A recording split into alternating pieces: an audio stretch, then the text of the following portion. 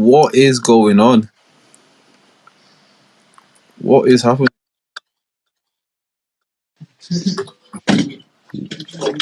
Here we are. Fuck it Yeah. up. Yeah. Aye.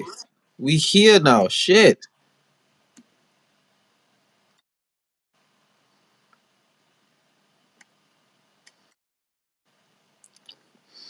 But now he's reconnecting. Give me like 2 seconds, fam. Let me take care of the. Oh my goodness me! The way I thought that. Oh my god! That's too much water, fam. No, that's god damn. And it. Oh my god! I didn't want to make that shit like. Hold on, my boy. Hold on, my boy. I don't know what is Gonna make happening that right shit. now. Yeah, bro, you don't even want to know what's happening right now. Fam. You don't. You don't. You don't. Yeah. Aye. If you want, drop off the Yeah. call. I'll chat up the It's things a done. little bit. It's done. Are you No, good? no, yeah. We already here, fam. We lit, fam. Like a Christmas tree, we already lit, fam. Them was there. Hold on. Uh, uh, All right. A pretty chaotic start to the oh, podcast, but it's all right, man. It's all right. yeah. I'm be right back. I'm be right back. Nah, that's cool. That's cool. That's cool. That's cool. Yeah. Super super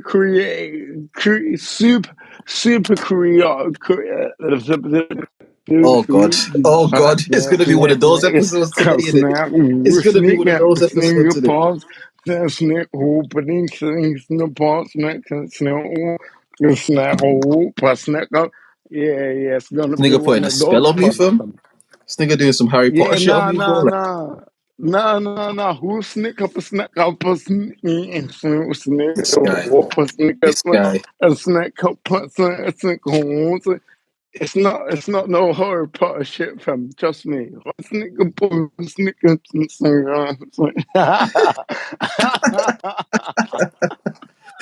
Oh, fuck it all. Fuck it all. Listen, we here once again. It's been a very chaotic start to this, which is the first pod of 2023. We wouldn't have it any other way, man. Yes, This is episode sir. 85 Yes, of the OnlyMans sir. podcast. You know what I Here mean? we are. We live and direct in the building, in the place. I don't, yeah.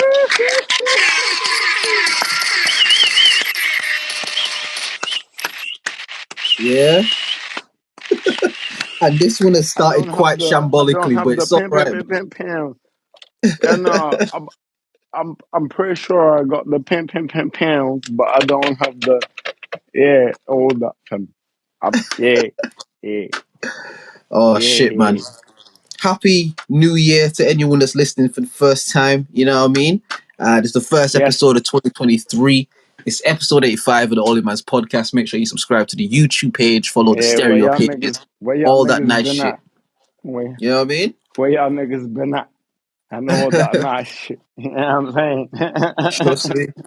I will. What you telling me, man? How's the year treating you so far? Nah, listen, man. The year has thus far been treating me like royalty, bro. The year thus far has been treating me like I'm supposed to be. I'm supposed to be here, fam. Mm, And like that works for me. For me, that works, fam. I'm supposed to be here, fam. I don't yeah, I know, like that. like all these other things and all that other shit. Like but like yeah. Vehicle here. I'm supposed to be here, fam. And I'm here right now, fam. Yeah. No, we like that. We like to hear that, man. We like to hear that, man. We like to hear that. Nah, I mean, it's been all right so far. You know what I mean? Had a shoot earlier today that went really well. You know what I mean? Shout out to Jade. Shout out to Pictures by Penny. Yeah, uh-huh. had a really good shoot today with some new merch. So you know what I mean? Anybody want to get their hands on some really good Uh-huh. clothing and stuff, some really nice Pay for streetwear and the shit, head over to youngmessiah.co.uk, yeah, me. youngmessiah.co.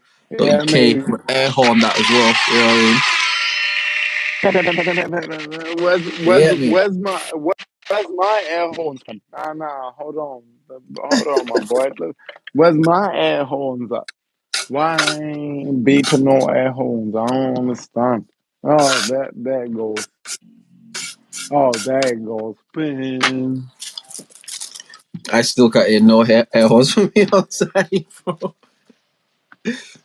Yeah, nah, you're not gonna hear no air horns from me because the whole shit is still like turning on right now. I'm saying Oh, okay, it's okay, still okay. doing this. It's still doing this thing. Like Fair really, enough, fair enough. I should have been past all this. You know what I'm saying?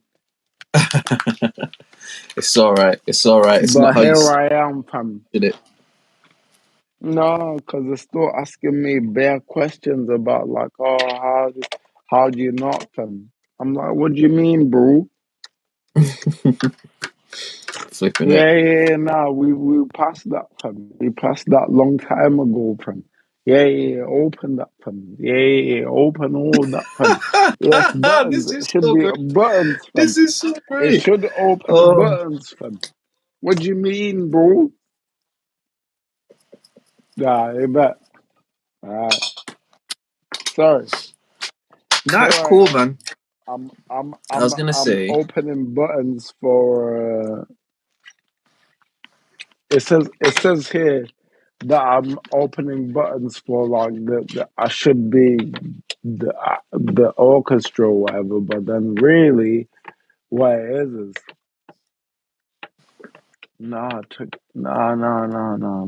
wait. Open. Open. Yeah, yeah, yeah. We have to see like where this actually goes in it. We have to actually see the conclusion of this now. You know what I mean? Like, Oh yeah, nah, we gotta see what this goes now, fam. We can't just be out here for no reason, fam. What I will say is,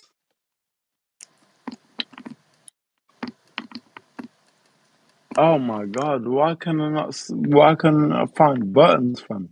There, it's there though, it's there. Yeah, nah, this they better be ain't. worth it in the end, bro. You know what I Them mean? niggas, them niggas is killing. Them niggas is killing nigga out here. B, B, nah, my boy. Mm. Cause they don't. Oh my goodness me. Listen, while No, the Will is fucked trying to up thing sort out is they ain't. his system and shit, while Will's trying to get all that sorted out, you know what I mean? We just want to obviously extend a big shout out to all the people that fucked with us, you know, all through last year and shit, you know what I mean, and all the people that's rocking with us into this new year. These technical issues aside, you know what I mean? We're gonna get there in the end, so we appreciate that, man. We appreciate that.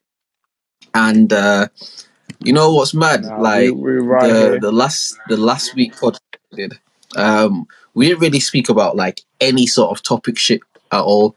So I'm happy for us to kind of do a quick sort of once over on all the topics that have passed by, because again, the last couple haven't really been topic based. You know what I mean? It's sort of just been us shooting from the hip, so to speak. So I don't mind like doing a quick breeze by some of these things that we had written down. You know what I mean? And then going from there, going from there. Right. I'm put it like this. I'm put it like this. I'm happy to go from wherever you guys want to go to, because I just found buttons from. Yeah. Well, play shits then, bro. I just found them. I just found them just now, fam. And I'm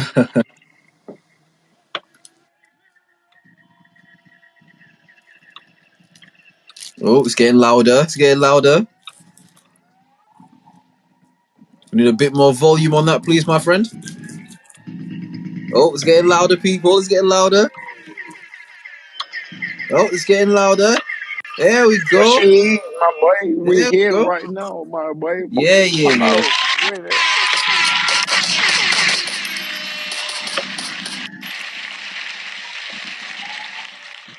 She, she, All right, we're gonna she. we're gonna Oh do our my best to boy, try and I'm lightning round trying, some of this mama. shit. Yeah, we're gonna try to do our best. Uh-huh. I'm just gonna throw some topics at you, and then you just shoot from the hip. Yeah. All Hey, man. Ah. right, Tory Lanez, Meg The Stallion, go. Oh my goodness me, man. I'm gonna put it like this, man. I'm gonna put it like this. I feel like, yeah, the whole thing there. A lot of them tell. A lot of them tell. Reason why the reason why I'll say that that's a lie there. God, I'm gonna put it like this. I'm gonna put it like this. Right. So, It keeps disconnecting, innit? Yeah, it keeps disconnecting. what do we call it?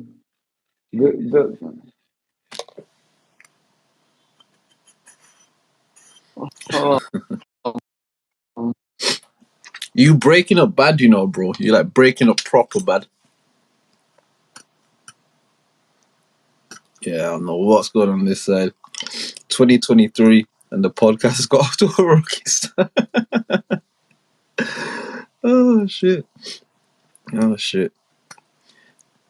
All right. While Will gets his stuff together on that side, um, the Megan Tory thing. I'll quickly say this. Yeah, uh, they couldn't have Meg got yes, up. amen. Okay, amen, amen. I'm here now. I'm back now. Okay. Yeah, we I'm can back. hear you. We Can can hear can you. I We can hear you. say something? Yeah, no, go, bro. Am I audible still? I'm still audible. All right. Yeah, yeah, yeah. Uh, of course they were gonna have uh your boy out here on some shit, fam. And then of course they gonna have uh other people like, oh nah, he should have been, and whoop the whoop should have been, and this should have been that, and then he should have been in jail for this and that, and then that's fine, that's all cool and shit. You know what I'm saying? That's all like, oh yeah, that's a nigga that y'all like going together against or whatever. Like it, it, it's it's full of understandability. You know what I'm saying? It's full of Right. understandability. I can get that. I can understand that if you guys don't really fuck with that shit, like whatever. Ah, yeah, cool. It's full of understandability. Okay. But what it's not full of is the fact that, let's say, uh, in 2019, when everything is all about like in, how influential you can be to other people around you, Right. and then you have somebody that they don't really care about that in the sense of like, oh, they're not like keeping an eye on that shit. It's different now. What do you mean though? Like, what do you mean? Yeah, like just that. Like you have somebody that's not keeping an eye on how strict the differences are between your borders. It's different now. It's just different.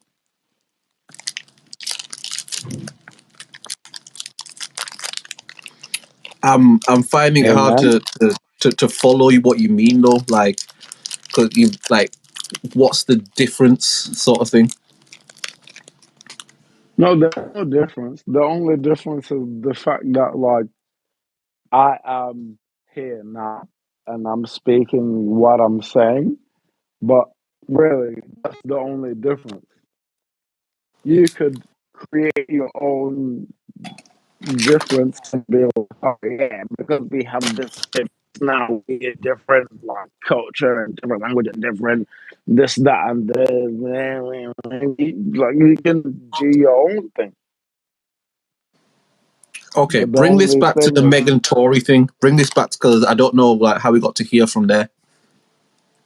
wait, oh, were we going from? Man, listen, I'm gonna put it like this: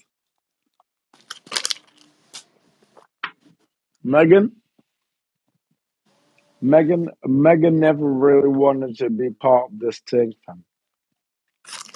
Right. And like the more like uh how can I say this? The more party goes to her, the more like there's significance and more like, oh yeah, nah, you could have done this, you could have done that, and like the more like there is that shit towards her, like Right. it makes it easier for her to be like, oh yeah, see, this is the reason why I didn't want to be whoop de whoop. You know what I'm Yeah. saying? It makes it Yeah. an easier choice for her.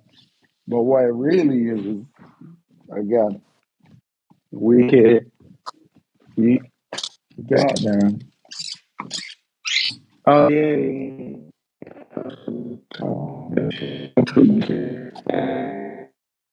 This nigga is machine. What is going on? 2023. What is happening?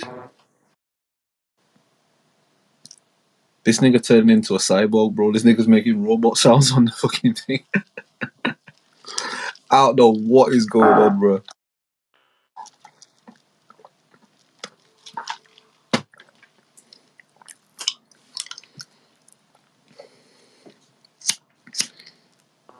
I don't know if Will drops his phone down the toilet. I don't know what is happening, bro.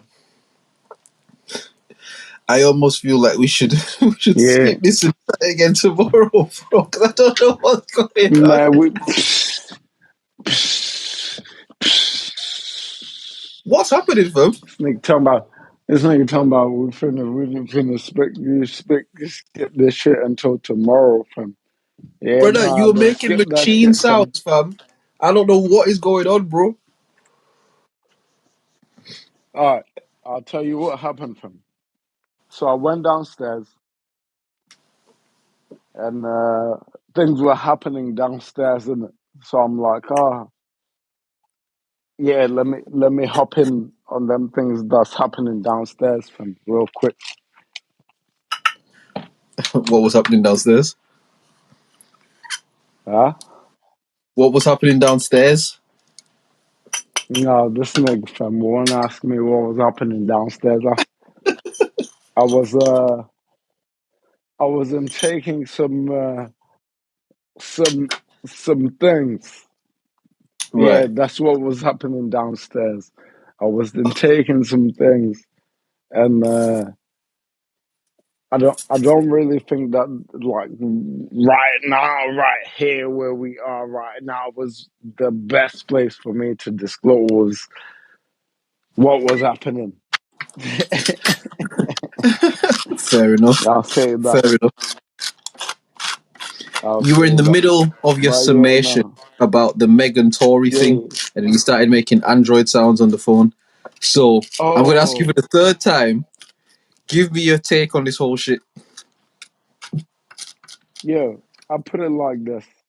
Man, the nigga, the nigga, the nigga is a nigga from here in the first place. In the first place. This is a black nigga that we're talking about, fam. So he gonna be in the in what's it called where the Kardashians live, the nice place, Calabasas. 90210 Calabasas. or Calabasas. He's gonna be at Calabasas, the nicest 90210, the nicest, yeah. And he just gonna be around there lighting guns off, and no cops gonna be like, yeah. So basically, what had happened was there was a shot that went off in 90210, and we went to go and investigate. My nigga, hell no. Wait a minute. Wait a minute. Wait a minute. Wait a minute. I get it. I do. I understand. Oh man, I bet you got shot one time, and I understand. Like I ain't what I need people to really think their minds and really put their minds backwards in the sense of like I need you to really think, and I need you to really put your mind back in that sense, bro. You're going to Mm. get to a point where, oh my god, those shots were going off, pow pow pow, pow pow. So 5 shots went off, pow pow pow pow, 5 shots. Uh, the same person that you were saying, oh yeah, was meant to be relation this wasn't it. You cannot find him. You cannot say anything about him. Just like any other Christian bullshit that you cannot claim from. There you are. Boom. There you are. He's there. You cannot claim him. It's like if if this thing was a thing and he had really been the shooter and like old girl had really been shot, yeah. Yeah, we're not doing all this, bro. We're not doing all this. Oh yeah, the shooter did like this and then he shot him. He's the one that did the shooting from. He's fucked, bro. He's Yeah. quaffed because he's going to jail any either way from. And Yeah. he should have been in jail even beforehand. All that bullshit. He should have been in jail the moment that they said, "Oh yeah, nah, this the nigga that we think that he did the shooting or whatever he did. This the nigga that we think that he did the thing." Jail him. Yeah. Jail him. Yeah. See, Yeah. my only reasoning for me being like, nah, you know what? Yeah, maybe he shouldn't be in jail is the fact that, again, he's a black man, yeah, supposedly shooting off a gun in Calabasas. 0921. Listen, guys, I don't think anyone's really thinking about this. Calabasas, yeah, 090210, fam. A nigga, a black nigga, fam, shoot a gunner in 090210, fam. He going to jail, bro. Yeah. Jail that same day, bro. It's not even like a oh hey man we trying to nah that nigga going to jail today, fam. That same day, fam. Yeah. So Legit. my Legit. question is, so my question is, how come a nigga that is already a felon in Canada, yeah.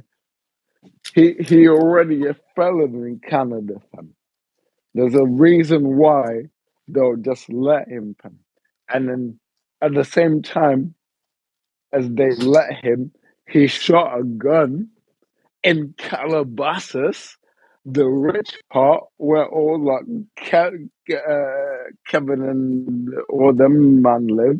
Like, brother, listen, nah, it doesn't work like that, fam.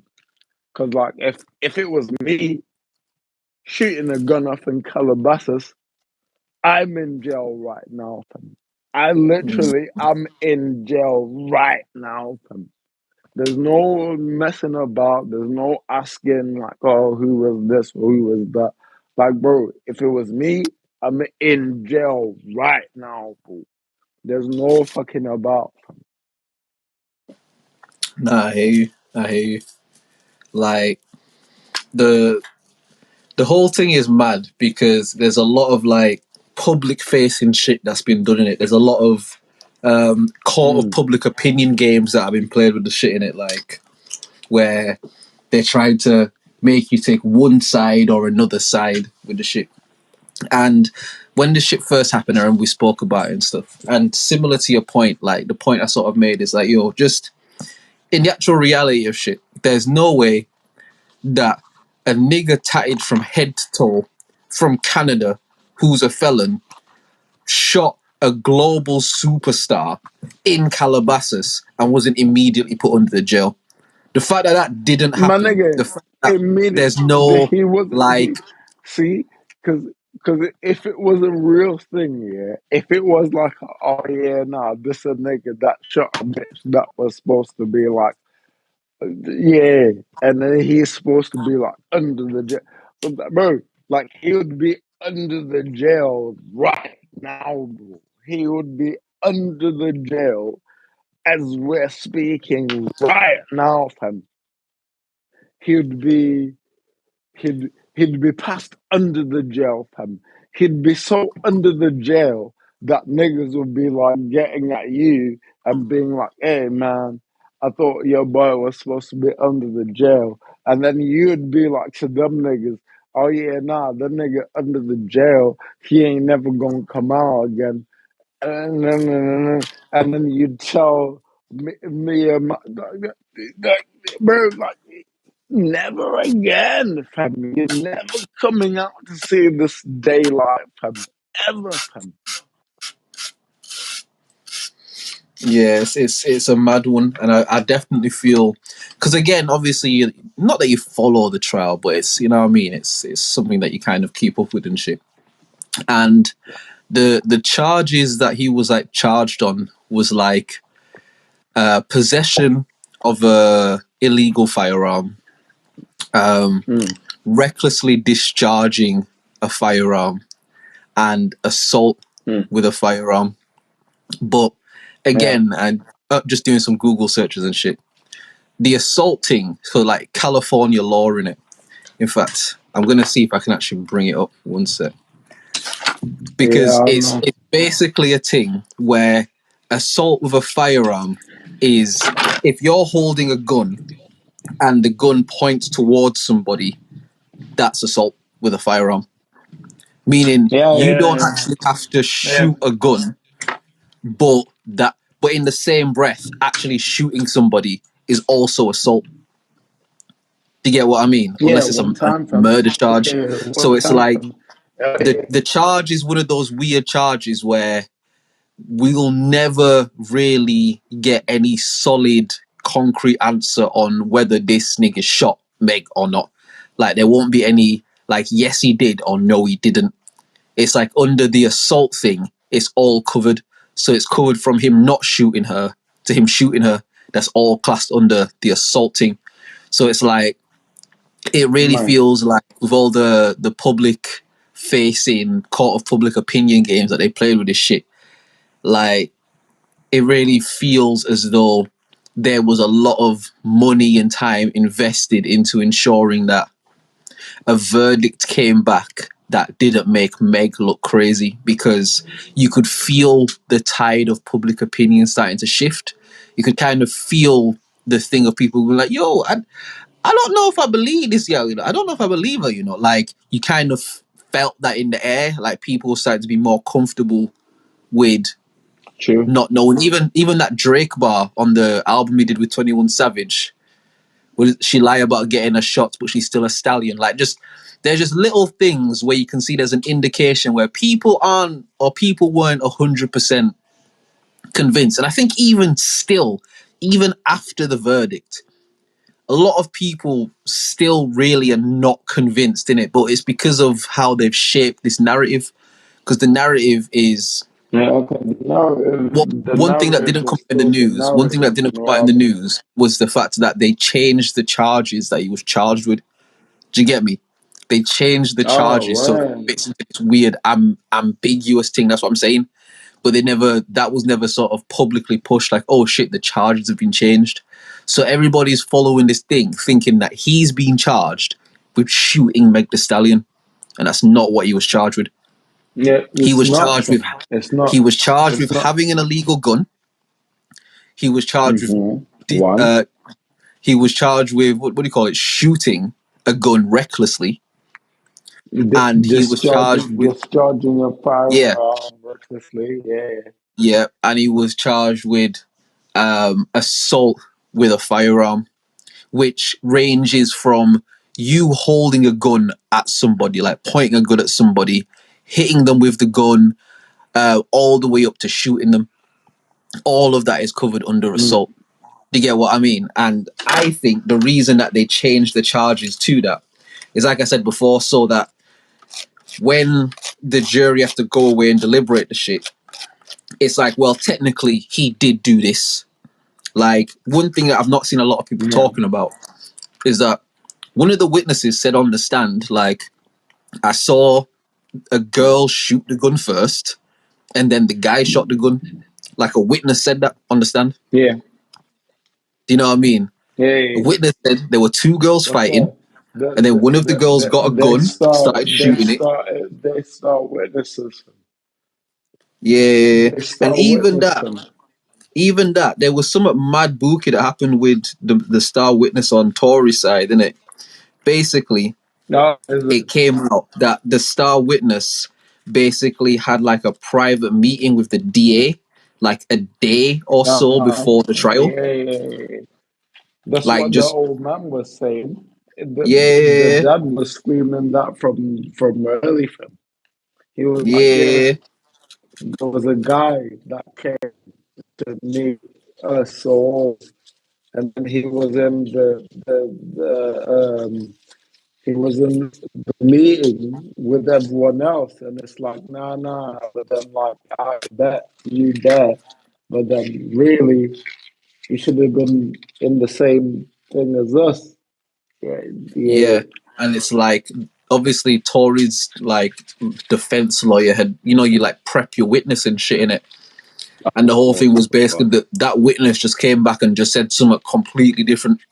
He just came and just said like a completely different thing. Do you Oh get what I yeah, mean? he was like, oh yeah, some bullshit. That's that. You're breaking up again. You're breaking up again. Will with the Buki Wi-Fi in it. Some things just never change.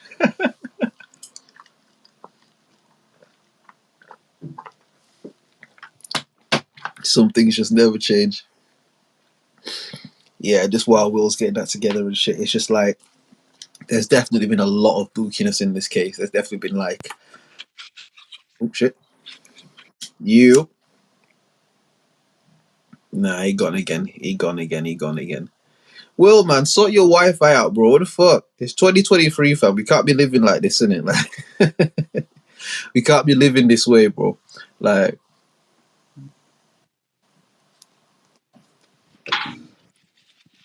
Yo, I can hear you now. I can hear you now. okay, good. I was saying to you that there's there's no point in history where it's not you and the other guy, right? Mm. Am I lying? It's What do you you? and the Yeah, other guy. right. But the point is, at some point, it's you versus the whole of history. It's Mm. you versus the whole of everything.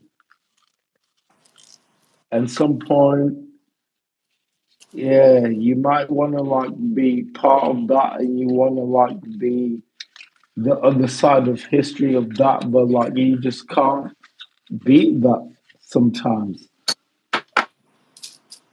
Yeah. You know what I mean? You just are part of the shit, fam, which is Yeah. cool. But then you also gotta realize that like you part of the shit, fam.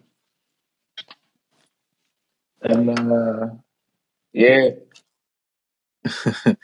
Nah, you can say it like it's this. definitely mad. Like just the whole, just how they play. It's like everything is like so political now, in it. Everything is so politicized. Everything is put in this space where you have to take this side or take this side. You know what I mean? There's no space for ambiguity. There's no space for, well, what about this? It's like you either rock with this or you rock with this, in it. Like, and even in just hearing how people have discussed like the whole Megan Tory thing on different podcasts and platforms and shit, it's like a lot of people, it's side taking shit. A lot of people are like, oh yeah, he did it, or oh nah, he didn't, or whatever the fuck. Do you get what I mean? And I just think it's another example of just how politicized the climate has become, just how radicalized the climate has become, where there's not even a space for someone to be like, you know what, this doesn't fully make sense. Like, this just doesn't, me just using logic and reason and shit like that, like it just doesn't add up. Not saying it didn't happen, not saying it did, we don't know. It's just like, there's a lot of fishy shit that's happened with it in it, and it's like, you saying that these days, that's No. viewed as problematic. You know what I mean? That's viewed as, oh, you're a this and you're a that, and you don't believe black women, and like all of these things in it. It's like people use like real shit in history. Like people use like the real life marginalization of black women in history to like It's, fuel things that yeah, may but not then you necessarily know need what it fueling. You is. know what I mean? You know what it is. You know what it is. It's like, yeah, okay, fine. You're gonna, you're gonna, you're gonna try and be on some like, oh yeah, nah, some shit gonna change, and then like these aphrodisiacs and with you, blah, blah, blah, blah, blah, blah, blah, blah. All that. This nigga Wi-Fi, man. I'm gonna put it like this: the way that it is that a bunch of niggas at the place where uh, the best, Yo, Will, uh, 2023, bro. You got to pattern the Wi-Fi. 2020, oh because yeah, everything no, the Wi-Fi, is breaking up. my nigga, the Wi-Fi coming from my nigga, the Wi-Fi coming. Don't worry about Yeah, all that. yeah. No, we air horning that, bro. We And air horning that, bro. We have to air horn the that, bro. Wi-Fi, yeah, Uh, no, no, don't worry about that, fam. The Wi-Fi is coming, fam. The Wi-Fi is coming.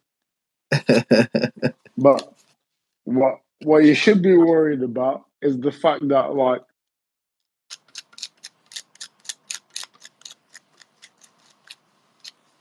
oh my gosh.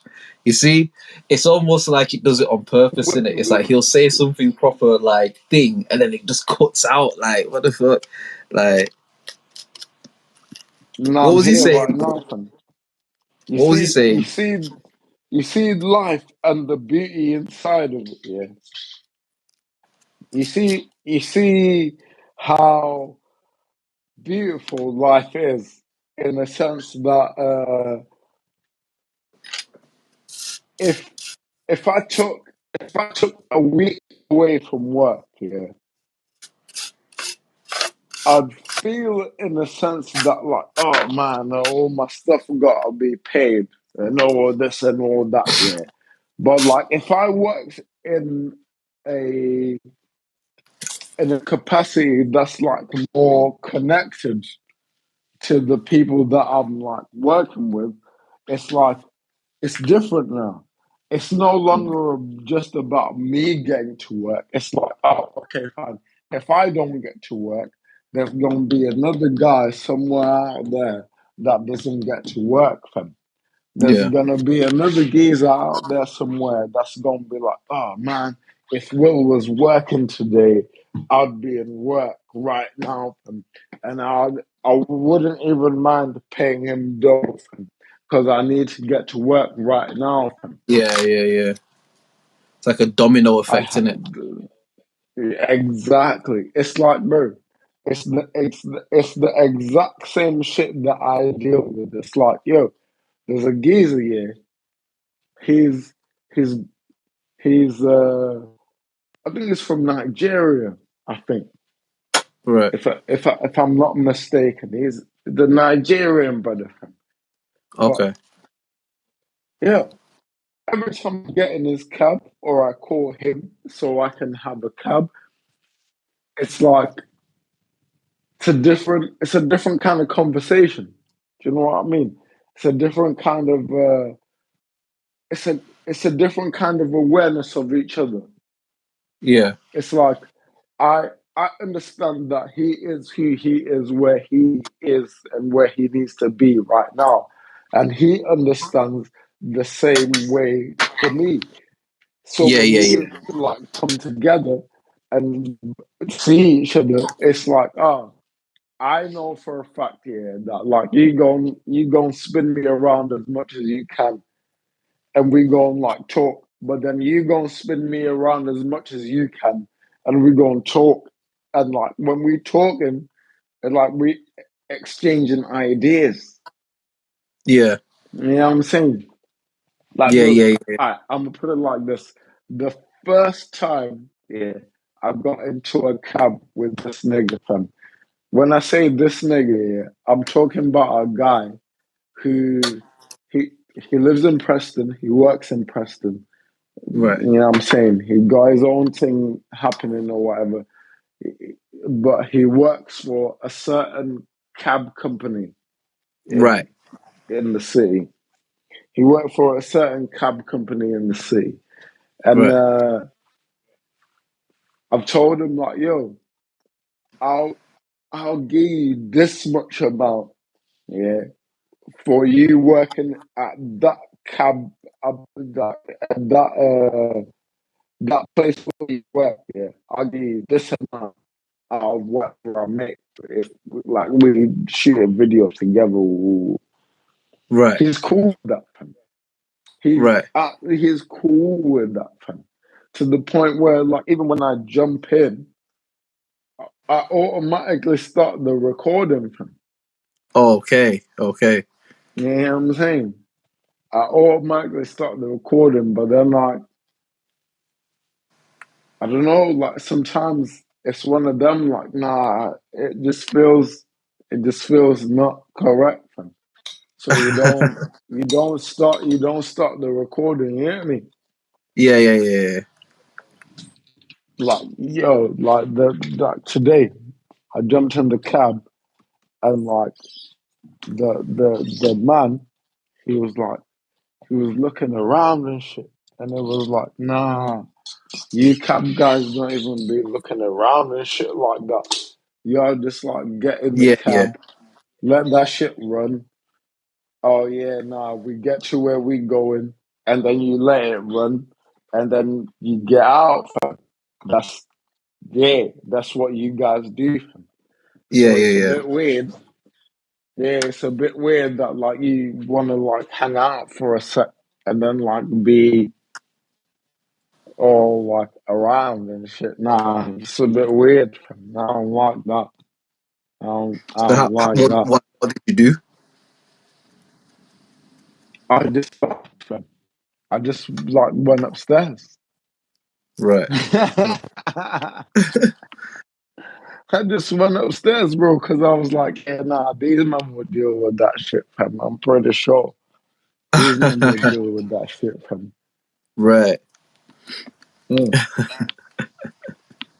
Yeah. Left that to them, innit? One time, fam, because yeah, I put it like this. Sometimes I've tried to deal with things in it. Mm. I've tried to like be the voice of reason, as it were, and be like, yo, chill out, everybody. But then what I realized is, yeah, nah, everybody's not like on the same time as me, fam. Yeah. Yeah. And Yeah. Yeah. Oh yeah, nah. Them niggas don't give a fuck about the same shit that I thought. Yeah, nah. Them niggas is like is more the shadow stuff of me. They don't give a fuck about nothing, fam. Yeah, Yeah, yeah, yeah, yeah. let some shit happen right now, and they'll be like, "God damn, that's fucked up," and they'll continue holding their hips until it's you that jumps in and be like, "Yeah, but what about Fabio and his family?" And then now they're gonna be like, "God damn, Fabio and his family, man, we gonna do something about Fabio and his." Like I've been seeing this, fam. Yeah, legit, It's not legit. it's not like a new thing for me to see him. I've seen this shit from like the first what do they call them? The first westerns.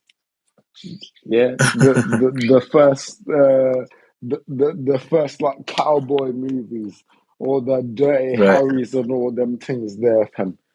Like right. I was already there, bro. I was like Yeah, fam. I was already like part of that, fam.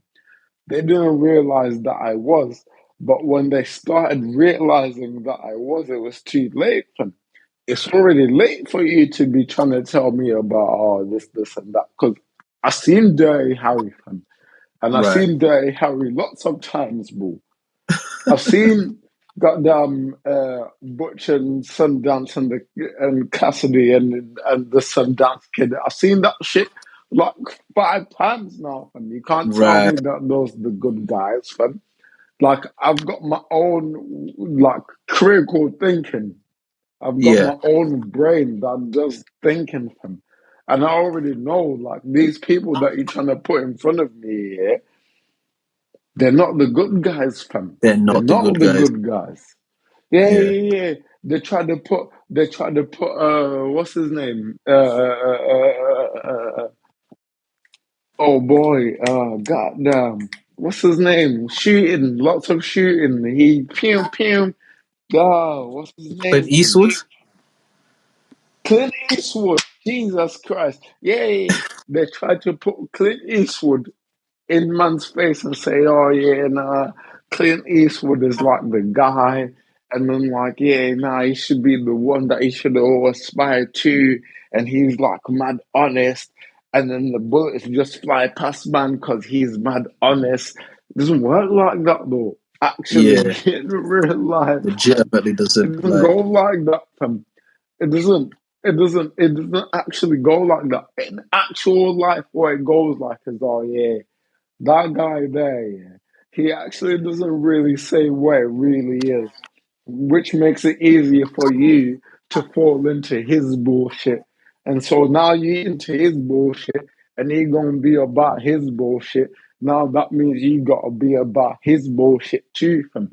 And as long as you about his bullshit, that means that you gotta take care of whatever his bullshit means.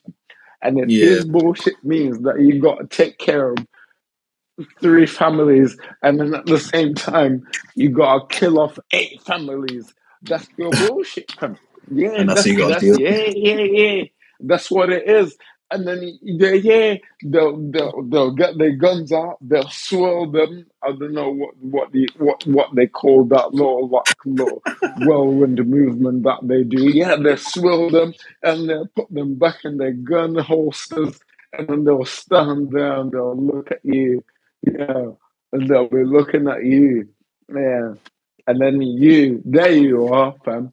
You're looking at these niggas swilling their guns and putting them back in their holsters and getting them out. And boom, boom, boom, shooting a couple shots in the air and then putting it back in their holsters. And there's you, fam. You just scratching your head thinking, damn, how did I even get here? Man, Like my what is guns actually don't going even on? shoot that loud. Yeah, yeah, my guns don't even shoot that loud, bro. My shit don't even be like that. Yeah, nah, yeah, get like that, fam. And now you holding on, fam. Yeah, now you're holding on for dear life. I'm thinking, God damn, I hope I hope somebody's goddamn life support is gonna do something. Yeah, I know, fam. Yeah, it's nuts, innit? Nah, it's wild, fam. Yeah, nah, Absolutely wild, fam. yeah, nah, for real, man. And like, those are just, it's just an example of just the times that we in, you get me? Like, just the times that we in, man. It's crazy shit. Crazy shit. All right, that was the first topic, yeah? You definitely went off topic, but it's fine. Fuck it, it don't matter. Um, Wait, what moving was on to the the first topic? Tory What and did you Meg, say bro. the first Tory topic and was? Meg, fam. Oh, no, my boy. Yeah, that shit wasn't gonna make it to the end, fam. You knew No, that, but it's fam. good. You knew that. Now the challenge Go is just to ahead. see what topic you can go with and where we end up in it. Like that's the challenge now. Do you get me? Like Nah, okay. I so, the bet. next one I'm gonna throw at you is Andrew uh, Tate being arrested. oh my god, this nigga got that. Okay, go ahead. Go ahead. Please share your Go. thoughts. Then that was it. No, no, you said no, no, 'cause you was like, oh yeah, what you think? Oh, you know what? You didn't even say that. I I'm didn't gonna at pull all, it did back. I? You ain't even say that. You did not say that for me. You did not say that. What I will say is, man, so Andrew Tate, goddamn. I'm putting it like this. Um, every girl wants him, but then hates him at the same time. They fucking, they can't stand, man. But also at the same time, like, oh gosh, if man was there behind them being like, yeah, bend over, let me put my shit inside, they'll be like, ha ha, you so silly, you so silly. Yeah. You This so guy. silly. You want me to bend over and touch my knees? You so silly. And then he'll be like, yeah, bitch, no, I didn't even, I'm not even being silly. I'm just telling you, like, bend over and touch your knees and shit so I can put my shit inside you. Eh, you're so silly. So you want me to bend over and touch my knees? Which ones? The front ones or the back ones? I can touch This my guy front said knees. the Yeah. back ones, you know. Fuck, you know. Yeah. And it will be like, and this nigga what you need your front knees. I know that people had front knees, and you know what I'm saying. And then the whole thing like continues. But what I Yeah. was trying to say is,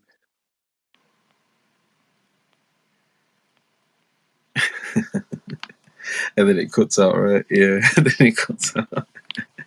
It's always that. It's always what I actually wanted to get to was every nigga fam is entrapped by them front knees fam. You know why?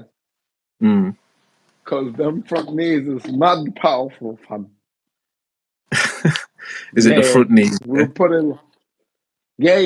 The front knees is crazy, fam. The front knees is crazy, fam.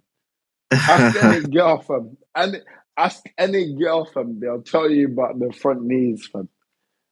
They don't know too much about the back knees or the other knees that come to check overpower. But them front knees, fam, yeah, no. Yeah. They know about them front knees, fam.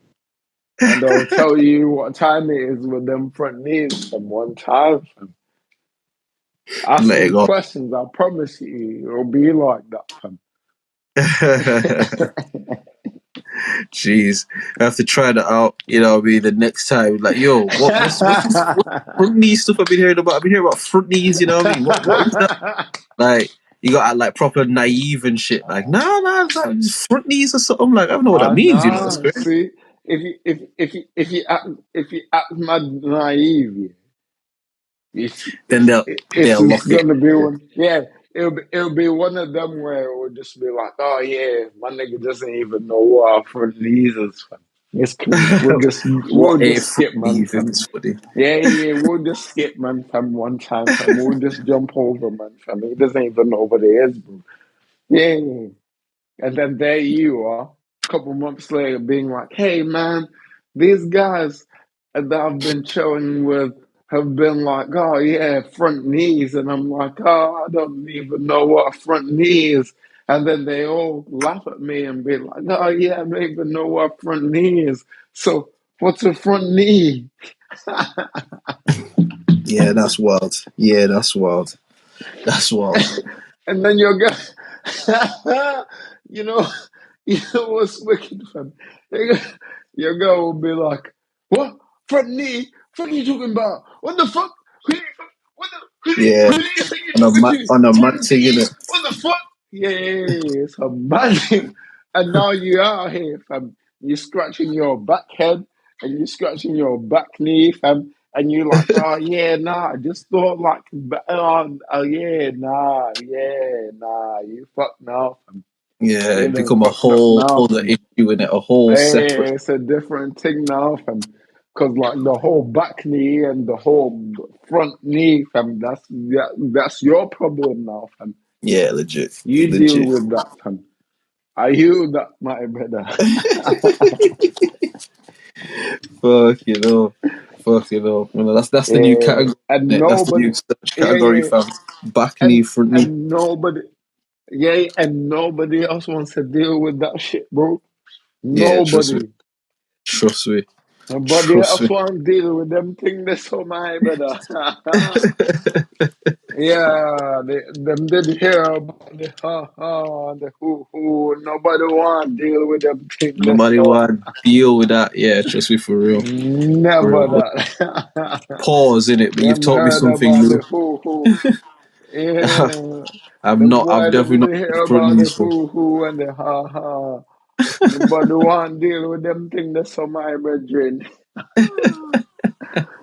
Nobody want to hear about the, oh yeah, you are the one that did that. No. Yeah, I'm legit. not me. Oh no, me? No, I'm not the no. I was I was asleep. I heard the nigga said some things about some I was asleep. I don't Man know said I was about me. asleep. Yeah, that's Man went me. right to I was asleep. Yeah. Oh yeah, nah, yeah. That's the best one, fam. Yeah, fuck that. Edit. Just nah, I was asleep. Right, I don't even know. Oh Mad yeah, thing out. nah, that's the best one, fam. Cause like, I if I was asleep, yeah, for real, fam. How you gonna disprove the fact that I was asleep for real, fam? Yeah, you can't tell me I wasn't Go asleep. You ahead. know what I mean? Yeah, I Man, was cut out asleep for again. real, fam. If I was asleep for real, fam. Yeah, how you gonna be like, oh yeah, no, that nigga wasn't asleep? Go You prove it. Prove it trust like me. a Trust motherfucker. me. I tell you right now, fam. I was goddamn. I was I was sleeping, swinging on the main road on a 12-inch hammock, fam. It was me, fam. I was out here, fam. Me, man. Listen.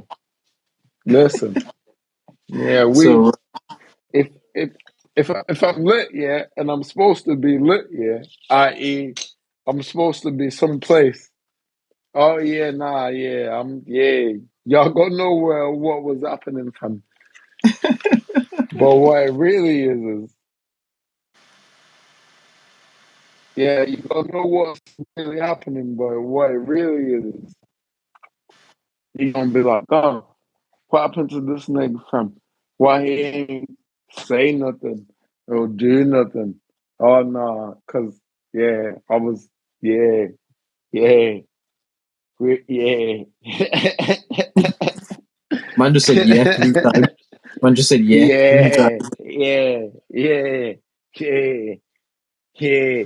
I'm gonna say that one more time for the camera. Yeah. Yeah. Uh-huh.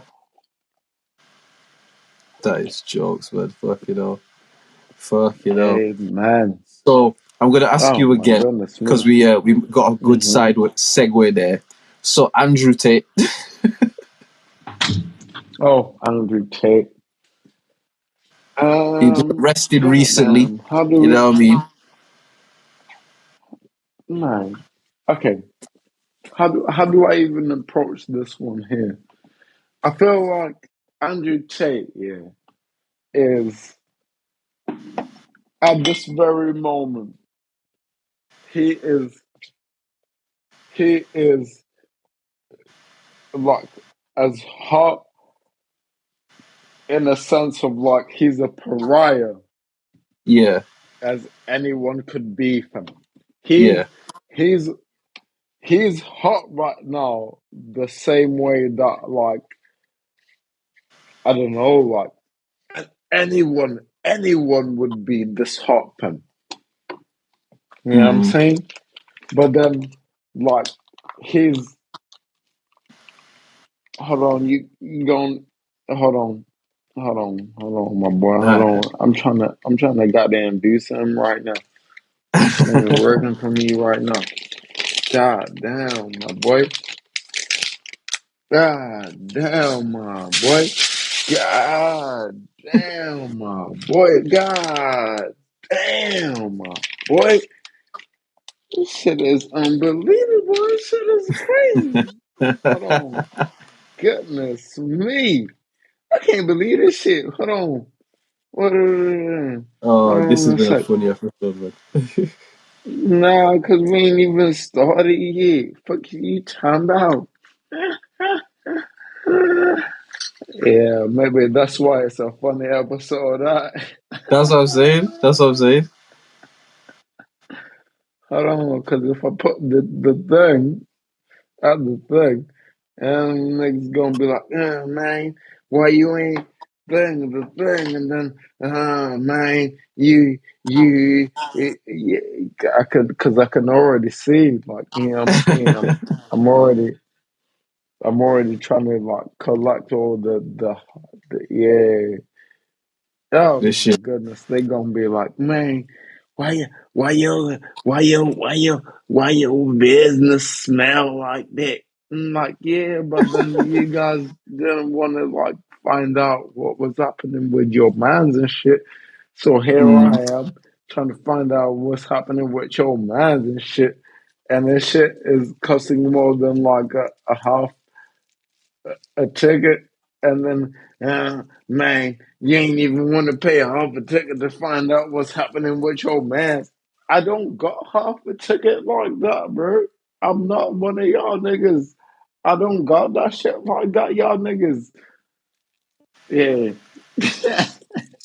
Bro, what the fuck are you talking I about? don't got huh? What ticket? Like what ticket? Nah, cause damn. Cause the niggas. Oh man, hold on. Let me put you on half. Let me put you on half. This Let me guy is where your hilarious, yo. phone at? I, Let me I, put you on half real quick, this guy is man. so funny, bro. Hey, man. Hey, hold on a second, my boy. Hold on.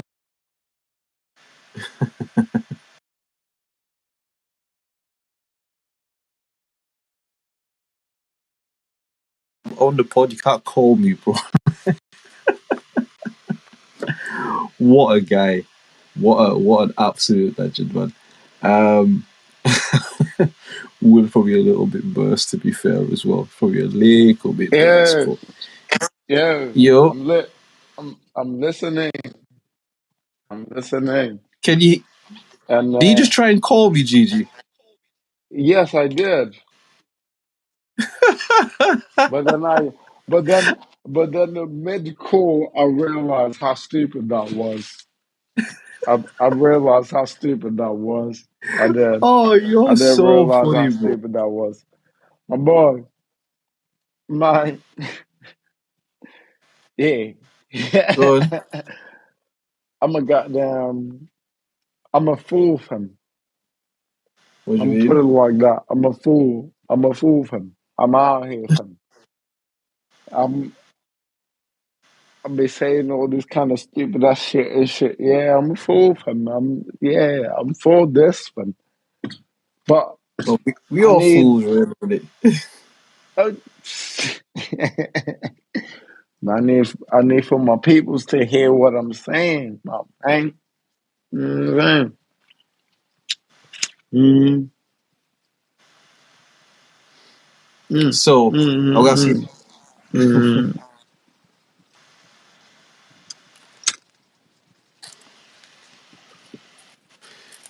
So I'm gonna ask you again, yeah, because again, this is just gonna Uh-huh. be the tangent episode now because you're clearly lit in it. So this is gonna be the tangent episode. So I'm gonna ask you again, Andrew Tate. Go ahead, Andrew Tate. Yeah,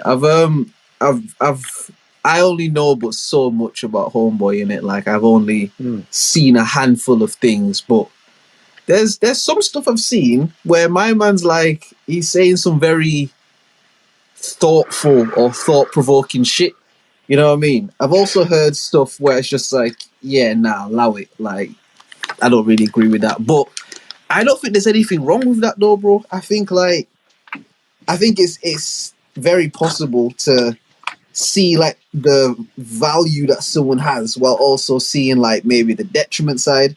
Like I get why some people might not be keen on him and shit, I put but it like there's some this. shit you say that makes sense, bro. You know what I mean? Like there's some shit you say that's like that makes sense. You know what I mean? There's other shit you say that make less sense to me, but nah, like I just find it funny how To the much. ones. Go on. Mm. Now, I'm I'm just gonna gonna say, say I to just the find it funny, like how much people care, like the people that like hate the guy and shit. Is like you don't even know this nigga. He just some nigga on the internet. It's like the Kevin Samuels thing. It's like he just some guy on the internet. You know what yeah, I but mean? Like you gotta think about it like this. What happened to Kevin Samuels, fam? yeah, What happened? What happened to that nigga, fam? What happened? passed away. No, sorry, I'm not trying to like be like to you. Yeah, I'm saying, but I'm just saying, like, yeah, this is a nigga that like is not among us anymore. Like he did things to not have him among us anymore. And Yeah, had he been among us any longer, fam, bro, because you know his thing is the shit that he was saying before is debunking is debunking the whole subject of like what like is being said now. right, It's like, right, oh right, yeah, right. nah, you can be your own and you can be your own person, you can do your own thing and you can like have a bunch of like other people that you like be with or whatever. But then it doesn't work like that in real life. It doesn't work like that in real life. It doesn't go like that in real life. It can't work. Cause fine, Yeah, you're a girl, yeah, that like wants to be with 1,000 niggas, fam. 1,000 niggas ain't trying to be with you like that. They and a then you still want to be thousand the niggas, prize yeah, afterwards, innit? yeah, Like, yeah, yeah. 1,000 niggas wanna like hit one time and then like be gone and be on their shit, fam, and some other shit, and some other shit. mm, So it's mad because you like in your head, you thinking that 1,000 niggas gonna be on your shit. 1,000 niggas don't care like that, fam. yeah, word, word. That's what it actually is. 1,000 niggas don't care like that, fam. And it's like, yeah, cool. All right, fine. You might find out of 1,000 niggas that don't care like that, you might find like three. Okay, fine. We found three niggas that don't care like that, but then like they really into whatever this is. The inner. fam. Yeah. Yeah, whatever the that is, they're into it, fam. Okay, cool. Mm, You're into it. They're into it. But still, the same thing of like those people that don't give a fuck. Man, they want to like they want to act like they're like in this thing, and they want to act like they this and that, and they want to act like they, oh yeah, we're so controlled and I'm so disciplined and I'm so, but what it really is you're not, fam. You're not that disciplined. You're not that controlled. You're not that, fam. What it really is you're you're in the middle of a war. mm. That's what you put yourself in the middle of. You put yourself in the middle of a war between this, the the the the the good, quote quote, and the bad, quote quote, quote quote. I keep saying quote quote because it's very important, quote quote, because I could stand on the other side and stand on the righteous hand, quote quote. I could stand on the righteous hand, quote quote. But then at the same Stop saying time, quote unquote for fuck's sake. no. But it's very important because I could also have quote my the strongest hands that I could have promoted and like holding that whatever that thing is. Do you get what I'm saying? It's like No, I don't, bro. Because you're not coherently making your points right now, fam. Can I ask a question and ask if you're under any kind of influence or? oh man, under any kind of influence. So yeah, I'm not I'm under any kind of I can influence. tell because what's happening here is you'll start a point, you won't Mm. finish the point, and then you'll start speaking about something else from a halfway point. So then, because I think you're having the conversation in your head, but you're not having it with me, bro. So I'm just here like, what the fuck is this nigga talking about? Like, Yeah, you know what? You might be 100% right from listen, a there's hundred thousand nothing wrong with a percent bit of right from. influence, fam, as long as it don't influence you too much. To get what I mean, like. Mm. Because I've asked you about Andrew Tate 3 times and you just keep talking about other shit, bro. And I enjoy it because it's just like what the fuck, but like it's not calculating through. You get me? So I'll put okay. I'll put it like this: Andrew Tate. They they're trying to get rid of man from. Mm. And what makes you say that? They're trying to get rid of man in the sense that like no matter, even if I say the best thing about man, or if I say the most nicest thing about man, or if I say the most beautiful thing about man, it's still that. Do you know what I mean? It's still like, here, get him out of here, fam. Right. And as much as hold on.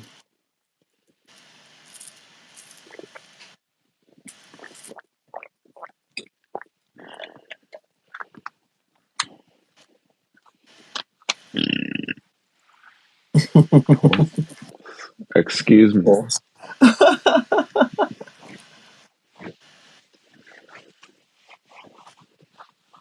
Yeah. As long as Good thing we're not as long as broadcasting or as long anything, you as know what I mean? uh, man, hey, listen. Sorry, guys, to all the people that we broadcast to. I do apologize. You know what I'm saying, but I will say I don't get the opportunity to say whatever I want to say or be however I want to be in terms of like the whatever this is. Oh Mm. yeah, everybody gets to say what they want to say and be what they want to Yeah, be. But yeah. like, yeah, if I don't get this, then I don't get this. Do you know what I mean? Right. And it's like, oh yeah, bet you get the opportunity to say whatever you want to say and be whatever you want to be. But really, I don't get that from. I don't Speak more have to that. that. Like, speak more to It's like, like, which one do you want me to speak just more to? the concept of feeling like you don't have a lot of spaces where you just get to be who you want to be and say what you want to say. Uh, I'm gonna say it like this. I'm a I'm a music guy, fam. Mm. Uh, I'm the kind of person where like if you show me where to go, I'll run that way, fam. I really will. Right. Uh, making roads, i.e.,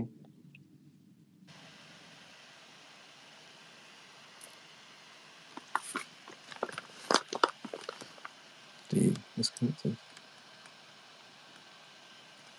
It's disconnected. It's roads, disconnected. i.e., the Sorry. making Just roads, start from IE. Just go from IE again. Okay, just disconnected a bit. uh, i.e., Mm. yeah. So yeah, I'm still alive. Mm. I bet. So just from making roads and Yeah. realizing that, like, oh shit, there's like other bigger shit that's out there than Right. even the people that I was exposed to and the shit that I was exposed to, and being like, oh yeah, nah, only up till here is exposed. Like, nah, it's not like that. Yeah, yeah, I'm saying. Okay. Okay.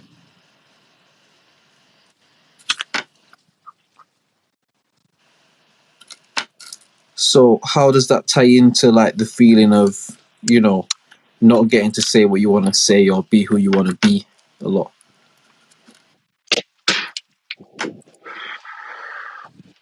I'm gonna say it like this. For the most part,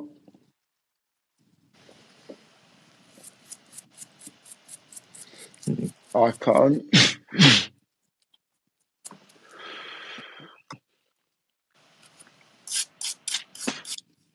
For the most part, I can't say anything because, nah, yeah, You feel like you can't say anything. It's not that you. It's not that it's impossible. It's just you feel as though you can't really say anything. no, no. I mean, shit. You know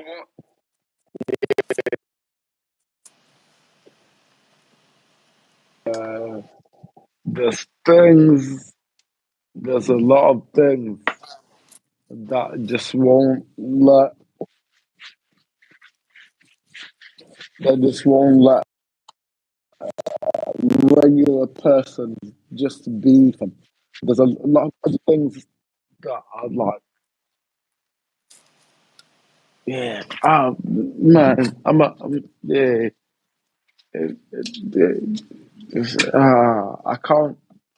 I can't say a lot if that makes sense.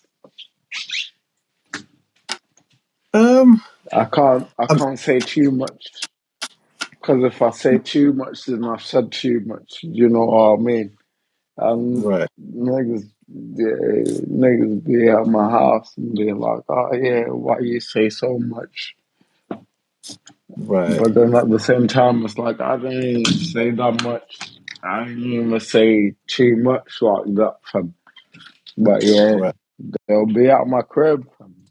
They'll be at the crib. So Then like, I guess the next question I'd ask is like, why do you feel that you are like, okay, why do you feel like the people around you, you're not able to say certain things? Meaning, obviously, we all choose our friends, and we try to yeah, move with of people course, wavelength and shit. of course. So, like, where do you think the ball was dropped where you can't sort of be your open, honest self around the people that you should be able to be that with?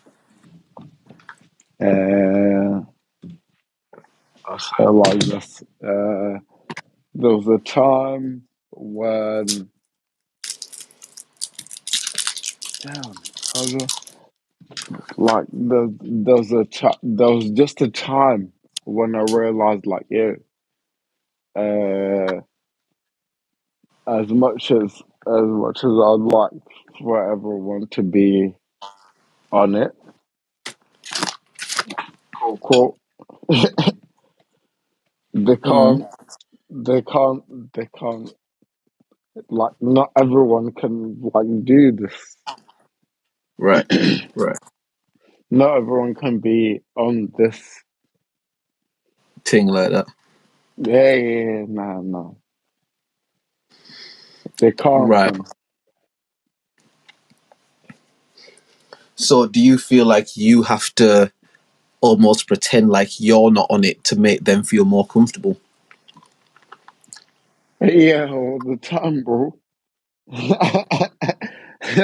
the time, bro. After after trying the region of Southern Africa.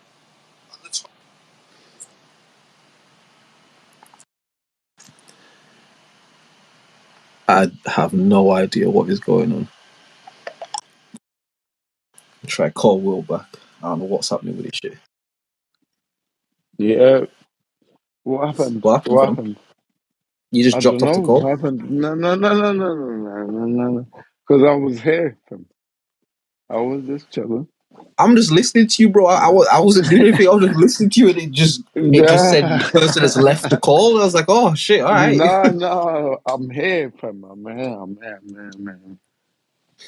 But nah, what Nah, I'm I didn't saying mean. is, because obviously, again, we come here, we talk the things that we talk and stuff, and it's like, Mm, as much as possible, we try to have this be a safe space again where man can come and just say things and stuff. But what I'm asking is like, mm.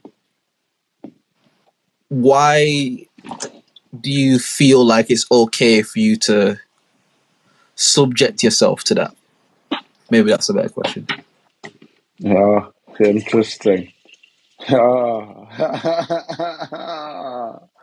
Okay, that's a different kind of question in itself.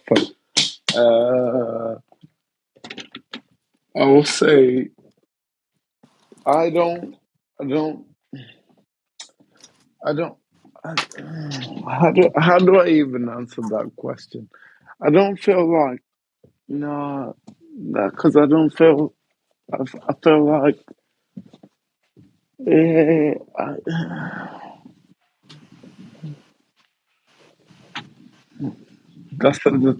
that's a tricky question. For me. Is there another question that you could like answer or ask or Um, okay. Another question would be, why is that a techie question?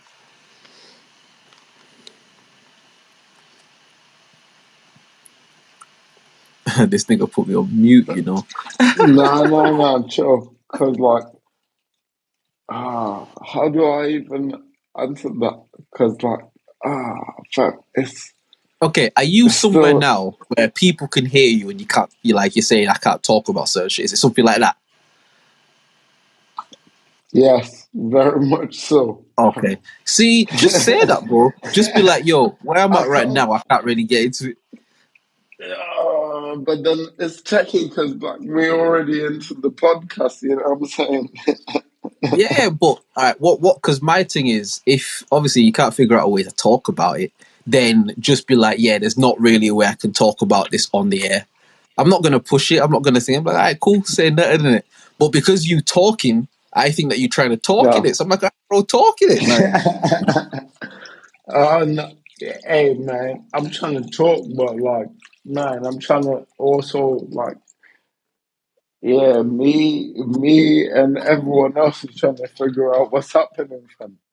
Okay, let me try a different way. Yeah, I'll try and ask you Yeah. questions that you can answer yes or no to. So you don't have to Oh, go into okay. any like. You can just say yes or no Right. or whatever. Yeah. All All right. right. So let me try and Don't think. let it be no fucked up questions about like, oh yeah, ooh, this and that. Just Hey, call man, man out their name and shit. Yo, and why you still fuck with chill this out. nigga? Blah blah blah. You know what I mean?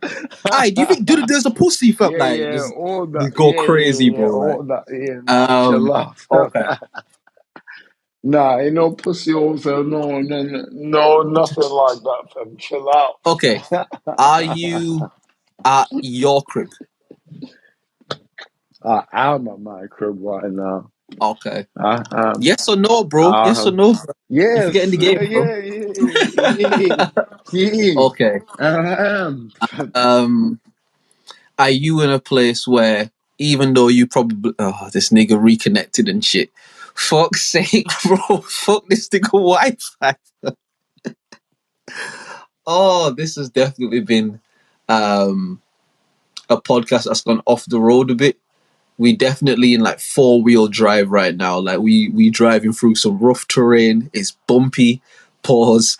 It's you know what I mean. Like it's not a smooth path that this podcast has gone down for the first one of 2023. But it's all right. We're still here. You know what I mean. I definitely think when Will's in a position that he can talk properly, there's a fire podcast to come. But he keep putting himself in positions where he can't really say that. You know what I mean?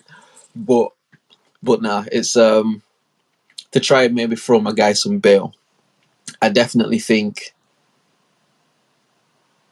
that Will has people around him that make it difficult to operate.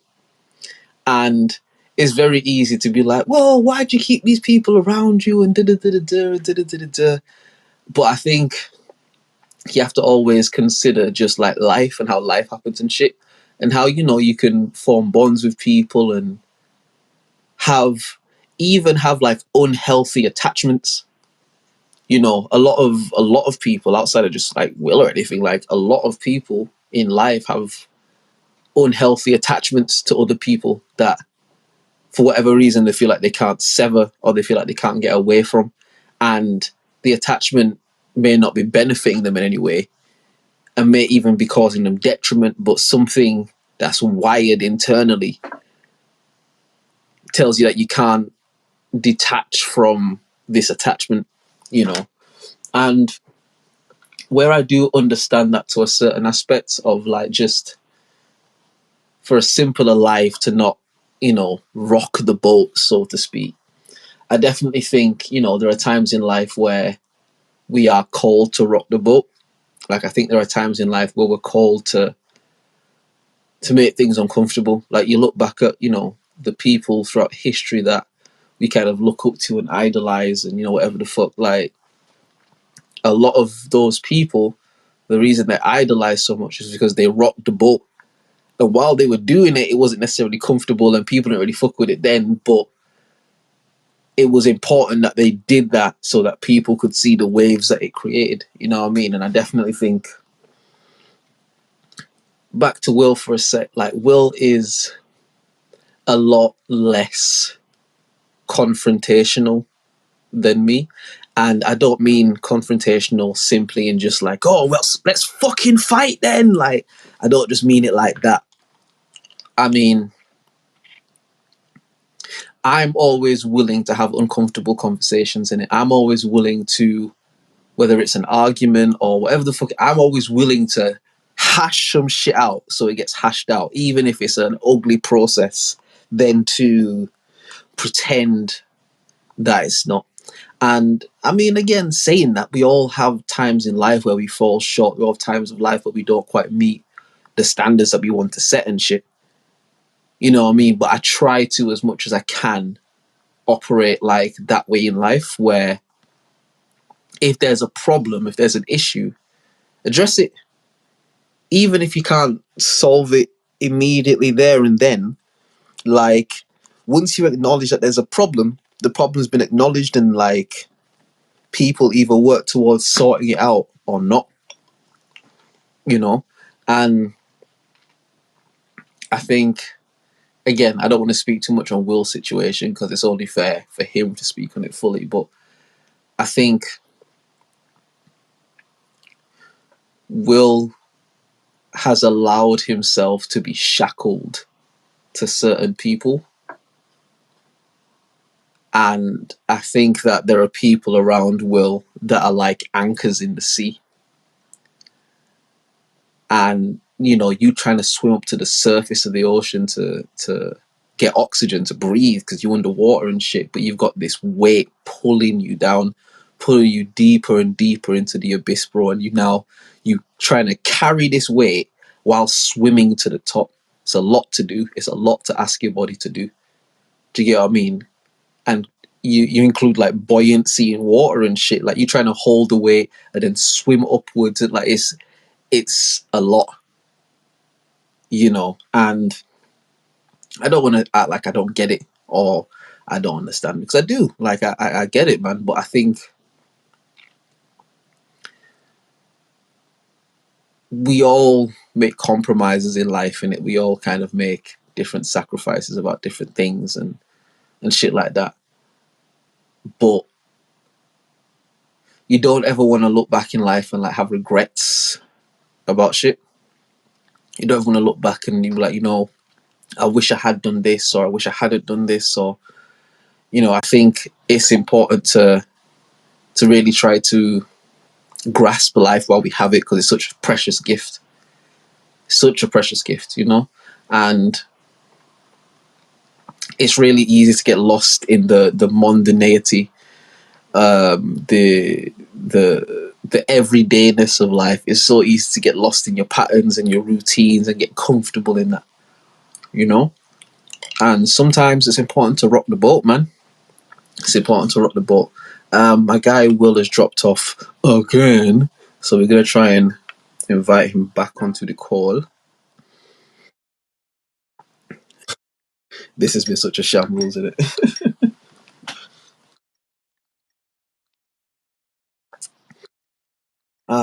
Let's see, let's see. Yes,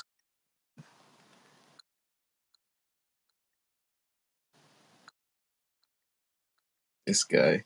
Nah, his Wi-Fi signal is absolutely disastrous, bro. Like, I can't believe this nigga's signal is this bad for this long, bro. I don't know how he get any work done, to be honest with you.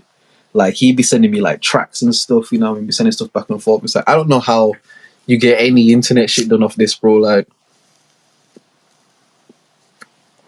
again, I'm not gonna cuss a nigga's Wi-Fi and shit, but like, these niggas using like mobile broadband as Wi-Fi, bro. Like, that's a good hack if it's just you in the crib or something, but when there's people in there, when there's different things connected to the internet, you need a stronger connection, man. Let's try and bell Will again. If not, I'm just gonna pontificate for a little bit, and he'll probably wrap this shit up. You know what I mean? Bless him. My guy Will's been all over the gaff today, innit?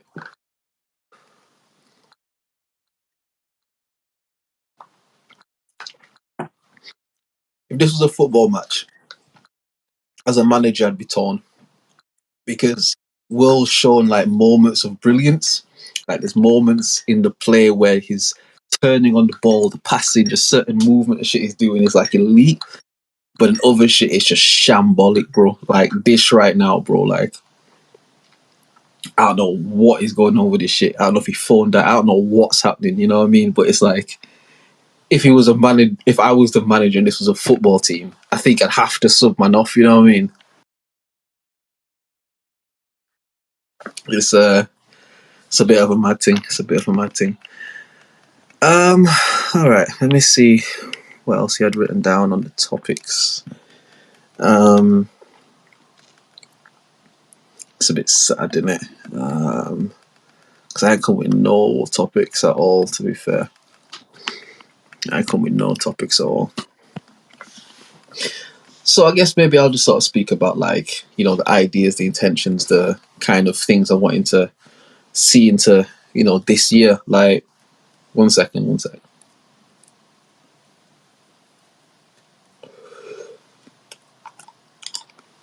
There's a lot of music that I'm wanting to do. There's a lot of you know, visual stuff, merchandise, clothing. I really want to. I feel like the last year and a bit was spent like expanding the different streams and the revenues and shit, like creating more streams of revenue. And I feel like going into this year, I really want to start to push and fuel those streams, because creating streams of revenue is one thing. Actually getting revenue to start to stream is a different thing in it. So yeah, like there's a lot of other things set up at the minute that I'm putting a lot of energy into. I at one point I literally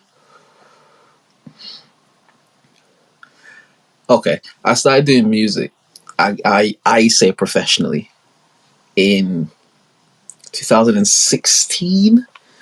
2015 was like the debut sort of thing. That's like, you know, shit on SoundCloud and stuff like that. But 2016 is when I started putting stuff on like Apple and Spotify and, you know, Tidal, shit like that. And at that point, I always believed that music would be the main stream of income. That would be the thing that like sets up everything else. So the music will go live, that'll start kicking, you know what I mean, doing the shows, all that sort of shit. And that will create opportunity and, you know, financing and funding for all the other avenues. What I've learned is that's not the case. Even as an independent artist, yeah, like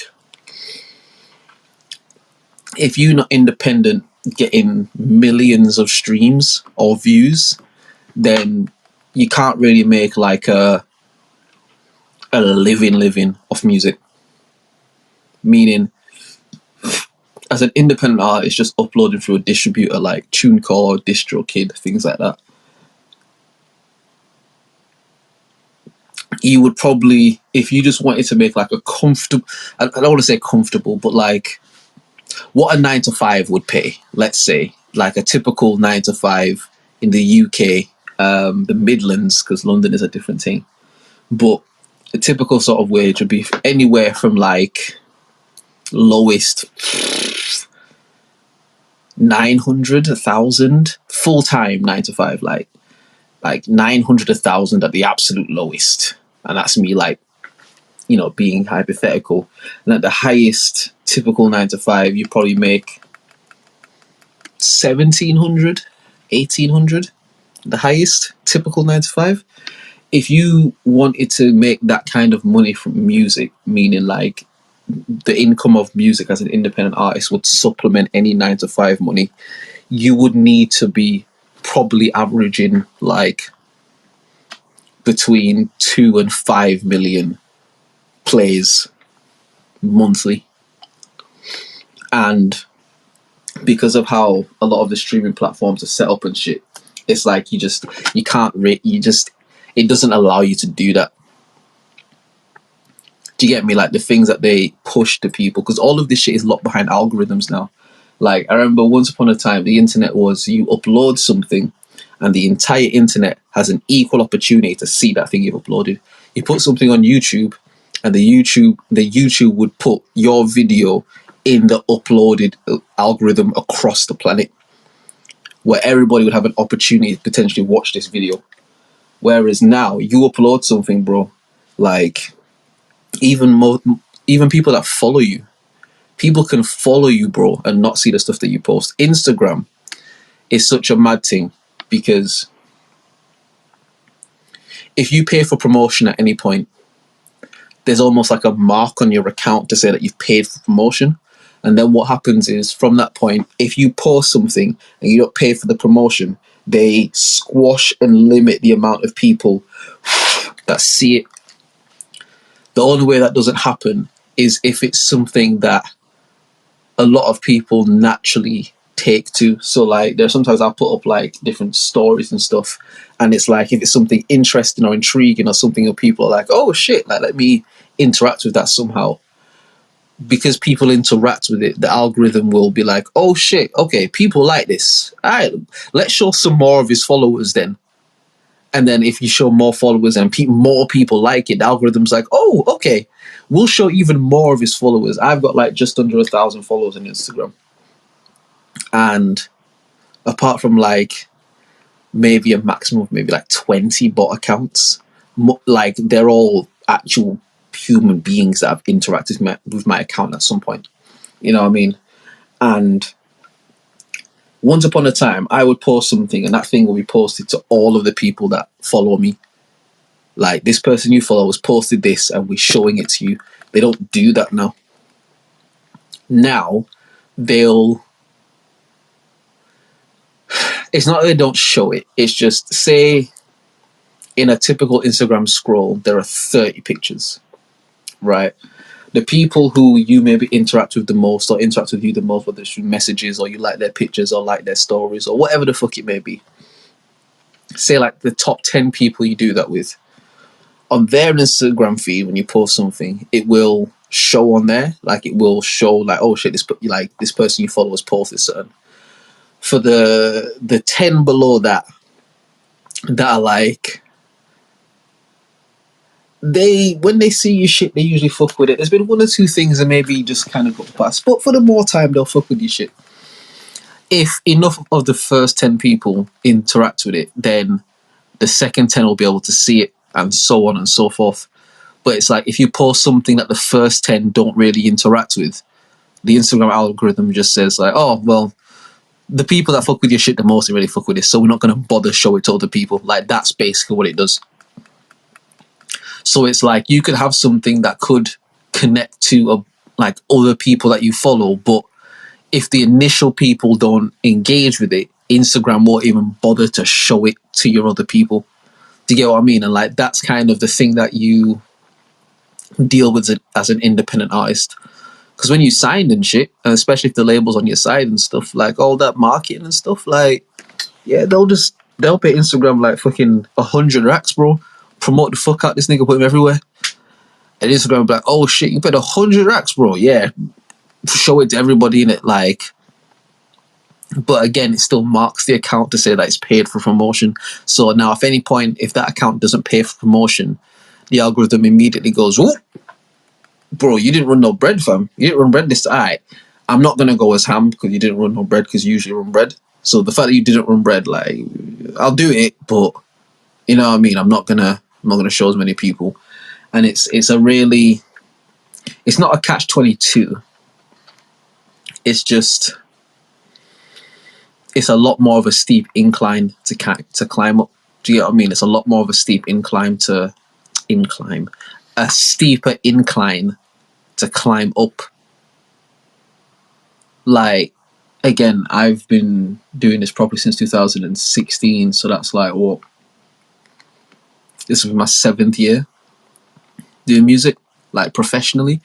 And it's like, you realize when you're the person funding the shit and they've put a cap on really the amount of money that you can realistically make. Meaning, if I've got like 100 people that listen to my shit, because it's not buying albums or buying singles anymore, it's streaming, each stream is like 0.0001 something of a penny. It's like a lot of the stuff, even because, bro, I won't even think like that, but I get like a lot of listens on Apple Music in it. Like I get a lot of people that listen to my stuff on Apple Music, and it's like even with that, I'll end up seeing like a couple £100 a month. It's like it's not a lot, and that's not to sound ungrateful. That's not to sound like that's nothing. Like I appreciate every single listen that I get. I appreciate every person that takes time out to listen to shit that I created, bro. Like I love that. But I'm saying, living in the UK, living in a metropolitan sort of place, living like with the overhead that you live just to run your business, just to live life and shit, like that doesn't really cover a lot of things. If I was someone who like lived with my parents and I didn't have like any bills I had to pay apart from like phone bill or some dumb shit like that, like if I was like 15, 16 getting this kind of bread, calm, because you can build on that from there. But because obviously I got into the game at a later point, like it's just an uphill climb. Do you get what I mean? It's just an uphill climb, and it can be very difficult. I'm gonna try to invite Will again. I'm gonna try.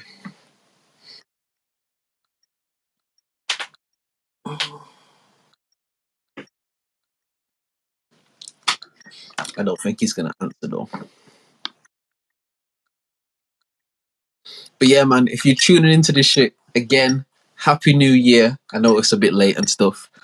Make sure you follow the YouTube page. That's OnlyMans Podcast. Go onto the YouTube, subscribe to that shit.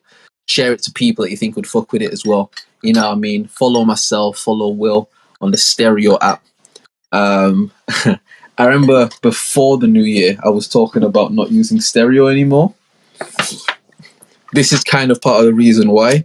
Although, if I'm being honest, I'm blaming Will more for this, and I'm blaming Stereo less. You know what I mean? Like, I'm blaming Stereo less because Will has been shambolic today with moments of brilliance. That's the best way I can describe it.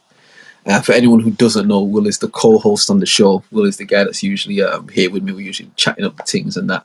But between his signal, between him, I think being a bit too burst, like, yeah, it's if this was Football Manager, he would get like it would be like a 5 rating in the match. You know, the rate out of 10, it'll be like 5, and he'd be tired. You know what I mean? A lot of his stamina will be depleted. Like I would have to sub him off. If I didn't sub him off and I have decent players on the bench and shit like that, it would be vexed, man. So you know what I mean? So good though. How long have we been going? Must be going up to 2. Yeah, to be fair, because Will's jumped off the call and I don't think it's going to come back on, I'm probably I'll probably run this for a little bit longer, not too much longer, because I thought I would have a co-host today. Well, I mean, I kind of had like a third of a co-host, meaning like there was someone present. He wasn't the most coherent or the most with it, and obviously his signal was just being like mad in it. So I had a third of a host today, so we'll take it. Some of the shows I've had no host in it, so yeah. What's mad is like I feel no, I don't feel. I feel as though I could feel away, but I don't feel away. I don't, because it's just what it is, bro. Hold on, there's a voice note. Hold on. Nah, man. I love the commitment still. Like, I mean, you guys are on episode 85. But yeah, man, blessings in the space and time you find yourself. My guy. Right now.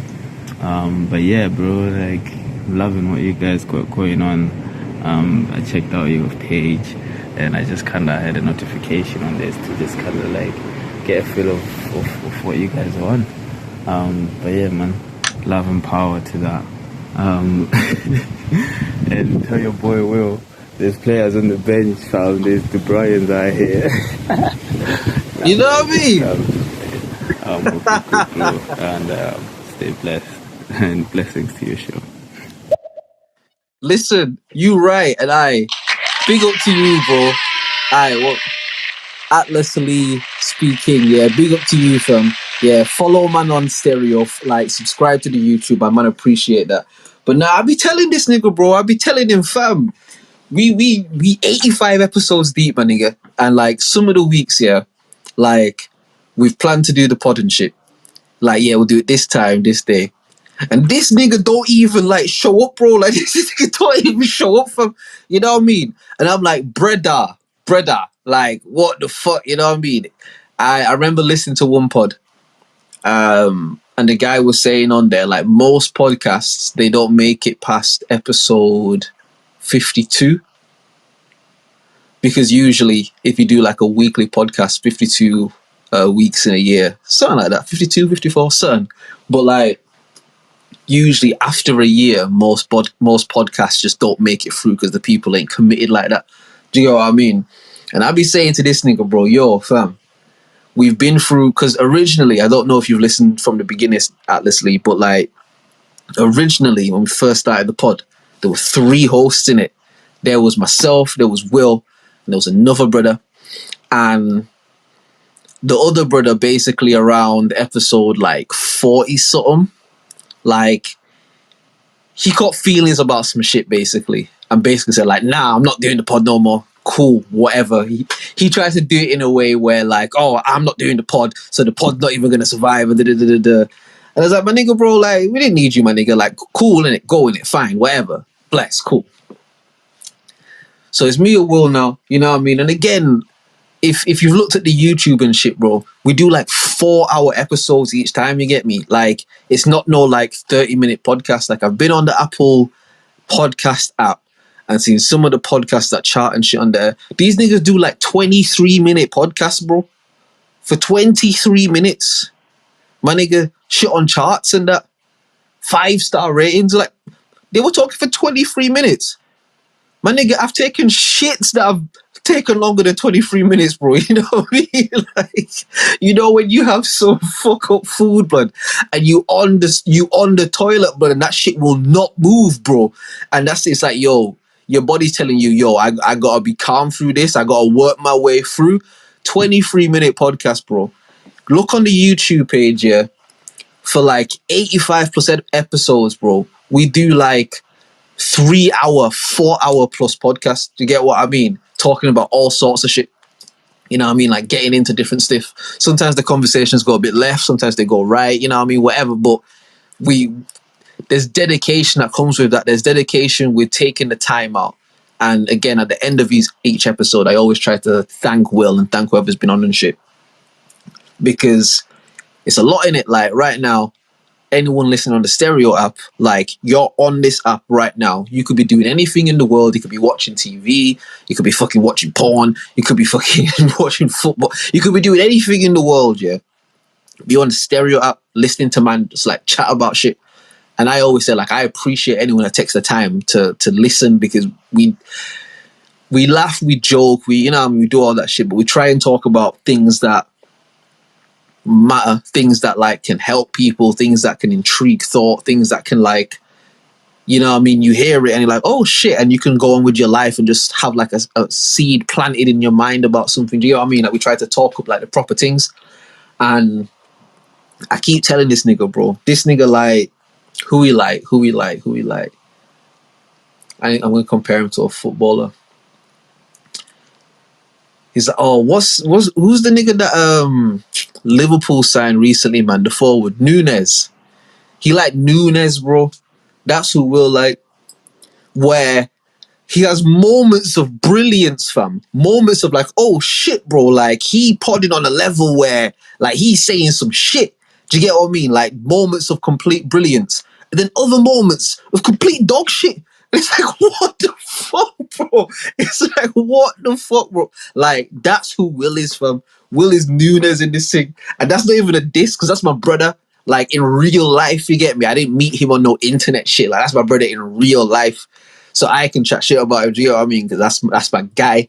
Do you know what I mean? But my nigga Will, nah, he Nunes, bro. He definitely Nunes, bro. Like, he a star, but he don't even know it. You know what I mean? So he keep doing dumb shit. Oh my God. But nah, shout out to him, man. Shout out to him. Will's only problem with the podding thing is his signal is from like the 1950s, bro. I don't know what Wi-Fi he got up there. I don't know what internet signal he got, because I'm based in the Midlands, innit? I'm based like in the Midlands near Birmingham and shit. And Will is based up north, like Lancaster sides. I'm in Wolverhampton, you get me? So it's like we obviously do the thing over stereo. But I don't know what kind of Henry VIII Victorian era fucking Wi-Fi that nigga got up there. But that nigga Wi-Fi is terrible, bro. Terrible, fam. You know what I mean? Basura. You know what I mean? Like, that nigga Wi-Fi is shitty, bro. Do you get what I mean? So there's that. And on the pod, sometimes he gets 2 bursts. He sips a little too much and he gets 2 bursts. So he'll just be talking mad, incoherent, ignorant shit. But then you'll try and be like, yo, Will, like, what are you talking about? He's like, nah, just listen to what I'm saying, bro. And you're like, all right, shit, cool, fam, all right, talking it. And then he'll just continue just saying nothing, bro. I'm like, bro, like, you're not saying anything. Nah. And just like being able to laugh at your brethren is funny. But obviously we do a podcast in it and people listen and shit. And don't get it wrong, bro. If people tuned in and they were like, yo, this shit is so funny, bro, this nigga burst, it's hilarious, and just like they enjoyed just listening to us cope with that, I'd be cool with that. Do you get what I mean? I don't mind. Whatever serves people the best way is what serves them. But like, I think a lot of the interaction that we get on the podcast, a lot of the kind of when people leave voice notes or when, you know, people get into the conversations about like more of the real shit that we're talking about. Do you get what I mean? Because we get into like some real deep shit, not just conspiracies and but just like about life, about, you know, being a black man in this world, you know, trying to make your way through the things that come with that, the imperfections of, you know, just a lot of the shit we kind of get into. And like, I do feel like a lot of those conversations are really good, but it's it's funny, yeah, because for like a long time, my girls told me at times I get 2 bursts. Like, I get 2 bursts, and when I get bursts, I'm just so chatty and I'm not making that much sense and And in myself, I always feel like, bro, like, it's not a big deal, fam. Like, it's cool, bro. Like, come on, man. Like, it's not that bad in it. Like, But obviously, I do the pod with Will, and usually he's the one that's more burst in it. So I'm like on the shoes on the other foot. I'm the person on the other side who's experiencing this burstness. And the person who's burst, they're not trying to like, they're not purposely being incoherent. They're not purposely sort of just jabbering on or saying things like they're not purposely doing that. To them, that they're trying to give you like the best shit that's coming to their mind, but it's just not coming out properly. Do you get what I mean? So it's like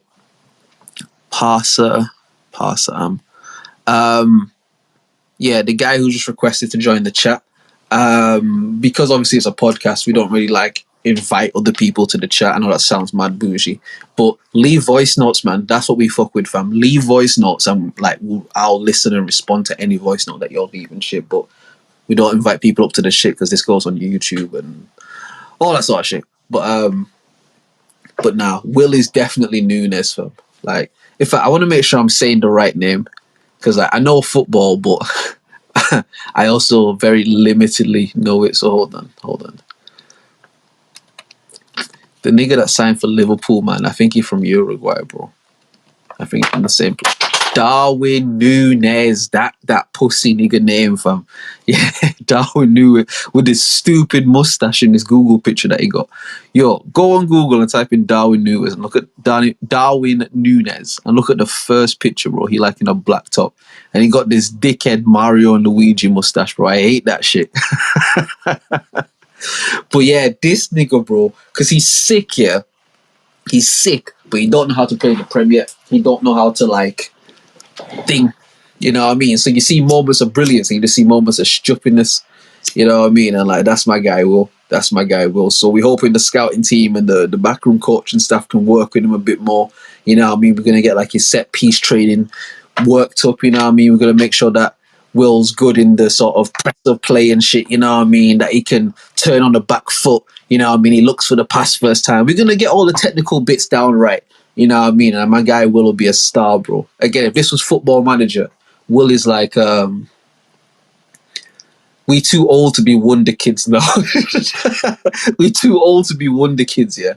But Will is like the midfielder that wants first team football but isn't a team that's too good to give him first team football every week. So he wants a move where he can get first team football. And if he gets a run of games, he'll become one of the sickest players on the ship. But he needs like a run of games, innit? You know what I mean? But my guy will just be fucking injury prone and shit, you know what I mean?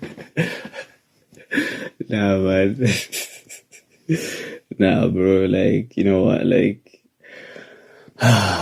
like, I hear every single, like, yo, I've never heard nobody else say terrible, fam. Like, I always say that shit. People are like, huh? I'm like, oh my days, that's mad. Like, Mashura telling you, fam, like, yo, at the end of the day, like, Basura, fam. like I've started something before, like, with some people, and like you realize, like there's a sense of like drive that you have that you almost feel like, is it too much? But you know there's a purpose for it to be done right now. Do you know what I mean? And like that's what drives you to create. Yeah, no, absolutely, fam. Absolutely, man. And like, I'll play the next voice note in a set. Like, keep leaving voice notes, you get me, car. I don't have a fucking co-host right now. You know what I mean? So keep leaving voice notes and I'll keep responding to them and shit. But it's definitely a thing of, I think, maybe to get serious for a moment, I think that when you have a certain understanding about life and aspects of life and the things that have existed before us and everything that's culminated to make life what it is today, I think that there's a term called nihilism. And nihilism is essentially when you look at everything like very bleakly and like everything is shit and the world is fucked up and it's never going to get better and everything is like nihilism, like everything is doomed sort of thing. I think that a really good way to free yourself of that, because again, I'm one of those people, I always say, if you really just look at the state of the world, yeah, if you really just look at the shit that's going on, bro, like, my nigga, they killed the president of Haiti, bro, like a year or so ago, fam, assassinated, killed that nigga in his house, fam, and no one said anything about it. Like, there's so much mad shit going on, yeah, there's so much evil, corrupt, terrible things happening. When you get too deep into that, bro, like, that shit can fuck you up. You know what I mean? That's so, it can really fuck up how you see life and how you see the world. Like, we in a time now where suicide rates are at the highest, bro. Do you get what I mean? Like, people literally are living lives to the point where they don't want to be alive anymore. Like, I would rather kill myself than continue to be alive. Like, that's how fucked up shit is. And I think there are a lot of ways that people choose to deal with these different things in life. Like, I think laughter is one of them. Like, which is why I'll always try and bust jokes about some shit in it, even if some shit's fucked up. It's like, if we can just laugh at some shit, then, and it's funny and that, like, yeah, you know what I mean? That's why, like, comedy is so important. Like comedians and shit are so important because they're able to take things that are happening in life and make them funny. You know what I mean? And I spoke about this on one of the other podcasts, but laughter is a way that we learn as human beings. Like if somebody's telling you, giving you information and shit, say if you're in university or in college and you've got like a lecturer or a professor or a teacher who is teaching you the shit, but every time you go to their class, it's like they funny and they just find a way to just make the class jokes, but they telling you shit. Like you retain that information easier because we learn through laughter. Again, you look at babies and infants and shit. They're the closest thing to pure human beings that you can be. That's before you learn any language. That's before you get corrupted by the world. That's when you're just a pure, innocent being, yeah? Children learn through play and laughter. When they laugh and they're happy, that there's messages and shit that go to their brain. Like it's a whole thing. Do you get what I mean? And so I'll always try to find the funny in something because even if something's mad annoying, if you can laugh at it, then it's not that bad. You know what I mean? Like even the worst thing that's ever happened to you in your life, whatever that may be, a girl cheat on you, your family disown you, fucking whatever it might be. Like if you can find a way to laugh at it and it's funny, like it's funny in it, then it's not that scary, it's not that bad. It's not this big, massive mountain that's in your life. Like there's a way to get past it once you can laugh at it. And so I'll always try to incorporate that in it. But in the same breath, like there's so many conversations we have on here about like real shit that's going on in the world. And that's why the Will thing is so frustrating because like Will has so much information, bro. He has so much knowledge. He knows so many things, bro. But what comes with him knowing all that is all of the shit that you do to cope with knowing so much. The smartest people in the world are usually alcoholics or addicted to drugs or this or that, because having so much information about what's really going on, bro, it's a lot of weight to carry. Like I can tell you that from personal experience. You know what I mean? Like, and it's taken me a process of like relearning and learning myself and finding a way to use those things for my benefit. Because again, I'm not one of these niggas who's like, oh, kids, don't drink and don't smoke and make sure you do your ABCs. Like, fuck the ABCs, nigga. Like, we black people, we're not supposed to do ABCs. Like, fuck that, bro. You know what I mean? Like, all of these things in life are here for us to use to our benefit. Alcohol, weed, fucking bitches, if you like bitches, like, you know what I mean, whatever your thing is, like all of these things have a purpose. The problem is when you indulge in them too much and you get lost in those things. Do you get what I mean? Like when you start to get lost in that shit and it starts to take over more of you than it should, that's where the problem comes in. But if you balance the things right, you can have a nice little sip, you know what I mean? I'm not encouraging anybody to smoke, but if you smoke a little bit of weed or so, you can have a nice little smoke, you know what I mean? And you can get in amazing energy. And it's just important to regulate yourself and keep yourself balanced in them things, you know what I mean? Let me go to the next voice note. And like in that space, like sometimes, like even like you said, like you guys go through, I'm guessing you guys like talk, like, yeah, you go in, like, I can just imagine. You get me? Like, and it's funny. Like, I was just on stereo today, and I was just cruising through, I guess, and I was checking out some upcoming shows, and I seen you guys, and I checked out your link. I went on your YouTube. I seen those 4-hour convos. I'm like, damn, okay, cool. Like, I'ma just, stay tuned up, and I think it was set for 9. And then, like, I just finished work. And then I was like, oh, shit. Because I was just thinking, like, I want to listen to something. And like, oh, shit. Like, there was that couple of things that I had set up to notify me. And soon enough, boom. I was like, shit, okay, only 22 minutes in. Cool, we'll listen. See? And that's what I be telling this nigga Will, fam. What the fuck? Hold on.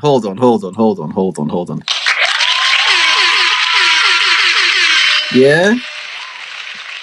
Atlas Lee speaking. I'm gonna follow you on this shit, bro. Fuck that, my G. I'm following you, fam. I would love if you subscribe to the YouTube page. You don't have to, but I'd love if you did that shit, because this is what I'll be saying to Will, bro. This is what niggas don't get. I'll be saying to him, bro, listen, yeah. I know that when we do this shit sometimes, it can feel as though you just speak into the air, like you're just speaking to nobody, like nobody's there. We're just doing it. But we've been the people who, you know, you go on like these new different apps, you go on these things and you look at certain things and you looking to find like dope new content that people don't really know about. You're looking for new shit. And I said to him, bro, like, we have to be dedicated to this thing, because we might not be aware of it, but there'll be somebody out there, fam, who'll be seeing this shit that we're doing. These shits is 4+ fucking bumble pussy cleat hours. I got a whole girl at home, fam, and she fine as fuck, bro. And I could be laid up with her right now, fam, but I'm fucking screaming on the phone, fucking doing a podcast, bro. Do you get what I mean? But I said, this is the reason why, fam. Exactly what you're saying is the reason why, bro. Because if you put enough substance into the world, yeah, if you create something and you create it with love and you create it from a pure place and you dedicate yourself to doing it and you try and put as much goodness into that as you can, fam, the right people will always find it, bro. The right people. Like, the universe only works one way. I've been saying this shit for years. The universe only works one way. Life is really simple. The system that we in confuses life, which is why we're conflicted so much in life, because our natural being will want to do certain things, but then our logical being explains to us why we can't do certain things. Or, well, if you do this, then this, and if you do that, then that. Like, if you've got a job or you work like a job and shit like that, and it's not like a passion of your life, you don't really give a fuck about your job, bro. If you could just leave your job tomorrow and still get money, you'd leave your job tomorrow. Like, that wouldn't even be a question. Your natural self knows, I don't want to work this dumb job. I'm just doing it because I need the bread, or I feel like I need the bread. Do you get what I mean? Whereas, anyway, that's a sidebar. What I'm saying, yeah, what I'm saying is, the reason that I get on Will about the podcast, the reason I get on him the way I do, is for people like you, Atlas Lee, is for people like you who have enough about them where, again, you sound like an intelligent guy, like, and I'm not even trying to fucking dick ride you right now. Pause. Like, I'm not begging it with you, but like, you sound like somebody who thinks about shit, who just, you know, you have your own life and, you know, your own setup and you do your thing, but you know what I mean? There are nights where you might just think about certain shit or just da-da-da-da-da, and you seem like somebody who, like, would seek out information, but you want the information in a way that makes sense to you. So I'll put it like this, like, in my searches for information, let's say, like on the internet, sometimes you'll go on YouTube and stuff and you can listen to like this person give a lecture about this, or this person who's this speak about this, but like, you won't really find like a nigger from the hood talking about nuclear physics and being like, all right guys, so today on Hood Physics, yeah, so what man I'm gonna do, yeah, is I'm gonna show you niggas plutonium, right? And then what we're gonna do is create a reactor. So basically the reactor is like, it's like the safe house, and it's like the tea house, you get me? So you put the petroleum in the reactor, bro, and like the tea house, the same we got nitties in the tea house and shit. Yeah, the reactor has molecules that like nitties, bro, you get me? So the same way those nitties will go out and do little things around, you know what I mean, so they can get their money for the coke. The same way the molecules, yeah, they create a reaction with that plutonium, and then what happens, yeah, like, if you introduce like a third metal, like idiom, or like, you know what I mean, or like raw silver in its raw state, or if you introduce a different chemical like hydrogen, yeah, hydrogen is like an up block for, bro, listen, my nigga, listen, yeah. If hydrogen and plutonium mix, blood, yo, man, I think it's like a King Von thing, nigga, you get me, blood? Like, yo, trust me, it's an up block thing anywhere, petroleum and like, yeah. You're not really gonna get a nigga from the ends talking about shit like that. You get me? And the reason why I give so much of a fuck about this podcast that we're trying to build and shit is because I feel like between myself and Will, we have enough understanding about certain things in life, or at least enough understanding to know that there's so much we still don't know. Like, we're able to have conversations about very high level caliber things, but deliver it in a way that's familiar, in a way that's like, we not trying to be better than niggas. We not trying to be, oh, listen to me. And like, we just niggas talking like how your brethrens talk. When you get together with your brethrens, you just talking and shit. It's like, we try to give it in that way because I feel like, again, the right people, they connect with that because they want to hear those levels of conversation, but they don't want to listen to some fucking white man with fucking nose coming out, fucking hair coming out his nose and shit.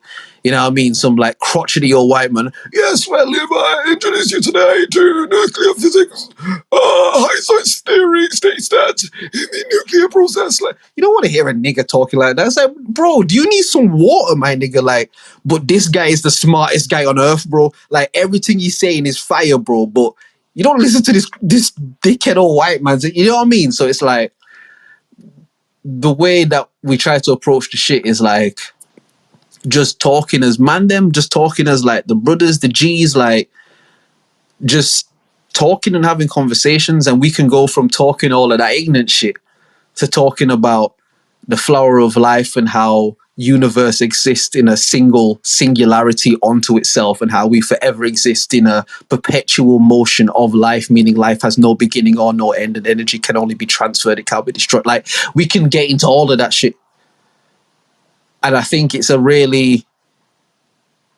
cool position to speak from. Pause. Pause.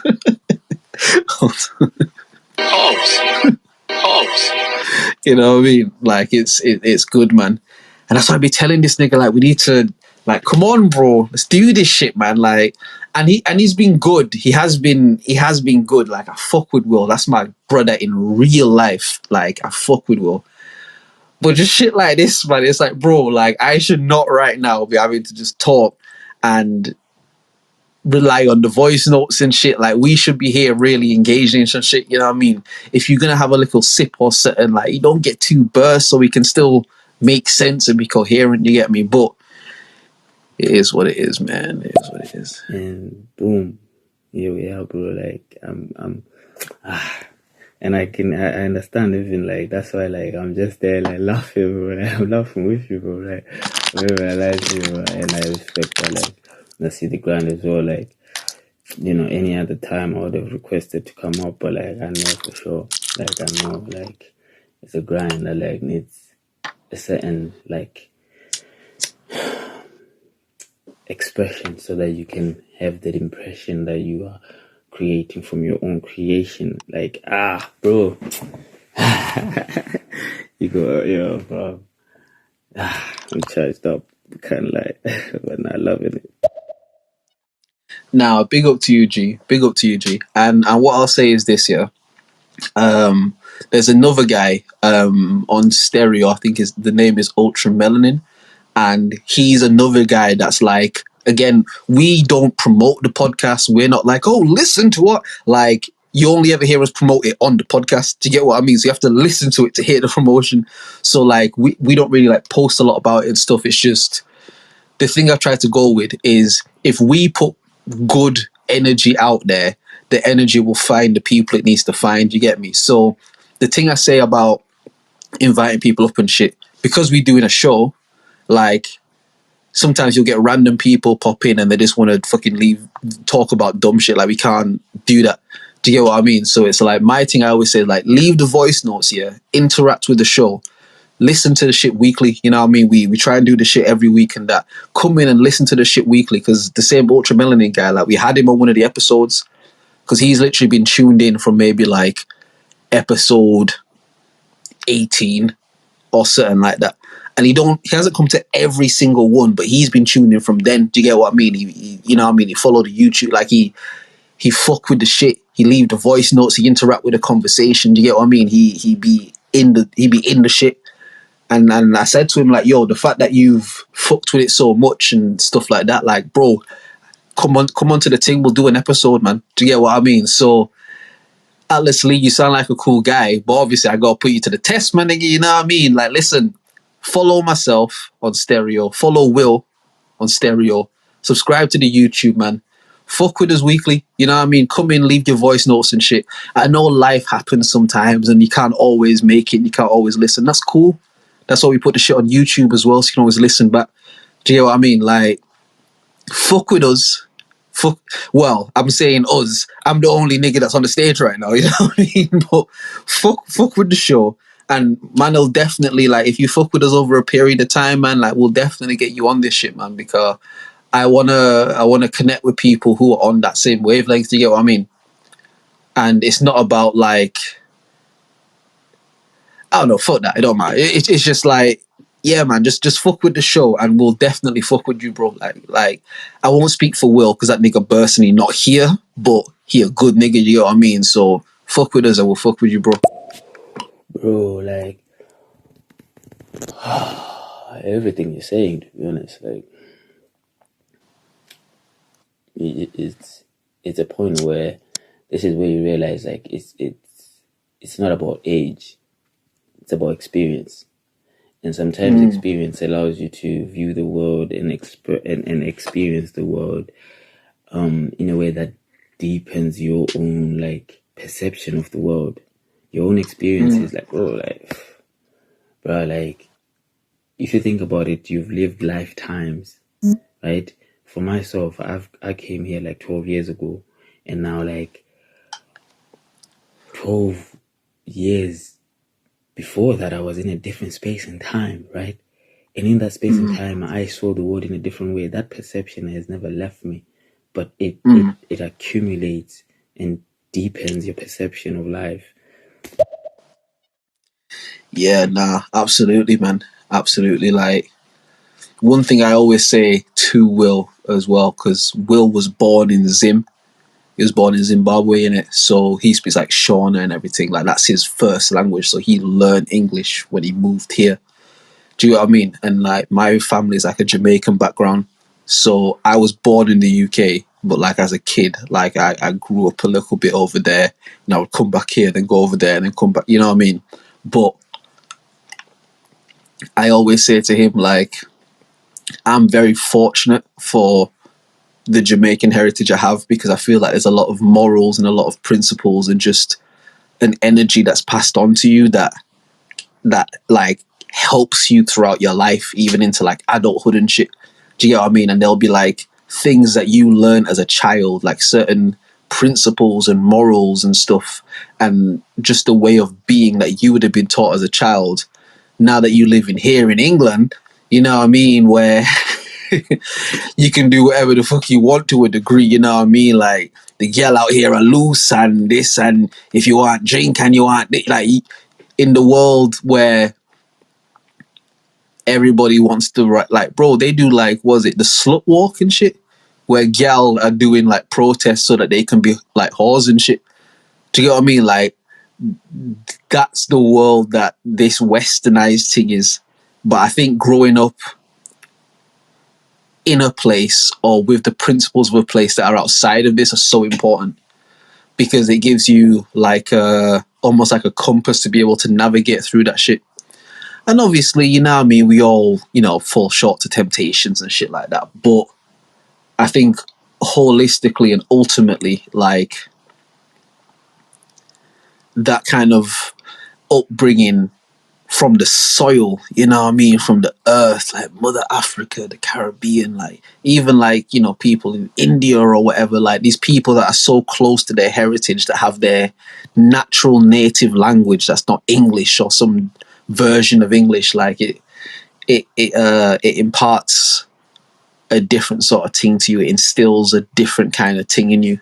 You know what I mean? I think like it's a very valuable thing to have. You know what I mean? And that, like, when we have experiences and we're open to that knowledge from within, to just the truth to reveal itself, you know, sometimes when you express that, when you're a person of truth, when you're a person of like real, like authentic expression of being, like you said, like children won't laugh at you if you're not funny, bro. Legit. Like they will not laugh. Like you can Legit. try and make a child laugh, but like when like I don't know, but when you see a life that a child goes through, by the time they get conditioned, you can see the difference. You know, Yeah. we are not Yeah. in that space of fearlessness. You know, there's this trust in their being. A child, a boy, they try when they're climbing, they already know. Nah, it's so true, man. It's so true. Like, again, on some of the previous episodes and shit, we've spoken about this, but I say, if you ever want to understand how we're supposed to live, just watch children, bro. I don't mean that in a crazy way. I mean, like, just study how children live and how they operate and shit. That's how we're supposed to be. Like, again, when a child will have, like, I don't want to say imaginary friends, but their imagination is so vivid and so unlimited. Like, if you get them some like toy cars, the child will be playing like races with the cars, but to the child, they really dare racing it. It's real. It's like, it's not just a toy, it's a real, like, they bring it to life in their mind and imagination. Do you get what I mean? And this system that we live in is designed to rob you of that. It's designed to make you conform. It's designed to make you fit in line. You know, when you get into school and you start getting to the age where you like girls or the girls like guys or whoever like whoever like, and there's this whole thing of wanting to conform and not wanting to stand out too much or not wanting to draw too, you know what I mean? There's all of these weird influences and pressures that start to come in, and all of this is it's not by accident, it's by design. None of this shit is by accident. Do you know what I mean? It's all by design, and it's like we're conditioned so heavy to fit our way into this system that we feel like we need the system.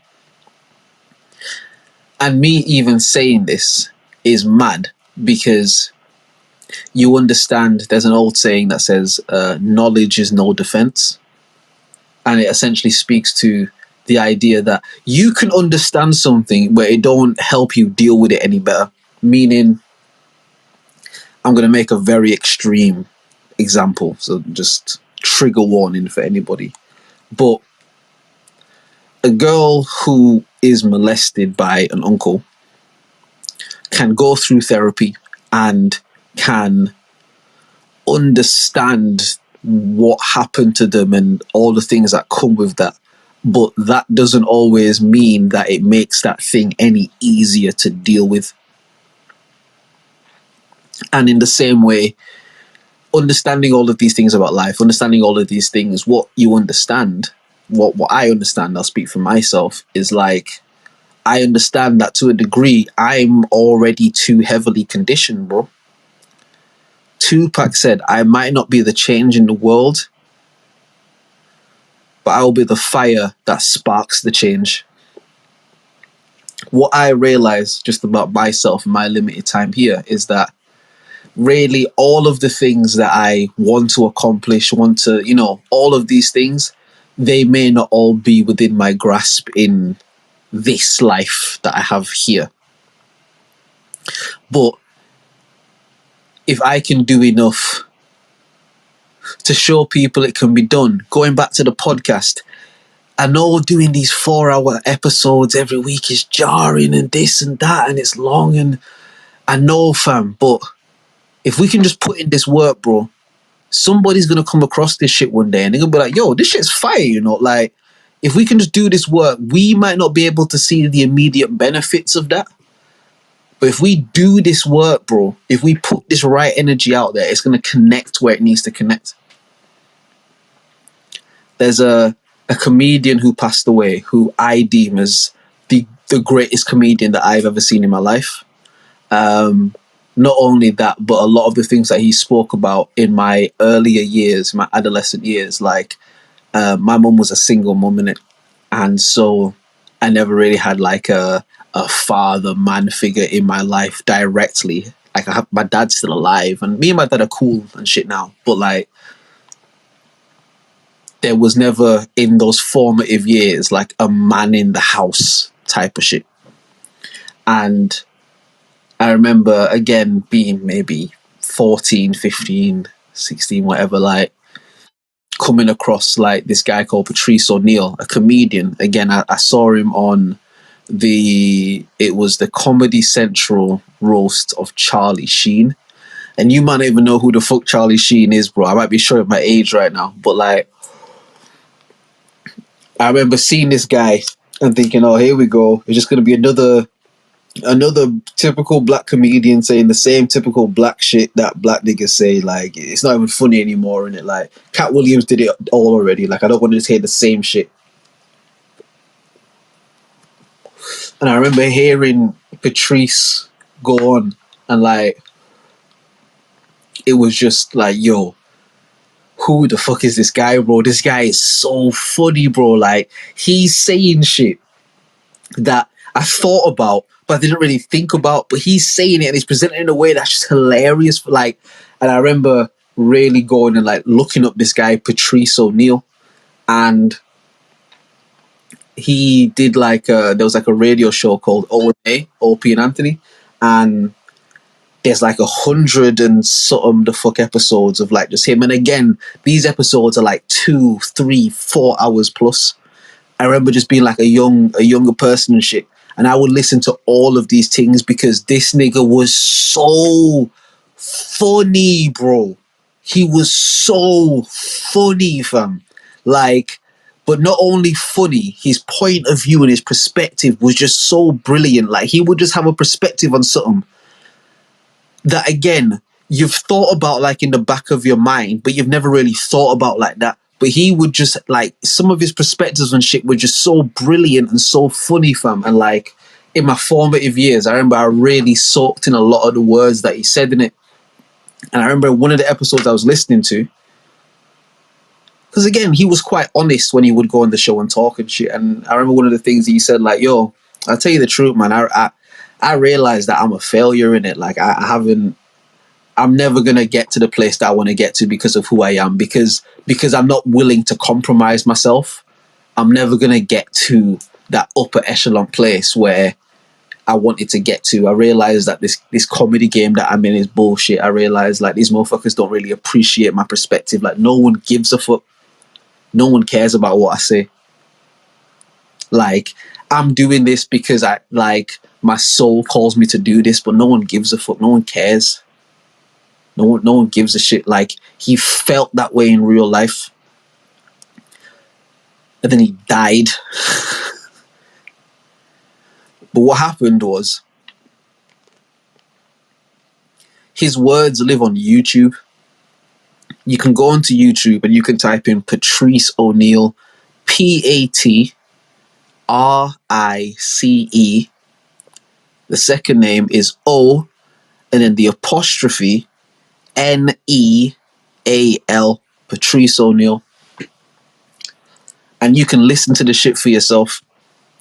Because what happened was, there was an explosion of a new generation of people, just like yourself, Leslie, looking for shit online, looking for stuff, like looking, and niggas came across this Patrice shit.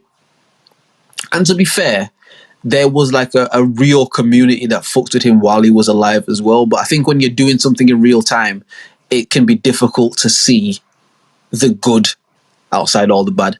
But like, Patrice O'Neill is like a cult hero now. There are people that say that Patrice O'Neill is responsible for what they call the red pill culture. So, you know, like the Andrew Tates and these sort of people. There are people that say Patrice O'Neill is the genesis of all that, because a lot of the shit he said was like very abrasive, very like, oh shit. But the way that he would rationalize and explain his shit and make it funny, it was brilliant. You know what I mean? And it's like, I say all of that to say with this same podcast thing, man, it's very easy to sometimes feel like no one gives a fuck that I'm doing this. My co-host isn't even here right now because of whatever the fuck. Like, I'm just talking to the air. But I think there is something really powerful about speaking.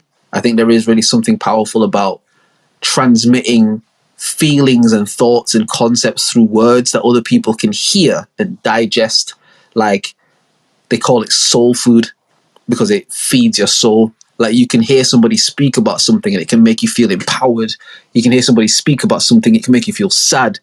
You can hear somebody speak about something and make you feel happy. Like, words can really have an effect on people.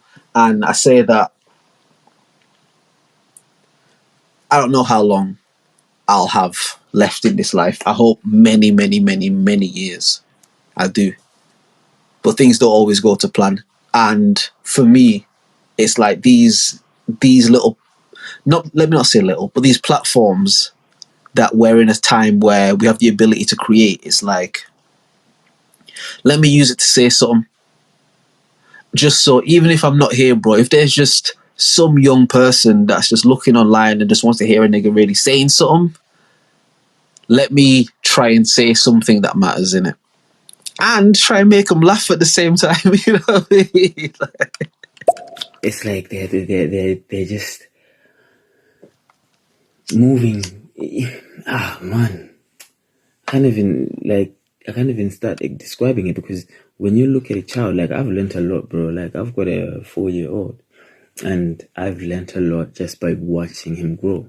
You know, I've also just come to realize certain truths about life, because when a child is born, that is a new space that's being taken up.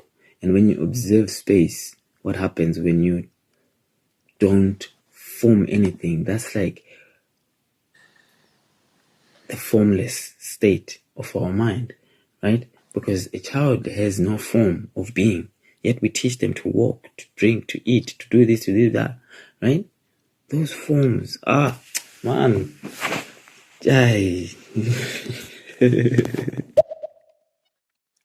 Nah, for real, man. And like, I don't have any children yet. You know, God willing, there'll be children in the future soon. But like, I can definitely imagine, and even from like nieces and nephews and like little cousins and stuff, like, you can see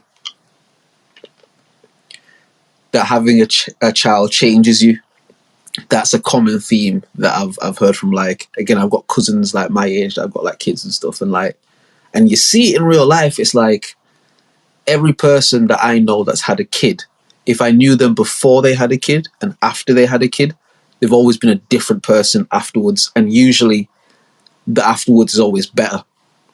It might not be perfect, but it's usually better. Like, I do find that when people have kids, it does seem like a new part of life gets unlocked, you know? And I'll be honest with you, man. I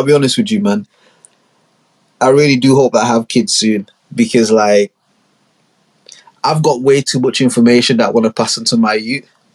You know what's fucked up, bro? And what I realized from being a kid to my parents and shit, I'll have all this information and my youth won't really give a shit, bro, because they want to get the new fucking fits or like whatever the fuck in it. And I know obviously how you bring up your kids, and I know in it, but it's just what I think about is our parents, for the majority, for most people, when they had us and stuff, they imagined themselves being the best parents they could be. Like, oh yeah, you know, da da da da da. But when you have a kid and you're dealing with a real person, and you're not a perfect person, like, you have imperfect moments, and sometimes you might not deal with your kid the right way, and that has an effect.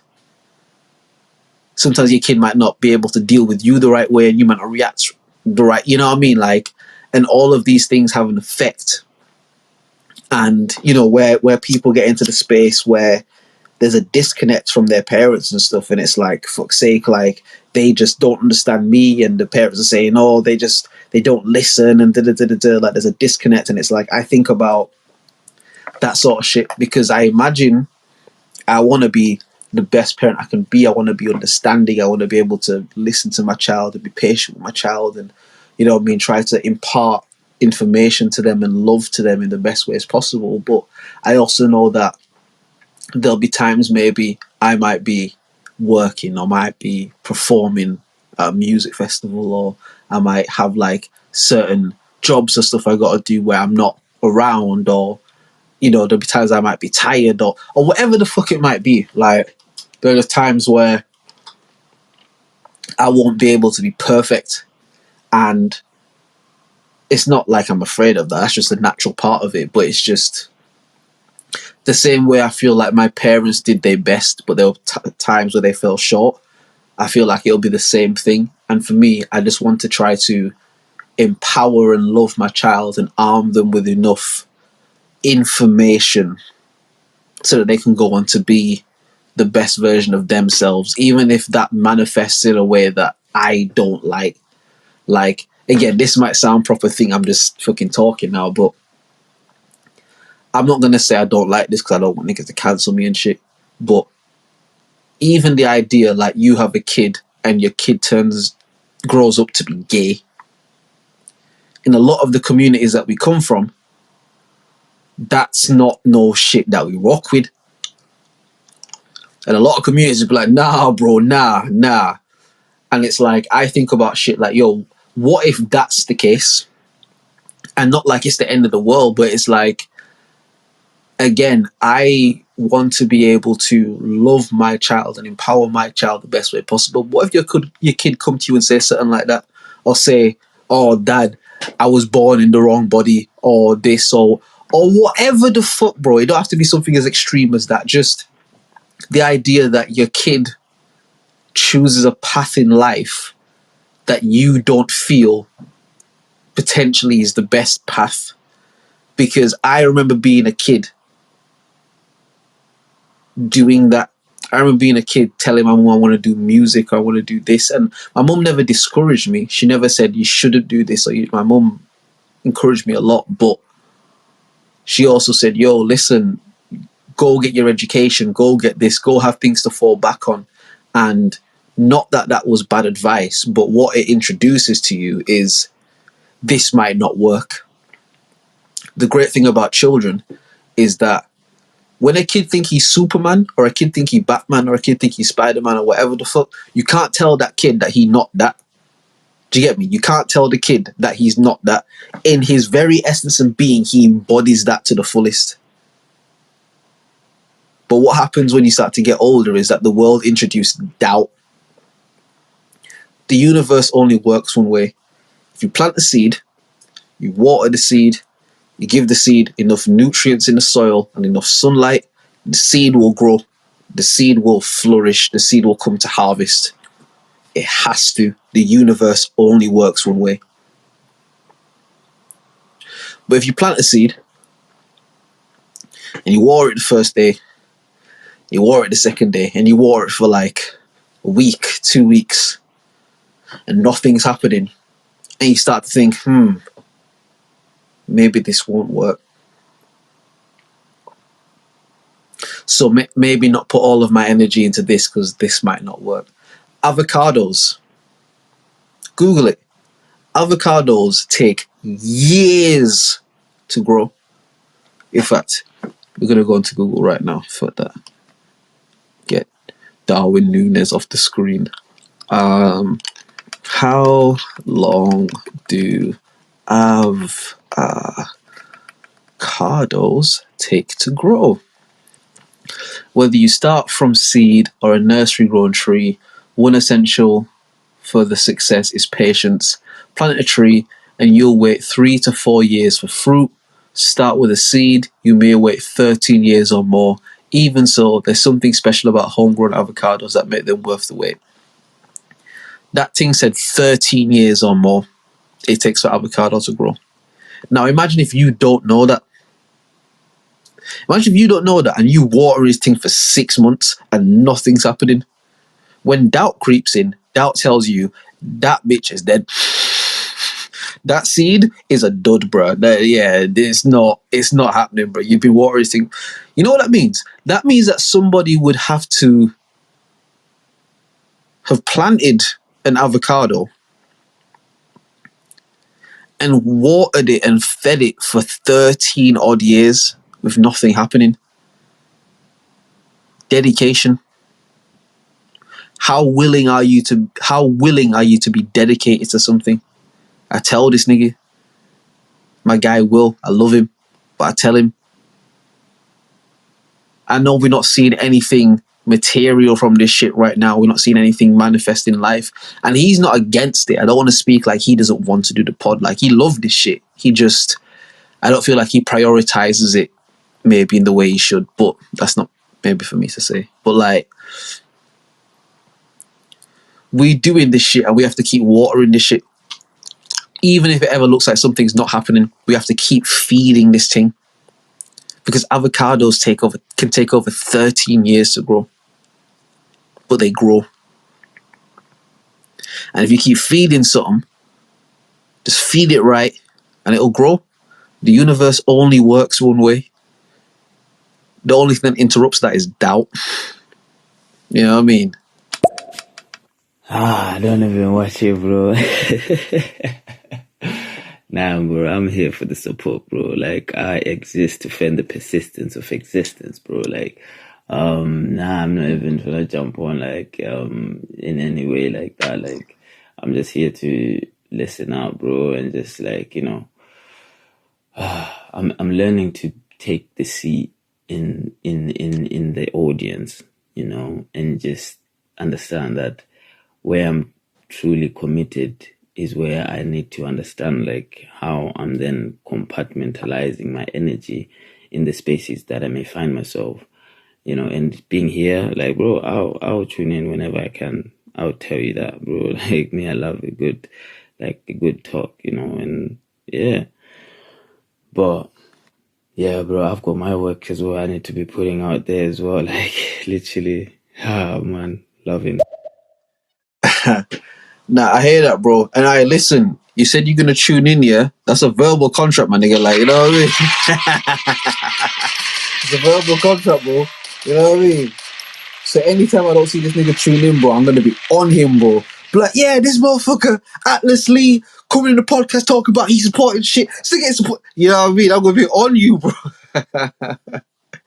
But nah, man, I hear that. And again, what I'll say is this.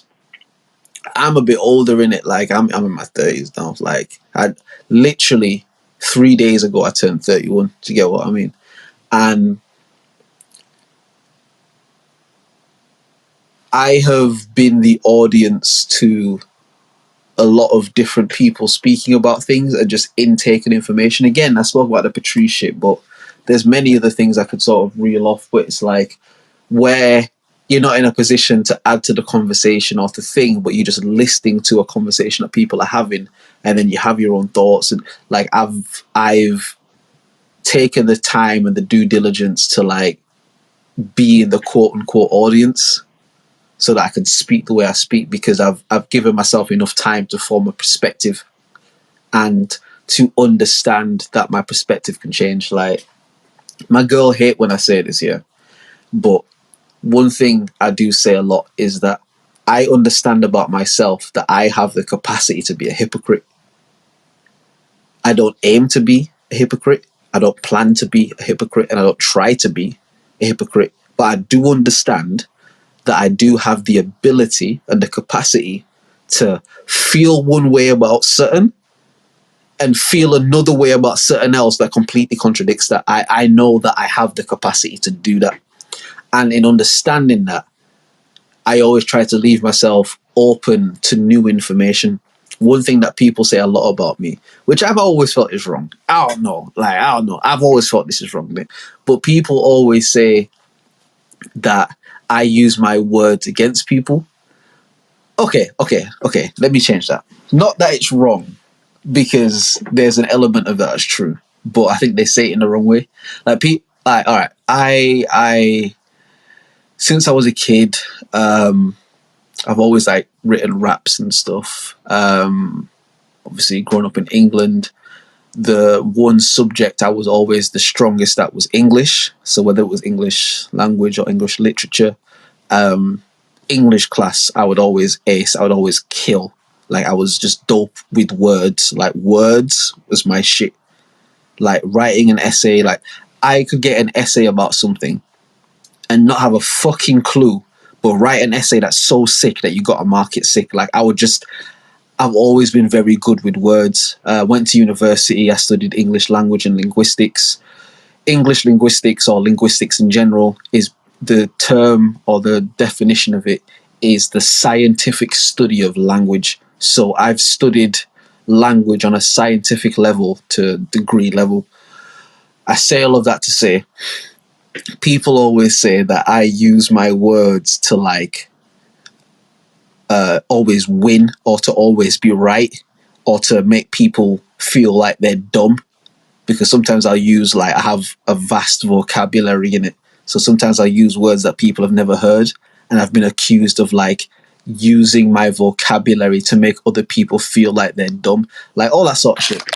But all of that is to say, the one thing I know that I can do in life is use words, whether it's music, whether it's speaking, whether it's writing, whatever it would be. One thing I know that I can do is use words to communicate effectively. And so in the time that I have here, I feel like it's my responsibility to use my words to communicate as effectively as I can do. And just hope that, as I believe, the universe only works one way, and that if you give the seed enough water and sunlight and nutrients in the soil, that it'll grow. You know what I mean? So that's why I do this shit. That's why, through all the difficulties that have come with the podcast, I try to push on and persevere through it, because I feel like there's important shit to be said. And I guess maybe I just hope that I can try and say it, or at least say some of it. You know what I mean? I don't even watch it, bro. Nah, bro, I'm here for the support, bro. Like, Played that one already. bro. Yo. And that's what it is. Like, sometimes it's realizing your place in the whole makeup of being human. Like, you know, your time in this space. Like, just because of your own spiritual journey that reveals to you what your soul has to express within the world, right, to put out in the world, you might not be the one who's to present the finished article. You might be the I always say this to my friends, that for me, I'm the planter. I'm the one who's gonna plant the oak tree. I'm the one who's putting the seed down. I may not be the one who's gonna sit on the shade, but that's okay. But at least I would have known that by the time I've gone, I've left something for those 2, 3, 4 down generations. Nah, I hear that, man. I hear that. And like, even the oak trees, they take so long to become what they become. Like, if you ever walked in a park or anything like that, you just see the big, massive oak trees and shit. It's like, they're so big and colossal, and like, you can't move them if you run at it with all your might. Like, you can't do nothing to that oak tree, fam. You can kick and punch the oak tree as much as you want. It's not moving, bro. Don't feel nothing that you're doing. Do you get what I mean? But it's like, as you said, the person who planted that seed, they don't ever get to see the oak tree in that state. They don't ever get to see the oak tree be the mightiest it can be. You know what I mean? But it's not about that. It's about planting the seed, because without the seed, the oak tree can't become that. And like, yeah, I feel like once upon a time, I felt like I would get to see the oak tree in my life. I would just be so dope that the oak tree is just forced to grow in it. Like, fuck that, my nigga. I'm lit, bro. I'm the littest nigga in the world. I'm so lit that the oak tree is gonna grow in like 10 years. Fuck it, blood. It doesn't matter, because we lit, fam. That's how I kind of used to think that the shit would go. And what I realize now is, as lit as you can ever be, the oak tree take as long as it take, fam. And you can't rush it. You can't force it. You can't expedite the time. You can't accelerate it. It just take as long as it take, because the universe only works one way. The universe only works one way. And one sec.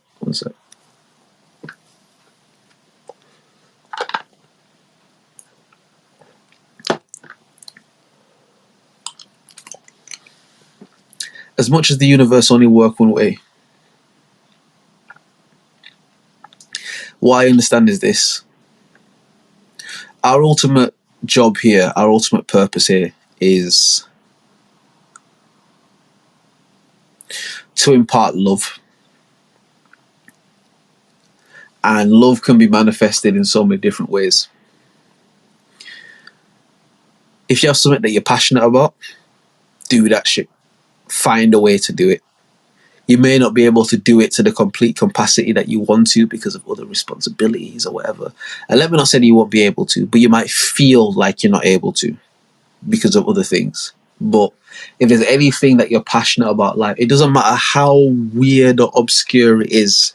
It don't matter. We live in a generation where bitches can get on OnlyFans and show their legs 1-2 times, and niggas will pay them, fam. I don't want to keep talking about porn and shit, but like, porn is free, bro. But niggas will pay these hoes to show their legs, bro, and to twerk their little chicken butts and shit. Do you get what I mean? Like, we live in a time where literally anything is possible. Our parents and their parents and their parents and their parents would never have foreseen a time like this where there's something called cryptocurrency and it's fake money, but you can buy fake money with real money and then you can sell it for even more real money, but it's fake money. But then what is money? Money itself is fake. Do you get what I mean? It's like all of this shit is layered. What did Shrek say in the film? Ogres have layers. Ogres have layers. You know what I mean? This system has layers, bro. And I always say the shit is not by accident, it's by design. Shit isn't just the way it is because, oh, it just happened to be this way. No. There are people who put a lot of shit in play hundreds and hundreds and even thousands of years ago, so that one day shit would turn out like this.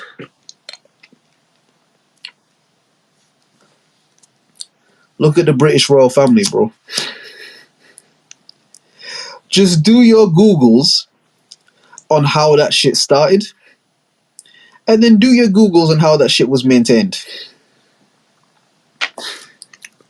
And then look to today where everything is. The shit is not by design. Sorry, the shit is not by accident. It's by design. And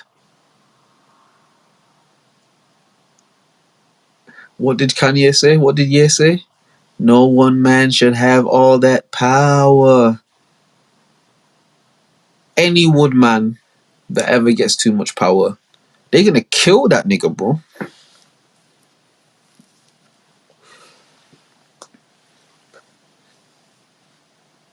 The Bible tell you that. The Bible tell you that, nigga. Again, I don't know what anyone's like beliefs and shit was. I don't have any religion. I don't have any religion, and I have all the religions. Like, I grew up Christian, and then got to an age where I realized the lie of Jesus Christ and the lie of Christianity. And then I rebelled against it for a few years. And then I got more understanding and realized, actually, oh shit, the Bible has all the answers, but the system that we in gives us a corrupted version of the Bible. And so what I mean is this, yeah. Whatever you believe, whatever your thoughts are, I get that and I hear that. Cool. And I've said this a lot on previous episodes. You can go back and listen. Subscribe to the YouTube, you know what I mean? The Bible is an allegory. So what we're going to do right now is get up the definition of allegory, just so we can, the people listening and shit. Allegory, noun, a story, poem, or picture that can be interpreted to reveal hidden meaning, typically a moral or political one. So I'm going to read that again because I feel like I fucked that up. Allegory, noun, a story, poem, or picture that can be interpreted to reveal a hidden meaning, typically a moral or political one. The Bible is an allegory. The Bible is a coded message. If you ever want to know the secrets of life, if you want to understand what all of this shit is about, if you ever understand the universe and God and life and love and pain and anything you want to understand about life is in the Bible. The problem is, when you grow up in a religion that they're like, the Bible is our shit, they tell you, go to the book of Mark, chapter 3, verse 41, and read that little bit. And then go to Genesis 2, verse 17, and read that bit. And then go to Deuteronomy. And brother, just think about it as simply as this here. What other book that exists, what other book are you ever told to read in random parts like that? There's no other book that's written that someone tells you, like, yeah, read this little bit on page 79 and then read this bit on page 24 and then go to page 200. No, bro, they say you read the book from the beginning to the end. That's how you're supposed to read the book. If you go back and read the Bible from the beginning to the end, read it straight, it tells you everything in there. All of it is in there. The problem is they teach you to read it in bits and pieces so that they can manipulate your opinion on those bits and pieces, which then leads into the greater manipulation of how you view the shit, which then leads into the greater manipulation of what religion has become. Do you get me? Like, it's all a game of manipulation and shit. And I encourage any and everybody, it doesn't matter what your religious or spiritual beliefs are. Not that it doesn't matter, but to the point that I'm making, it's like, if you Hindu, this still applies. Do you get what I mean? If you fucking, whatever you is or you isn't, it applies. Read the Bible from the beginning to the end. You don't have to do it in one shot. You don't have to do it in just one sitting. You can break it up in pieces. Like, you can do it a bit at a time, whatever the fuck. But just read it in the order that it's written. And it tells you everything in there. Everything is in there.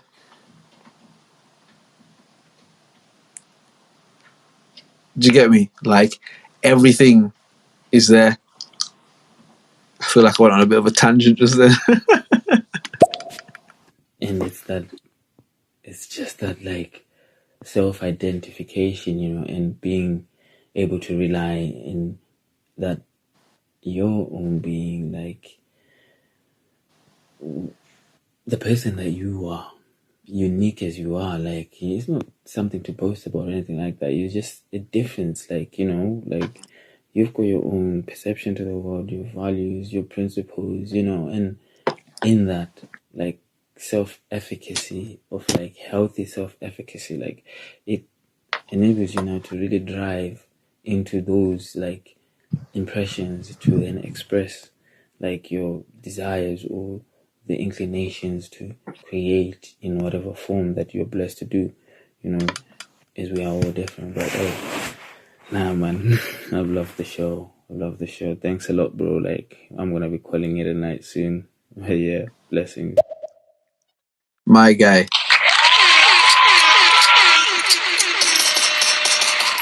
Appreciate that, man.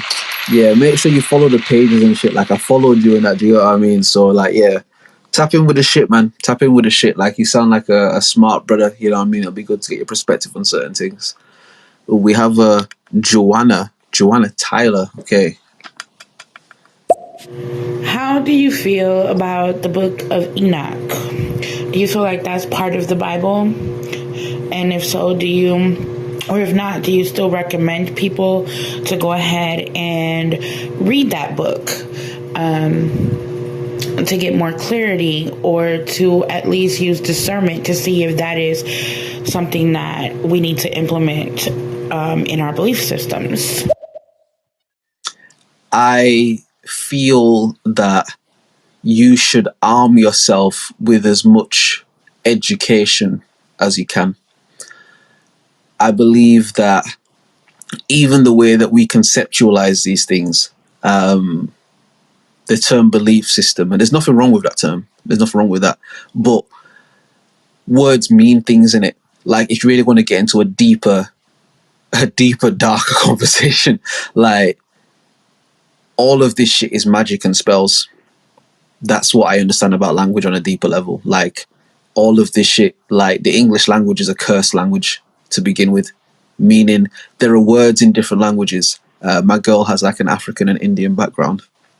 There are words in Punjabi or in Swahili that don't translate into English. There are concepts that exist outside of this language. Like, the language itself is cursed to begin with.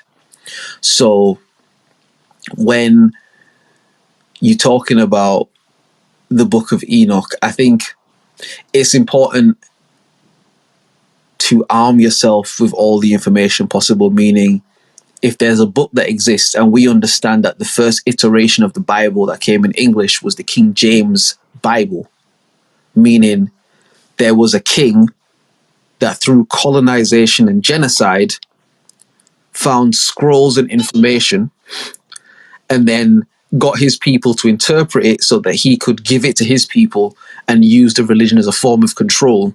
That's the first level of understanding, where the Bible itself is corrupted. And if you read the Bible in English, you're getting a corrupted version of it. But this is why I go back to the word allegory. So I'm going to read the definition again, because I don't know if it was on the thing. Allegory, noun, a story, poem, or picture that can be interpreted to reveal a hidden meaning, typically a moral or a political one. Because the people who, the book of Mark or Matthew, or, these people that they tell us the names of, how these niggas got English names, or it was in the Bible time. But anyway, the people who wrote these scriptures, that we call them, understood that words are so powerful that someone can take these words and manipulate them for evil. But I have to write these words in a way where there's a hidden meaning in it. It's like rap lyrics. The greatest rappers are able to convey certain things through their words that really ignite your soul. Do you get me? And it's like these people had to write this shit in such a way that even though this shit is going to be bastardized and is going to be used for foul shit, I have to write this code. It's like JavaScript, man. Like, this shit exists all within itself. It's like, if you do coding and shit, you understand that your website can be attacked by infiltrators or scammers or fraudsters or hackers, and you have to write certain JavaScript and coding that protects against certain things. And that's what the Bible is. Even in its bastardized version, if you allow yourself to take in the message, you'll interpret the message, because the entire thing is not literal. The thing that fucks up the religion part of it is that you're taught that these things are literal. Jesus Christ is a literal guy who this happened. And again, I'm not going to get into a conversation about religion because we'll be here all day in it, but it's like, it's an allegory, a story, a poem, or a picture that can be interpreted to reveal hidden meaning, typically a moral or a political one. When we read these things, we have to stop thinking about these people as a guy that existed. Jesus Christ is not about a person. He's an algorithm. Like, it's a deeper message. Read the book from the beginning to the end. And even if you don't want to do that, you know, in some of the Bibles, it highlights the words in red where like Jesus said these words and shit. Read the shit the nigga said, bro. The nigga said countless times, yo, I am just the first coming of many sons. I came here to show you the way, the truth, and the light. When he walked on water, I can't remember the nigga that was like he called out. It might have been Paul or Peter or one of them. But he said, yo, come out, bro, walk on the water, fam. And he was like, my Lord, I can't walk on no fucking water, brother. Like, yo, Jesus, you a ill nigga. You ill, bro. Like, you do some ill shit, but bro, I can't walk on no rascally water, bro. And he was like, bro, you can, fam, you can.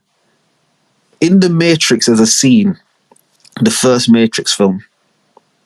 Neo's going to see the Oracle. The Matrix film, by the way, is also an algorithm. The Matrix is the same. Neo's story is Jesus' story. It's a poem, it's a metaphor, like it's the same. Anyway, in the first Matrix film, Neo's going to see the Oracle.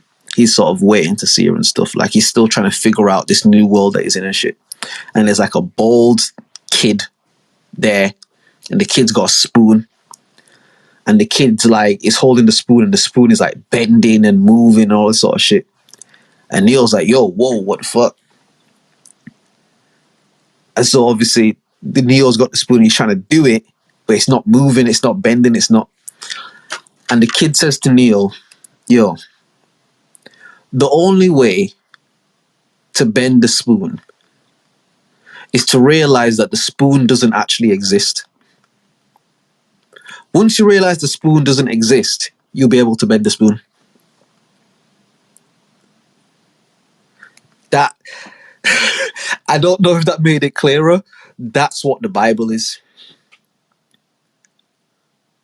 Once you realize this isn't actually real and literal, like people like this guy and that guy, like once you realize it's not real, you realize how powerful this shit is. Let me go to these next ones. I'm out. Oh my days, talking about Enoch, like, oh my days, nah, I'm out. I'll be here for another hour because yeah, man, take it easy. Blessings, you guys. These guys, man, I recommend this podcast, man, any day. My guy. Take it easy, guys. I'm blessed. You're blessed. We're all blessed. Have a good night. Yeah. Damn ways. I mean. And words like you said, like conceptualization, like there's something like people don't.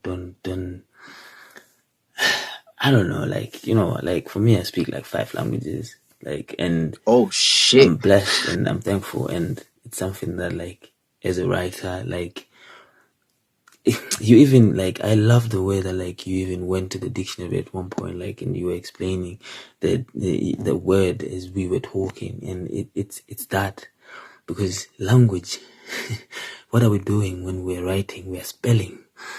It's a spell. Come on, bro. He knows, fam. He knows. In different languages, this is why you can cast a spell and someone gets up and starts moving. It's a simple thing. Is, can you please walk over there and turn off that light? But he gets it. He fucking gets it. Good night, he guys. gets it, Take bro. It easy. Have a blessed one. Nah. He gets it. Nah. He gets it. He gets it. He understands what I mean, bro. He understands what the fuck I mean. Joanna, I'm going to get to your voice note, so please stay tuned. I'm going to get to your voice note. He gets what I mean when I'm talking about, like, this shit is magic, bro. Like, I explained it to Will one time very quickly. We'll go to the voice note. I explained to him that, yo, this is how magic works. I'm sat in a room. You're sat in a room. The curtain is open. The sun's glaring through and it's hurting my eyes. I can say words to you that will mean that you will get up and close that curtain so it's no longer glaring in my eyes. I have just changed the reality that I exist in with the words that I've spoken. That's a spell. brother, if I say, yo, Will, do me a favor, bro, close those curtains, please. And because I say that, his being reacts to that, gets up, closes the curtain, and thing, bro, that's magic, brother. Like, that's why when I'm speaking about the Bible and shit, like, I don't want to sound all tinfoil hat and shit, but it's like, it's such a deeper thing than what people think it is, because we've been conditioned to look at it in a certain way.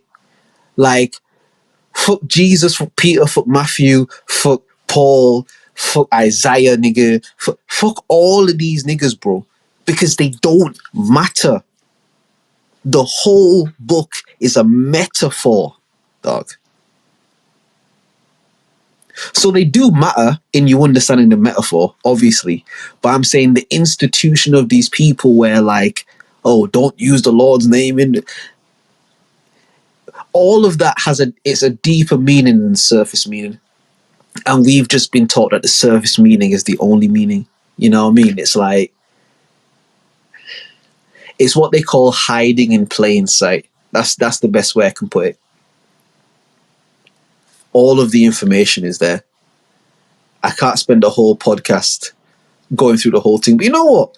Fucking if this guy Will don't turn up to these shows, I might just take a whole podcast and do a Bible study, man, again.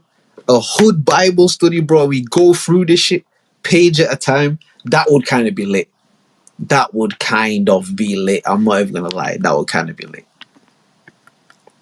So kind of like the Bible has codes have been implemented in them for us to then implement those codes and make them reality. In a manner of speaking, it's like, imagine a kaleidoscope, right? You know, like the sort of visual things, you can turn them and it makes different patterns and stuff. That's what the Bible is. Maybe that's a better way to describe it. And you know what? Because man said they like the Google definitions, we're gonna do that. Kaleidoscope. So spelling KALEIDOSCOPE.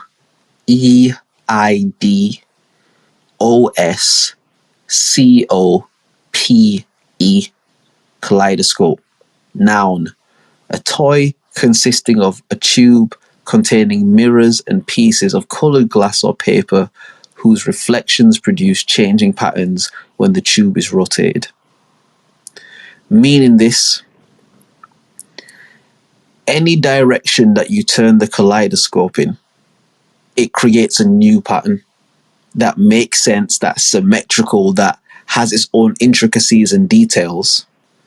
And then you turn it again and it's a whole different pattern, but that pattern in itself also has its own intricacies and details and patterns, and some of the things might be similar, some of the things might be different, but the whole point is, in whatever direction you turn the kaleidoscope, it has a pattern. That's what the Bible is. So again, I'm going to go back to allegory. Allegory, noun, a story, poem, or picture that can be interpreted to reveal a hidden meaning or typical... Sorry, I'll start again. A story, poem, or picture that can be interpreted to reveal a hidden meaning, typically a moral or political one. There isn't a wrong way to interpret the Bible.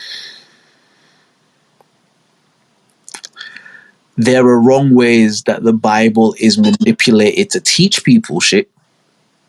But you in yourself reading the Bible, there isn't an incorrect way to interpret it. Any manner of meaning that you take from it is just one of the different patterns in the kaleidoscope. It's a coded message that isn't just coded like, oh, scratch underneath and there's a secret message. It's layered. What did I say before about Shrek? In Shrek, he said, ogres have layers. That's what he said. The Bible is layered. It's a layered code that has patterns and intricacies running all through it in all different directions, meaning if you cut the onion vertically and then you look at it, there's a pattern.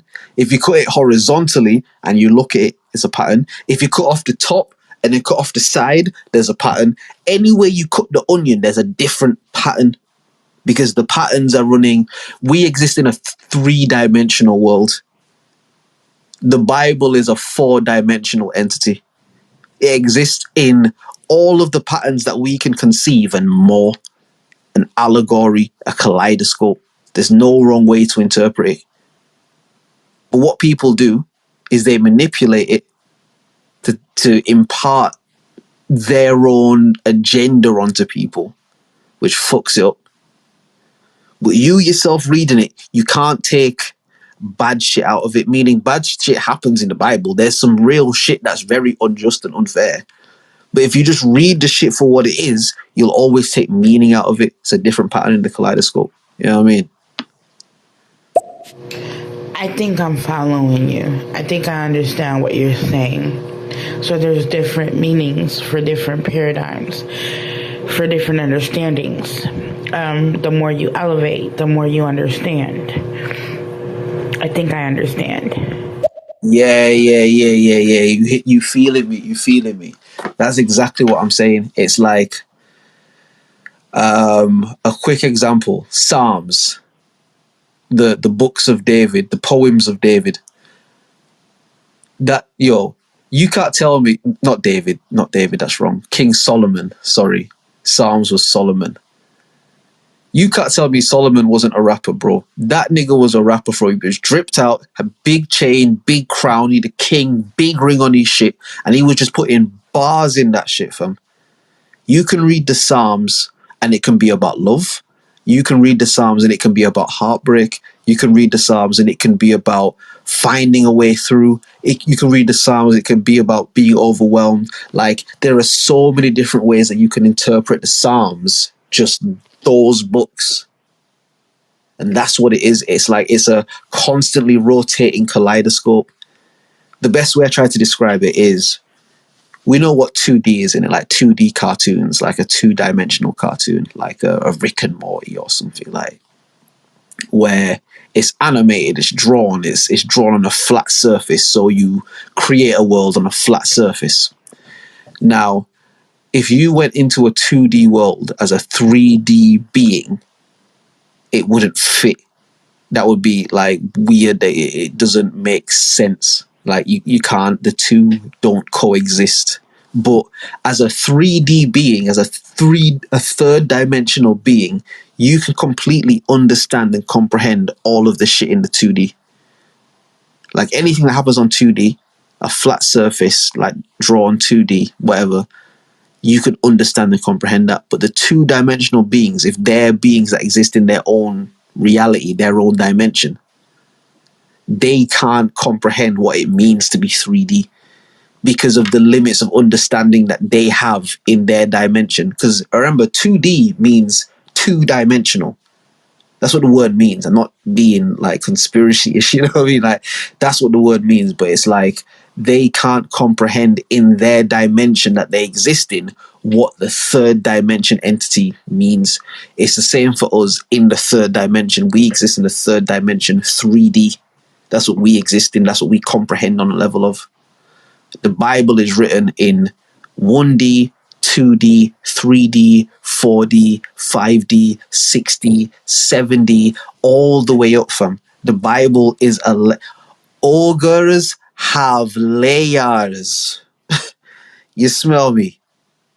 The Bible is an allegory. It's written in such a powerful way that it exists on different dimensional planes. You know what I mean? Like it's a mad thing. It's an absolute mad thing. And that, again, that's why I always say it's like, if you grow up Christian or you grow up under any particular religions and shit, your understanding of those religious books and those religious texts and shit like that, it's given to you through manipulated means. Meaning, again, I'll speak about my own upbringing, like growing up in the church and shit like that. Like, you realize the pastor is a bit of a con man. Like, this nigga's kind of a bit of a, you know what I mean? Oh shit, the pastor fucking on this one in the church and fucking on that one in the church. You know what I mean? Like, these niggas, they ain't living their raps. These niggas ain't practicing what they preach, but they preaching it. And because all of the people have agreed that this person has a higher level of hierarchy or status, they're like, oh yeah, well that's the pastor, really. That's the, to get what I mean? And it's like, when you do your history and your research, even just on how Christianity was introduced to black people and indigenous people, and you realize, oh shit, they gave us the Bible and took our land, bro. Like, and enslaved and genocide us, my nigga. Like, anyone listening, King Leopold II, I'm sure you're all aware, but if you're not, do yourself a favor, Google it. Just type in King Leopold II Congo and see the shit that come up. When you go into the etymology of how Christianity was introduced to black people, indigenous people, it's always through the means of colonization. So what we're going to do right now, class, we're going to Google colonization. Colonization, you bitch. Definition. Colonization, noun, the action or process of settling among and establishing control over the indigenous people of an area. For example, Africa boasts a tradition of higher education institutions that predate Western colonization. Yeah? By the black people weren't introduced to Jesus or no, like real genuine love thing. Because before, and no, not even before that shit was happening, but before that shit was recorded to be happening, meaning our oldest records of when slavery begun. Slavery was going on long before that. Like, slavery was going on long before that. But the thing about history is if the records are destroyed and they just tell you that something else happened, then that's what it is. Do you know what I mean? But Christianity was introduced to black people on the back of essentially what we understand is slavery, where it was given as one of the tools to implement a level of control and obedience from a people that far outnumbered and outstrengthened you. Meaning this, 100 nigger slaves in a field, and you put 10 white man with rifles in there, and not one of them niggas will make a peep. Not one of them niggas is gonna get our line, and not one of them niggas is gonna do no radical shit. Now, if we tell the truth, what revolution is these 100 niggas get together like, yo, listen, there's only 10 of these fuckers here, blood. There's only 10 of these, man. Yeah, they got guns, but we in the fucking Kelowna time, like the Kelowna, the Colin, blood, like the fucking what the nigga name? Columbus times, and when they wore the shoes with the buckle on it and the stinky wigs and the bad teeth and Pirates of the Caribbean and them times there. They got a gun, they shoot one bullet, bro. It take them like 20, 30 minutes to load another team, bro. It's like, yo, listen, there's 10 of these niggas, bro. We can rush these niggas, fam. Like, yo, they got one shot, yeah, like some of us is gonna die, but brother, like, some of us will die, but the rest of us will live, my nigga. Like, we could just rush these niggas, bro. Like, fuck that. The thing that stops things like that from happening is, you can refer to the Willie Lynch papers. You can refer to, I mean, there are a lot of documents throughout history and stuff where essentially, again, I always say the shit is not by accident, it's by design. Why do you think black folk don't fuck with the police, fam? Do you think that's because rappers said it, my nigga? It's because our heritage and DNA exist in direct conflict with the entity that they are, bro. Because that shit, as far as it's recorded in history, meaning it's not all the history, just what's recorded in history, that shit started from the slave runners, fam. And any slave that was brave enough to try and run away, these fuckers was gonna hunt you down and find you, you bitch ass nigga. We gonna find you. You black bitch ass nigga. You think you can fucking run away from us? You bitch ass piece of shit nigga. Fuck that nigga. We're pulling up on this nigga, bro. And what does that sound like now? That sounds like all the rappers that are popping, right? All the rappers that are popping now. What do they say in all their songs? Kill that nigga. Rob that nigga. Fuck that nigga's bitch. Ye went on the Drink Champs interview and spoke about these things. And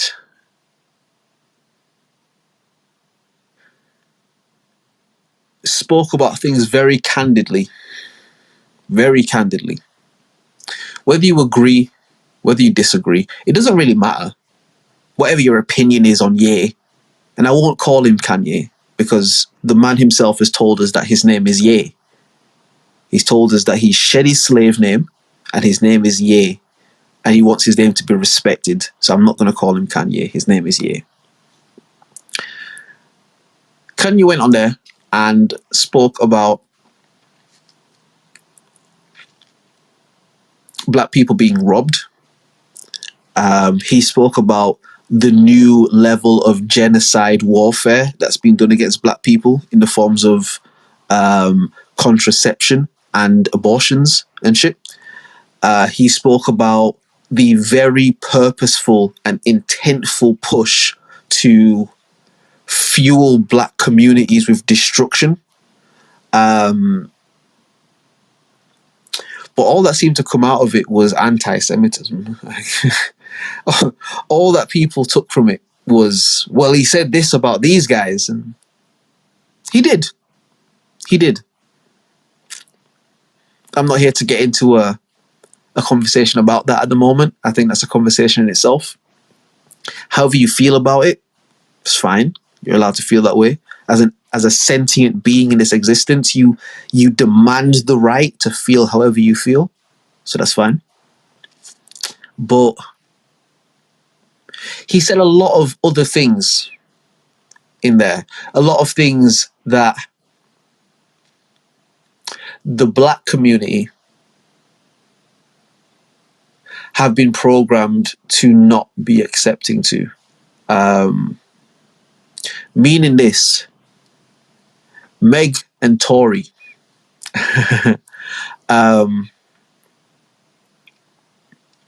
we exist in such a vacuum that you have to side with one or side with the other. There's no space for understanding. There's no space for doubt. There's no space for, well, what about? There's no space for anything. You either down with this side or you down with this side. Over politicized.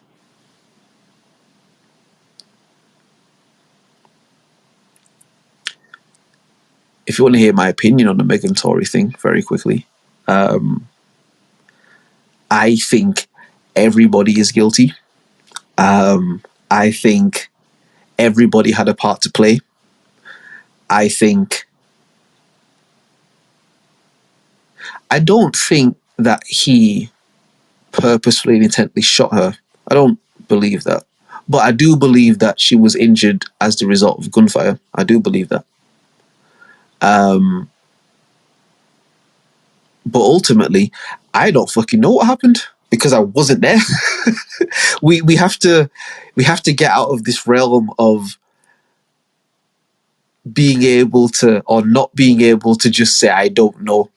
We have to get out of this thing where we feel like forced to give opinions and forced to, make a stand. And because there are things worth making a stand for. There are things worth standing on and there are things that are worth doing that. But not everything, dog. Not everything. And it's okay to just say you don't know. It's okay to think, you know what, I think maybe this, I think maybe that. But I don't know.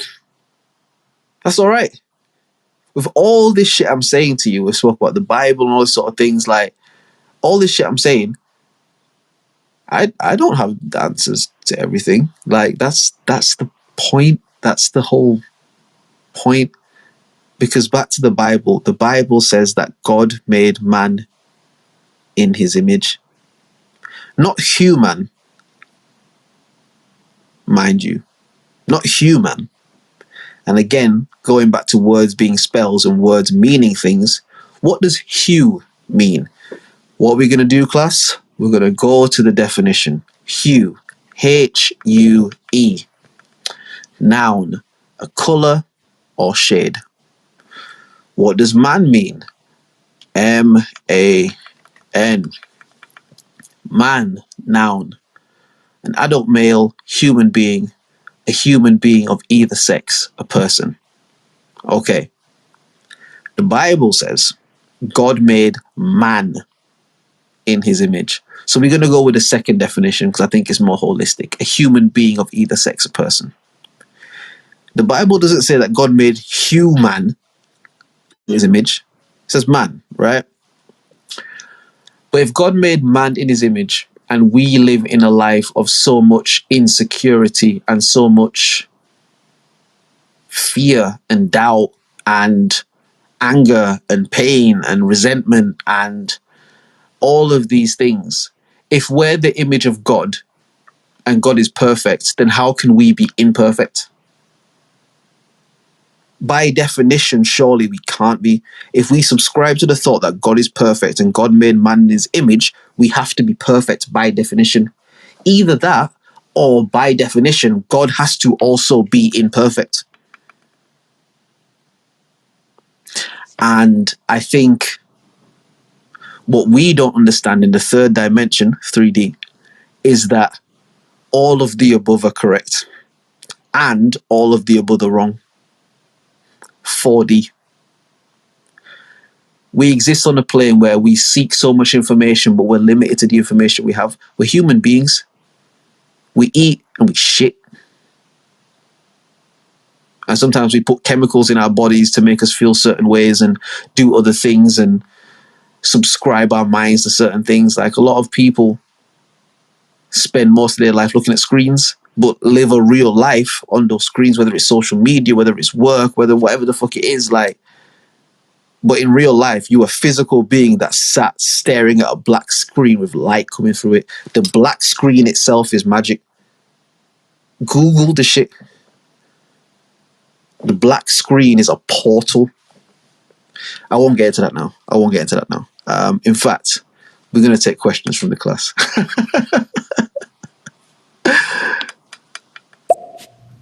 Bro, I'm on the same page. I've been saying this forever. No, legit, you know. And again, I think the importance of words, the importance of being able to communicate effectively where people can hear you talking. Like, all you niggas listen to this shit right now, and the lovely ladies as well. Like, you don't know me from a can of paint. You don't know me from a hole in the wall. You don't know me, but through the words that I'm saying, there's something that's elicited within you. There's something that's like, oh shit, like I connect with this, like this ignites something in me. Like, we are literally spiritual beings living a human experience. What does that mean? The Bible says when you die, you go to heaven. What is heaven? Heaven is the above, the skies, the heavens, right? What is the sky? The sky is a chemical reaction of liquid and gas and solid. Meaning because of certain hydrogen levels and the current of the ocean, all these things, and heat rises and it condenses into clouds that hold moisture and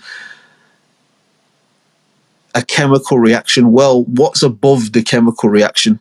Space. What the fuck is space? This might be a not a crazy one, but just go with me or just listen. I believe that space is not this weird, floaty, airy thing where you just float around in air or a gas, let's say. I believe that space is matter the way that water is matter. Meaning this, imagine just for a second, you you have never experienced water. You never had water, you never drank it, you never felt it, you never touched it. You don't know what water is. I know that's hard to understand because as a being, we're made up mostly of water, but just go with me on this thought. Now imagine if somebody tried to explain to you what water was. Okay, I mean, shit, it's like, it's this thing where it's not solid, like you can't just pick it up, but like you can feel it. Do you know what I mean? You can feel it, and if you touch it, it reacts with you, and it kind of like, it leaves itself on your skin. You know what I mean? So if you're like wearing clothes and you go into it, like it's going to have an effect on your clothes and your body and stuff. Like it's like this, like it's matter. Water is matter. And I believe that space is the exact same matter. I don't believe it's air and gas and you floating around, because if you look at the deep sea diving suits, yeah, again, I got Google right here. We're going to open another tab. I know you lot can't see this, but it's fine. you can do it yourself, and that's the class can follow along with that.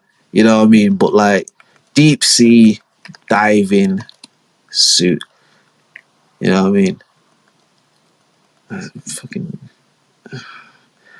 yeah. If you go to the images and shit, and you look at the deep sea diving suits, don't that shit kind of look like an astronaut suit? Like, just do your Google, type in deep sea diving suit, yeah, and go onto images. I'm doing the exact same thing right now. And again, a lot of the pictures are like older pictures of when they used to do that and shit, because now they send submarines down, all this sort of shit. But if you look at some of these diving suits, don't those shits look like astronaut suits? Don't they look very familiar to astronaut suits? Why is that? If the shit was just about air, no, sorry. Let me say that again. If it was just a matter of you floating around in a gas,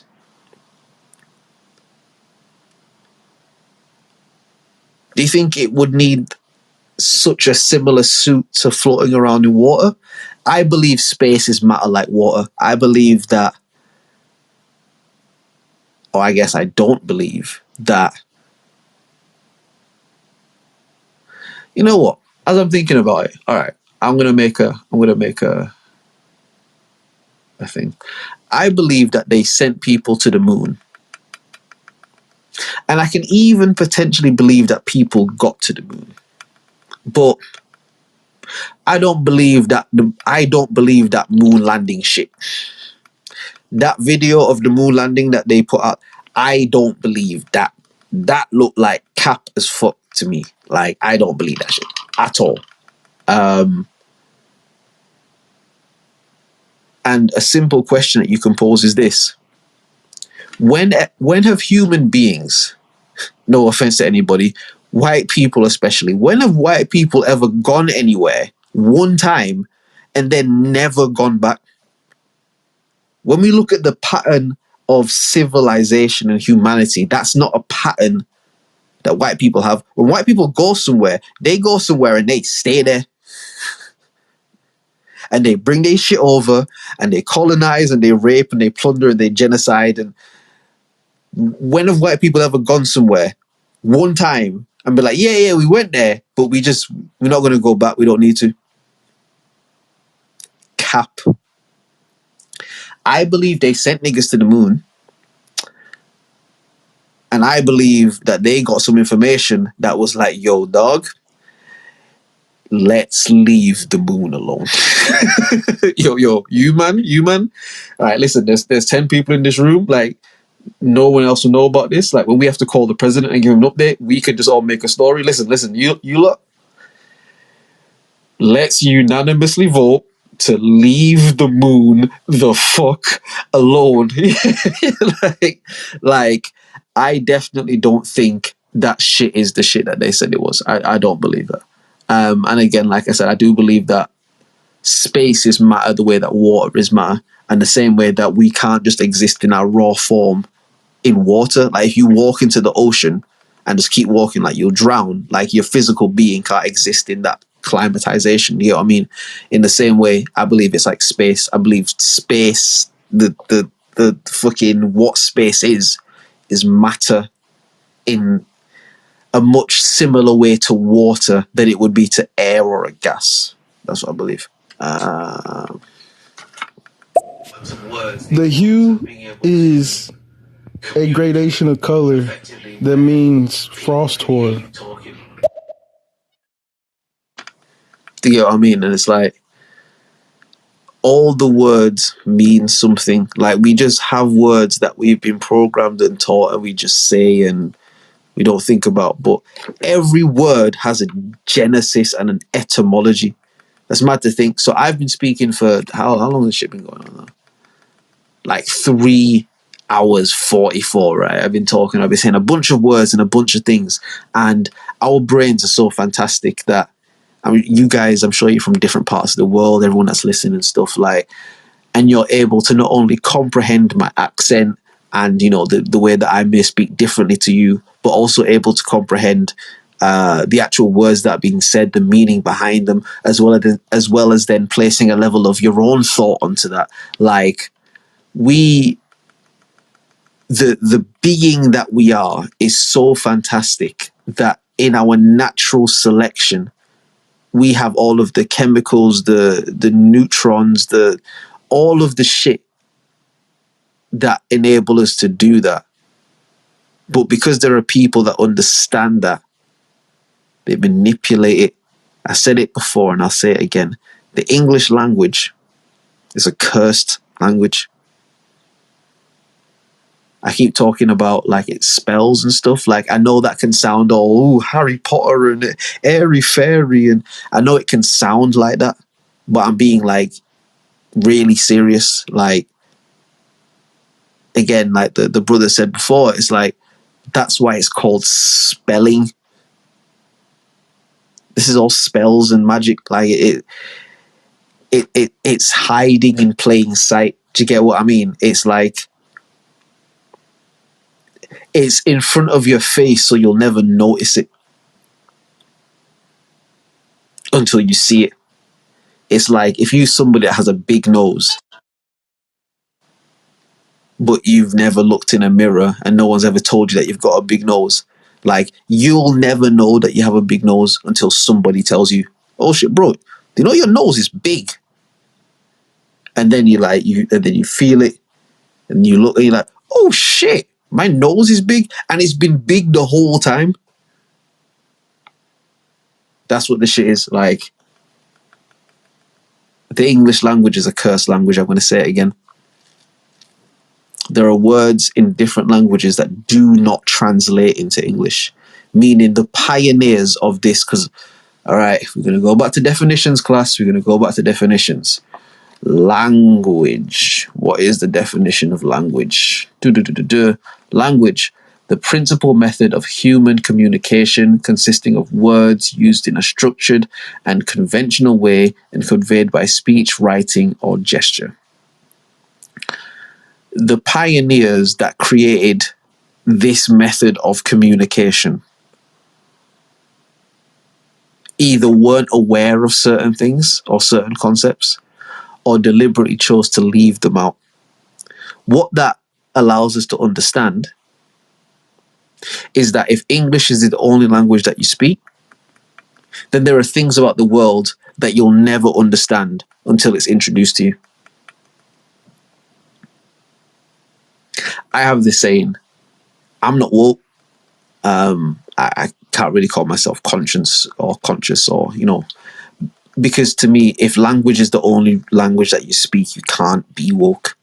The English language is a cursed language. Like, as much as you may be aware of things, your understanding is only limited to what you can understand in that language. And there's so much understanding that exists outside of that language. So if English is the only thing you got, you're in the same boat as me. I mean, my like heritage is from Jamaica. I guess they've got patois, which is after colonization, you know, when a lot of the white people left Jamaica and stuff. And this is the amazing thing about black people. When left to their own devices, they their DNA, their natural inclination, finds a way to try and harvest their native mother tongue, meaning they took the English language and turned it into a whole different language. Patois, to someone who just speaks English and has never heard patois, you'll never understand it. There's someone from Jamaica talking to you, just you won't get it, but they're technically speaking the same language. Do you know what I mean? It's like, let me play the voice note. So do you think the Bible is a spell book? Seeing the, You said yes. but the word God spell, damn, I didn't hear that part. But the word God spell, and then you have the word God related to the word good. Okay, so I believe, again, I said this earlier, but I don't know if anyone was listening, so I'll fling it again. We have to understand that the first iteration of the Bible into the English language is the King James Version of the Bible. Why do we bring that up? Because we have to understand that there are several other iterations of what we call Holy Scripture or holy books that predate what we call the Bible. You've got the Black Sea Scrolls. You've got the Talmud that the quote unquote Jewish people use. There are a lot of holy text and holy scripture that predate the Bible. If you understand anything about the Crusades, like those periods again where they were like, what will people understand? You know, like King Arthur and, you know, the knights, and they have the armor on and they ride on horses and they've got a shield and a sword, like the knights, like that period of time, the Crusaders, what that essentially was the British Empire spreading across the world, colonizing and genociding people. And what they would do when they would go to these new places is that they would take their texts and their books, because this is information. This is, if you think about coding, it's like a hacker hacking into a highly secure facility and being able to copy and reprogram certain codes for that shit. It's like they would take this information and then integrate it into their own shit and then give it to their people as a doctrine to control people. So an example could be Christmas. We just had Christmas. Christ Mass, if you will.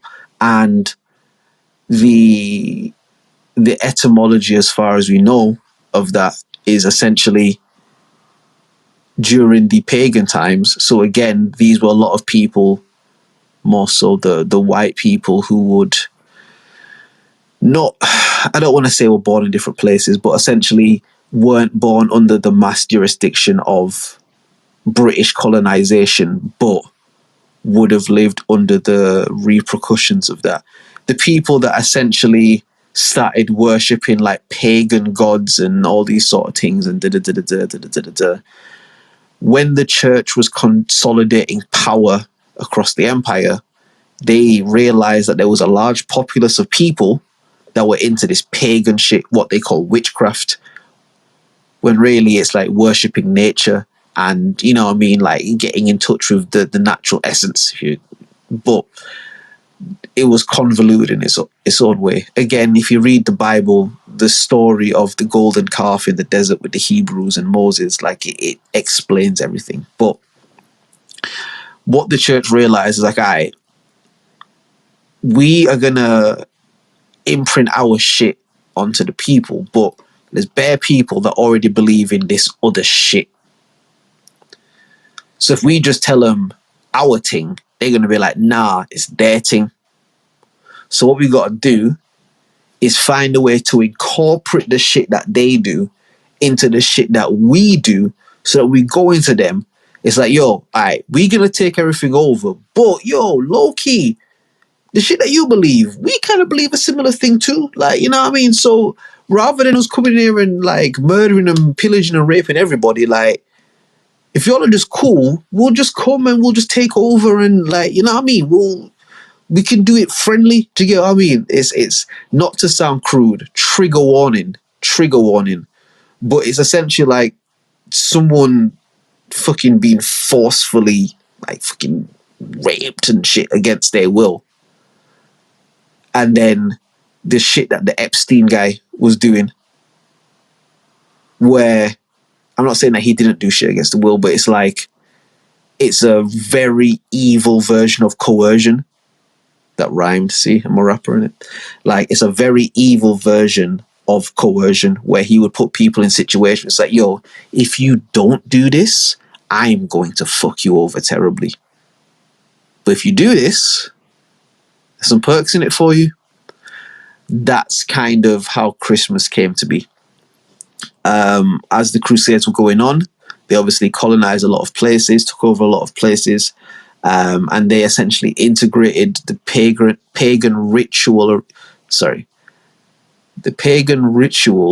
and ceremonies.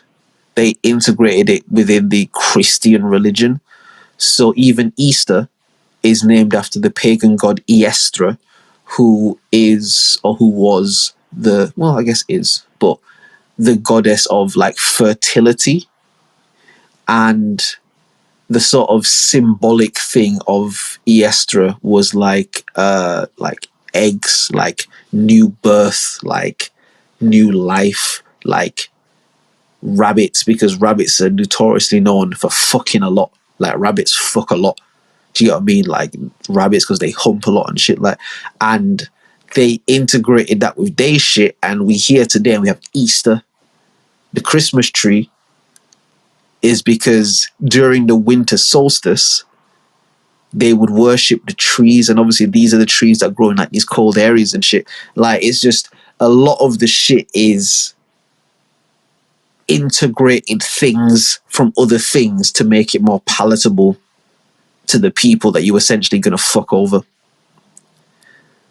And so they essentially present you with, if anybody's seen the Godfather film, it's the thing of the offer that you can't refuse, where the Godfather's not going to go, listen, so either I'm going to kill your whole family or you're going to do this.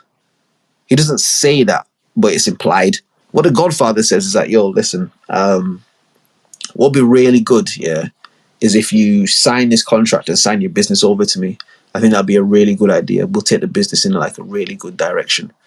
But the implication is, my nigga, if you don't sign this shit, I'm going to kill everybody in your family. That's essentially what the church did with Christianity to the other religions and belief systems that were in place, so that they could consolidate power, so that over time, through the new generations and people born into the society that's mostly Christian, that people would be Christian. And all of that is taken into consideration when reading these holy texts. Again, the Bible in and of itself is an incomplete piece of doctrine. It's a coded message. That's the best way I can describe it. In the film Shrek, Shrek say, ogres have layers. The Bible has layers. You can read it at a certain point in your life and it'll give you one thing. You can read it at a different point in your life and it'll give you something else. None of those things are incorrect. The only thing that's ever incorrect is somebody telling you how you should interpret the Bible. Meaning, the nigga in church does not give a shit about your soul going to heaven. He don't give a fuck. He trying to get his money, bro. Because what is tithe and offering? I heard this great concept once, and it might sound dumb, but just go with me.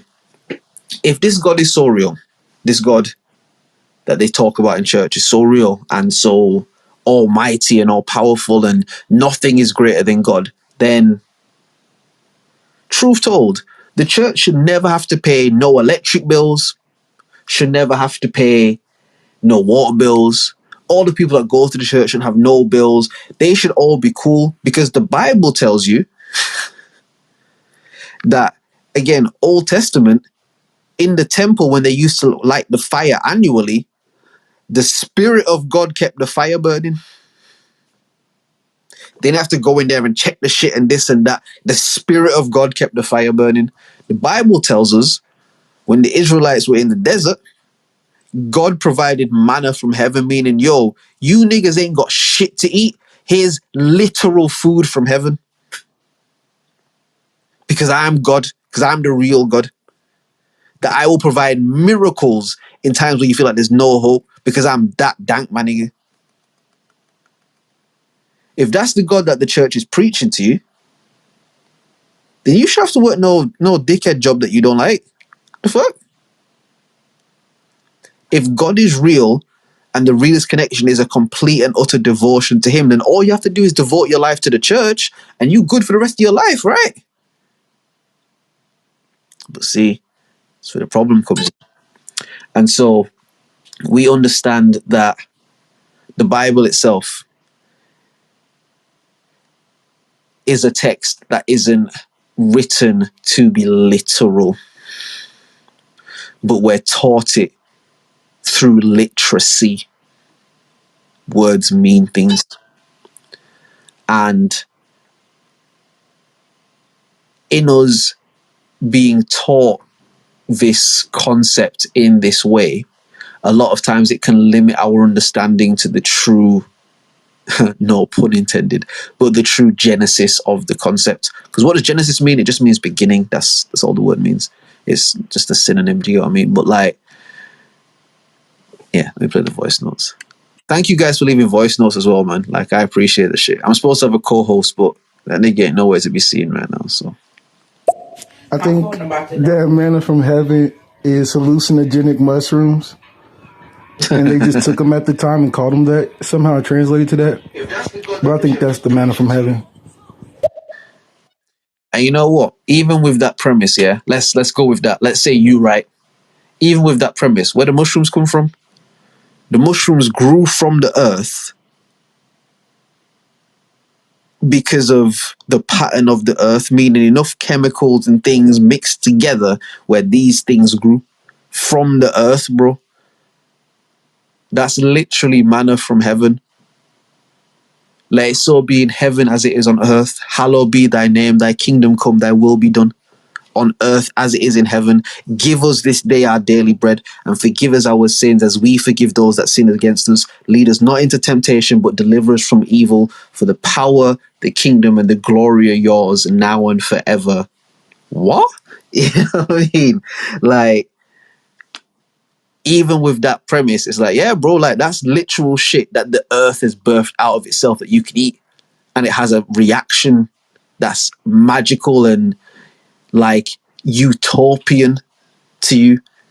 That's some fucking powerful shit, dog. You know what I mean? And it's like, it's whether it's mushrooms or literal manna from heaven, the concept is still the same, that in a time where there was nothing, something was produced to you through means that you had no kind of external control or influence over, meaning there was nothing that you could do to make those mushrooms grow, and there was nothing that you could do to make them not grow. The same way there will be nothing you can do to make manna fall from heaven, and there'll be nothing you can do to make manna stop falling from heaven. It's completely out of your control. You know what I mean? Like, shit.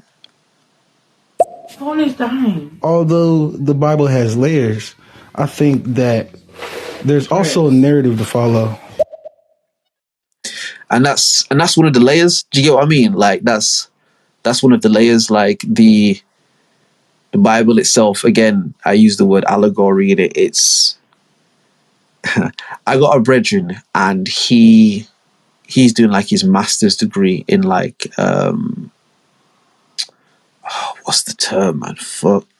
Like computer engineering, I think it is. And he was someone like, he grew up in church and shit as well. But like some of the conversations we have, like very out there. But he still like maintains like he is a Christian and So I remember I asked him one day, I was like, yo, like how do you balance the idea of being a Christian with like all of this other information that you have? Like, how do you make that make sense? Because in my understanding, like what we're taught Christianity is ultimately is based on a lie. Like, as simple as this, yeah, for anyone who wants to understand it. Jesus, the name Jesus is a Spanish name, Jesus. The letter J didn't exist in the time frame that this person that they called Jesus would have lived. The letter J, because again, J is of European descent language. So you're speaking like from the Slovaks to the Central Europeans, British, like the letter J existed much later, around like year 1700s, I want to say, AD. So this person that they're referring to, his name cannot have been Jesus, because those letters, it's like what Elon Musk called his kid. You know how Elon Musk called his kid like some sort of maths equation or something, some dickhead stupid letters. Like, those letters don't exist in our comprehension or consciousness in this time. Do you know what I mean? But if later down the line, in the fucking 1,000 years, they say Elon Musk's kid's name was Brian or something, that's just, they just giving this nigga a name, because really, what the fuck is this nigga name? You know what I mean? It's like a similar thing.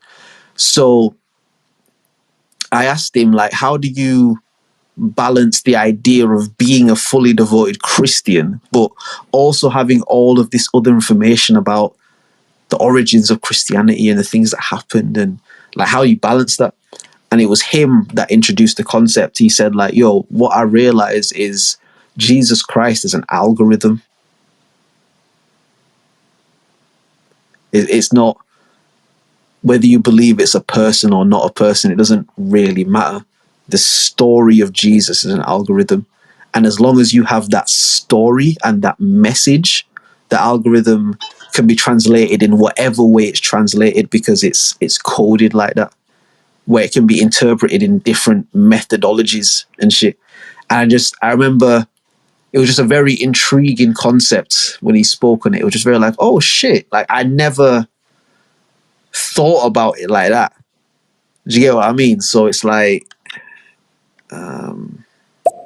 But do you think like the Hebrew Israelites got a kind of legit kind of narrative following on this book, with the different positions in history people play, like the Jews and how they own everything, and Israel's kind of just like a synagogue of Satan, and then the United States with the Pentagon is basically Satan on Satan's capital, and it just matches the narrative, as well as this God is translated wrong in a whole bunch of different ways.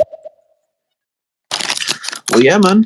I mean, shit. That's why they dealt with Ye the way they dealt with him, because again, we just live like these everyday lives and social media and this and the news and fucking work and family and all the shit that we balance and bills and all this sort of stuff. But there's real life magic going on in real life in front of us. The universe only works one way. The rule is they have to always tell us what they're doing. That's the rule.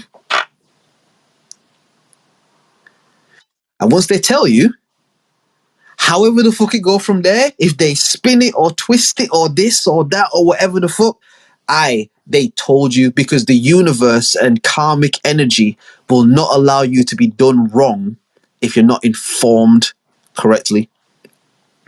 And I know that people will hear that on a surface level and be like, oh, but I've been stabbed in the back. And I'm not talking about that. I'm talking about spiritual and karmic wise. Like, the universe won't allow it to happen. For somebody to impose themselves on you through essentially what is magic, they have to tell you what it is. Terms and conditions.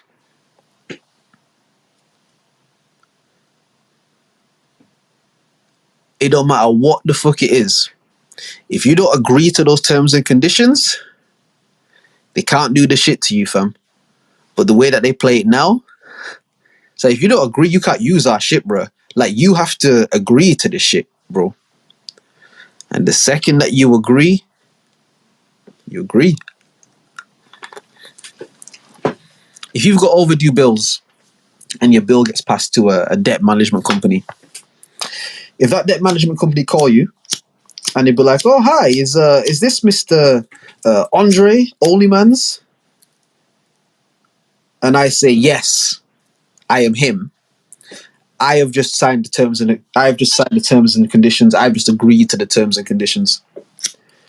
The spell is, when the debt management company calls you, once you acknowledge that you're the person, you become liable for the debt. You in yourself have no legal agreement with any debt management company your debt is passed on to. You have no agreement with them. If they call you and they be like, "Yo, are you Mr. Drizzy OnlyMans?" And you be like, nah, I'm not him, but I'll take a message. They can't do nothing with you.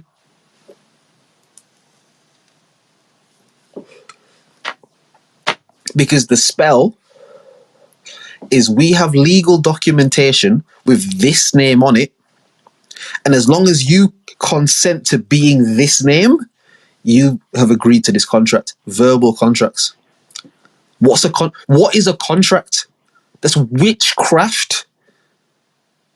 How you get an instrument with ink in it and leave a marking on a material that was cut from a tree.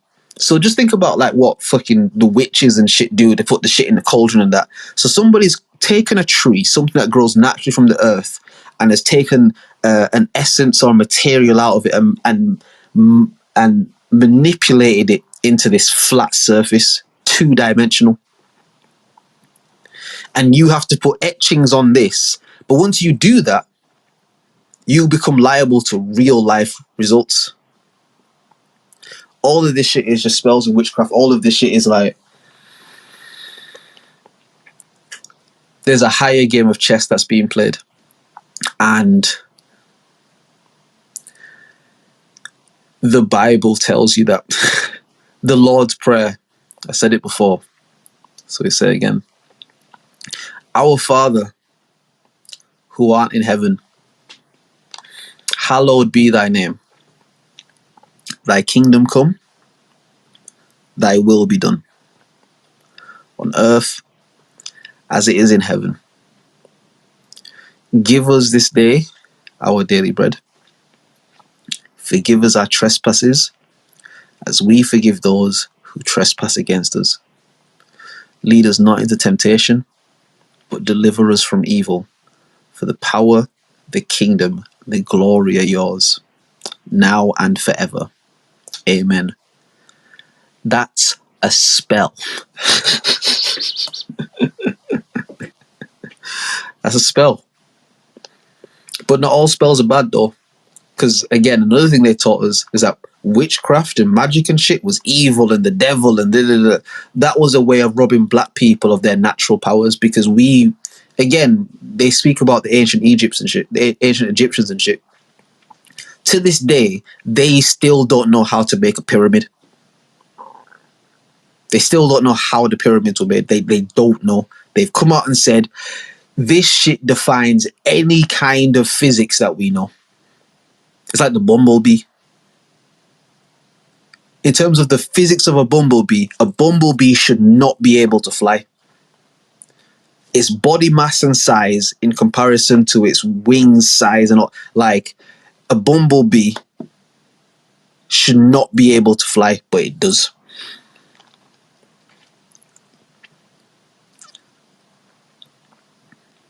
We're taught that magic isn't science. What the fuck do you think science is? Science is just a version of magic that they found a way to manipulate and control. It's the same like with weed and shit. Once upon a time, especially in the States and that, you can get locked up for weed and get put away if you got like weed on you. But now weed is legal because they found a way to sell it and fucking put it on a conveyor belt and make their money off it. What do you think science is? Science is the same thing. Science is magic. What our bodies does is magic. Your heart beats every day from the day you're born till the day you die. Your brain is active and it's sending signals to different parts of your body and you have no control over it. Shit crazy, dog. This shit crazy, dog. Pay for your tongue piercing. Bro, J is the newest letter. It was made to translate Jesus. It was only made for the word Jesus, damn near. Do you get what I mean? And it's like, if you just take that as a fact, like, again, I studied English linguistics. I studied English language at university and stuff. Like, I studied the shit. Linguistics is the scientific study of language. If you take that and be like, all right, the letter J was created to translate this nigga name, that means that Jesus was not this nigga's name. Do you get what I mean? Like, it by, again, the universe only works. That's why maths is so important. When I was in like school and shit, high school, like I always used to like take the piss in my maths class. Like I would just crack jokes and, you know what I mean, try and get at the girls and shit, you know what I mean? Like and my maths teacher was just a dickhead. Like I didn't like this lady at all, you know what I mean? But one thing I've realized later in life is like maths is the symbolic expression of the universe, which is why niggas who are those deep level, higher level mathematicians write equations for the universe and write equations for certain chemicals and because maths, like the universe, only works one way. But if you can find the different ways in maths to make things work, then it'll work. Maths is magic. Language is magic. Science is magic. But they tell us that magic is evil. Because if we were conditioned as a black people to understand the powers that we have and the powers that we innately have, fuck up their shit, dog. This is not by accident. This shit is by design. You know what I mean? And what about Trump? Meaning the trumpet in the Bible, in Revelations, in the book, in the Age of Information. And then... Did I tell you that I was... I'll tell you the truth. Trump... This goes back to like programming and shit. You remember there was a time where all the niggas fucked with Trump, bro. All the rap niggas, people had like, you know, bars about Trump and like balling out like Trump. Like people fucked with Trump. Niggas like Trump. But what happens is, in a system that's designed to just keep the conveyor belt going, if somebody comes in and disrupts the conveyor belt, we need to get that nigga the fuck out of here.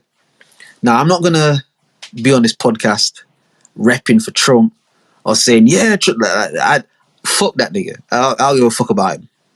Yeah. But what I do understand is that he is somebody who has dirty dealings in the system, but isn't completely devoted to the system.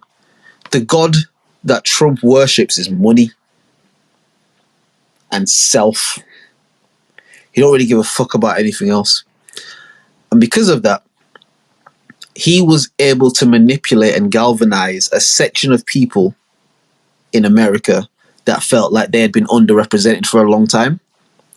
And he was able to use that mass of people, because we speak about the masses a lot. Mass. What is mass? Mass is a weight that exists in both the horizontal and vertical that fills a space. You know what? Fuck that. We're going to go back to the dictionary class. Mass. Definition. Noun. A large body of matter with no definite space. A large number of people or objects crowded together, involving or affecting large numbers of people or things, assemble or cause to assemble into a single body or mass. Right? He galvanized the mass of people. Game of Thrones shit, bro. when Daenerys went to them niggas that get their dicks cut off, like, I don't know what they called, but that whole army of motherfuckers who's supposed to be on smoke and shit, like, she went there and they weren't her people, but she was like, yo, y'all niggas is clearly in some need of shit. Yeah. I'm trying to do this. So rock with me and I'm gonna help y'all get the shit that y'all want, you know what I mean? Vow your loyalty to me, bro. We'll war them and I'm gonna help you niggas out. Daenerys didn't give a fuck about them niggas. She just needed an army to be able to attack niggas. She didn't give a fuck about them, bro. It's the same thing with Trump. Like, Trump don't really give a fuck about anybody apart from himself and the shit that affects him.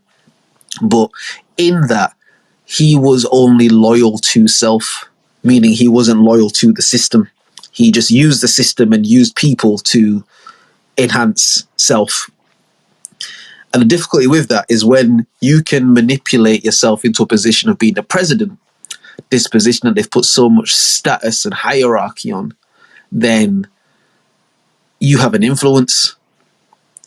And when you have too much influence that doesn't align with the influence they want you to have, they have to make you radioactive, fam. Yay. Andrew Tate. Fucking, who else has been cancelled? Kevin Samuels. There are so many people to name.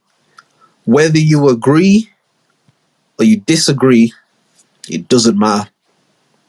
The point is, when somebody has a message that goes against the message that they're trying to promote, whether it's a good message or a bad message, if it's not the message that they're trying to promote, they have to shut you down.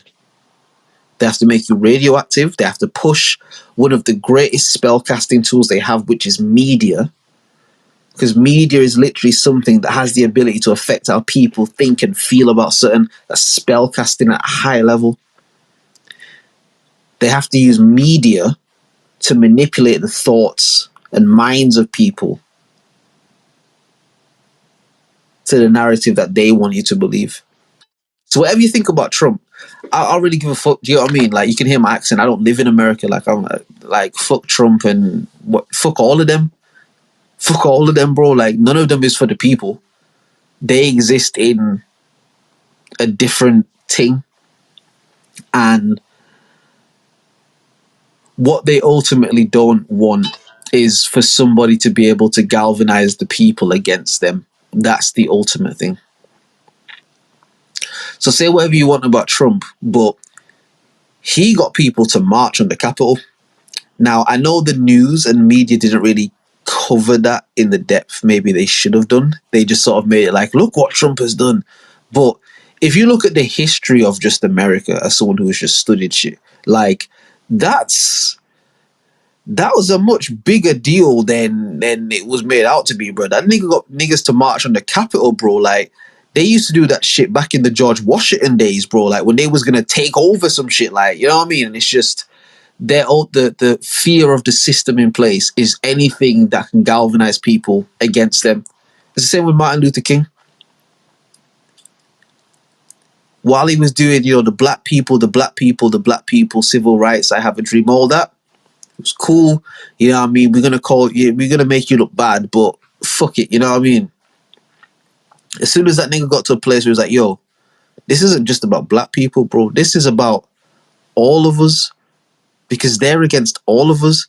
Martin Luther King was organizing a protest that was for all the disenfranchised people, black, white, Mexican, all the people that were disenfranchised. He was organizing that protest. That's what he was getting together. The FBI or whoever the fuck they was, they got the intel on that. Blow that nigga head off, bro. The fuck you talking about bringing people together, nigga? Push that nigga shit back. Pause, nigga. Malcolm X. Again, Patrice O'Neill has an amazing joke. He says, yo, while Malcolm X was screaming, fuck white people, these evil devil honkies, fuck them, they evil. While Malcolm was saying all of that, he lived a wonderful life, bro. Fresh suits, the Nation of Islam was, you know what I mean, they were funding his movements and shit. He was on the news looking fly, giving these great speeches, living a great life. When he was saying fuck white people, living a great life, bruh. That nigga went to Mecca and saw that there were other people who were Muslim from other parts of the world. There were white Muslims, there were Arab Muslims, there were Chinese Muslims, all these people from all across the world that all had the same faith and belief system that he had. And he realized, oh shit, bro, this ain't just about white people, fam. Because there's white guys here that think how I think. Like, this isn't just about white people. They're against all of us. When Malcolm came back saying that shit, get your hand out my pocket, nigga. Blow that nigga shit back, bro. Blow that nigga head off, fam. The fuck he coming here talking about all the people? No. We need division, fam. We need division, bro. We go back to saying the fuck white people shit. When he found out about Elijah Muhammad and the things that he was doing and shit, and he's like, yo, like, this isn't right, man. Like, this, blow that nigga shit off, fam. The fuck he talking about shit ain't right, bro.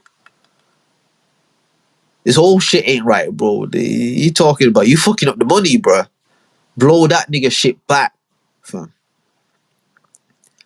And that's what it ultimately is. Like, anybody who's able to galvanize people, a mass of people, is a threat. Yeah. Andrew Tate, Donald Trump, people that have a large influence on a number of people, bro, they have to make them radioactive, fam. We can't let these people thrive, bro. Get them the fuck out of here, fam, because they might start saying, if we let them talk too much, they're going to start convincing too many people. They did the shit to the guy they called Jesus, bro. The Bible tells you all of this shit, my nigga. It's all in there. Jesus is an algorithm. We've seen Jesus countless times in people throughout our life, bro. I've said this from day and I'll say it again. The day the artist formerly known as Kanye West, now known as Ye, the day that nigga died, bro, you'll see it. Like him, hate him, however you feel about him, that nigga is important. And we, as black people, I understand why a lot of black people are off him. I'm not going to speak about nobody else. I'm not going to speak about non-Jewish people. That's not my concern. I understand why a lot of black people are off him, but I'm going to say this to my black people, my black brothers, my black sisters. Ye is very important. We need him. He's selfish. He's a manipulator. He's a liar. He loves bitches.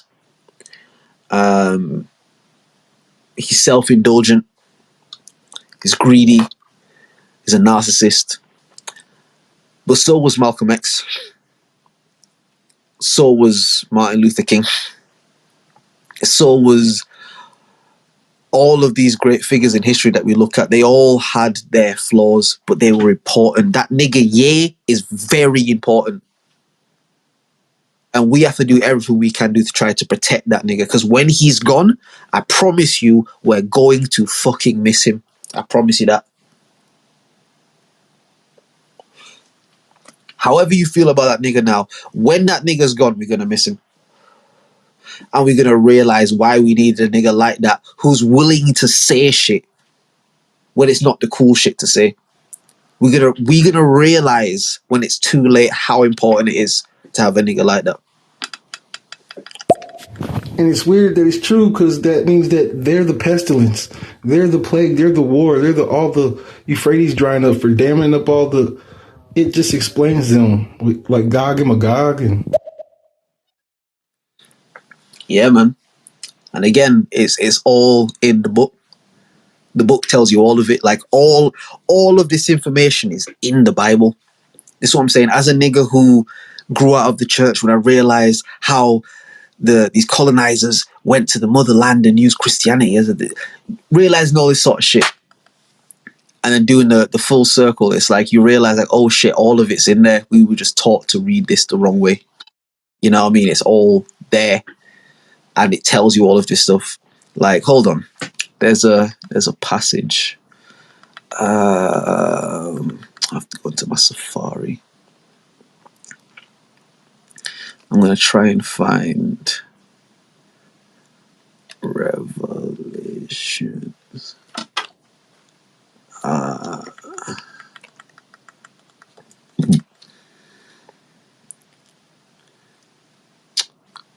I'm not gonna be able to find it. Fuck's sake. It doesn't matter. I was gonna say there's a passage in Revelations that literally it says ye, Y-E, but obviously we're taught to read it as ye, but it says ye. Revelations. Oh, fuck's sake. No, don't show me that. Show me that. It's like Revelations 12 or so. It's something. I can't remember. Hold on. I'm actually gonna try and find it. Because I feel like I wrote it down somewhere. Revelation.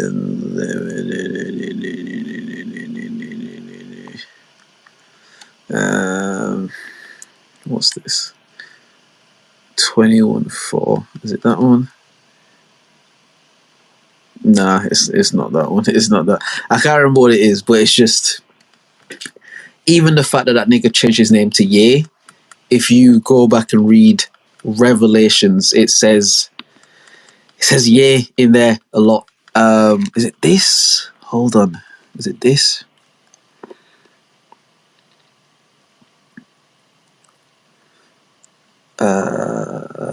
Nah. Yeah. But it doesn't matter. I lost that trail of thought. It doesn't matter. Let me go back to the voice notes. It's like a vampire needed to be invited in your house to come in your house. But that's the kind of witchcraft they're using. And we're not identifying it with the folklore that follows it and the whole entire main storyline that's keeping up with it too in the Bible. And we're just not relating these necessary pieces for whatever reason. But again, it's because we're conditioned and taught to relate the Bible in a certain way.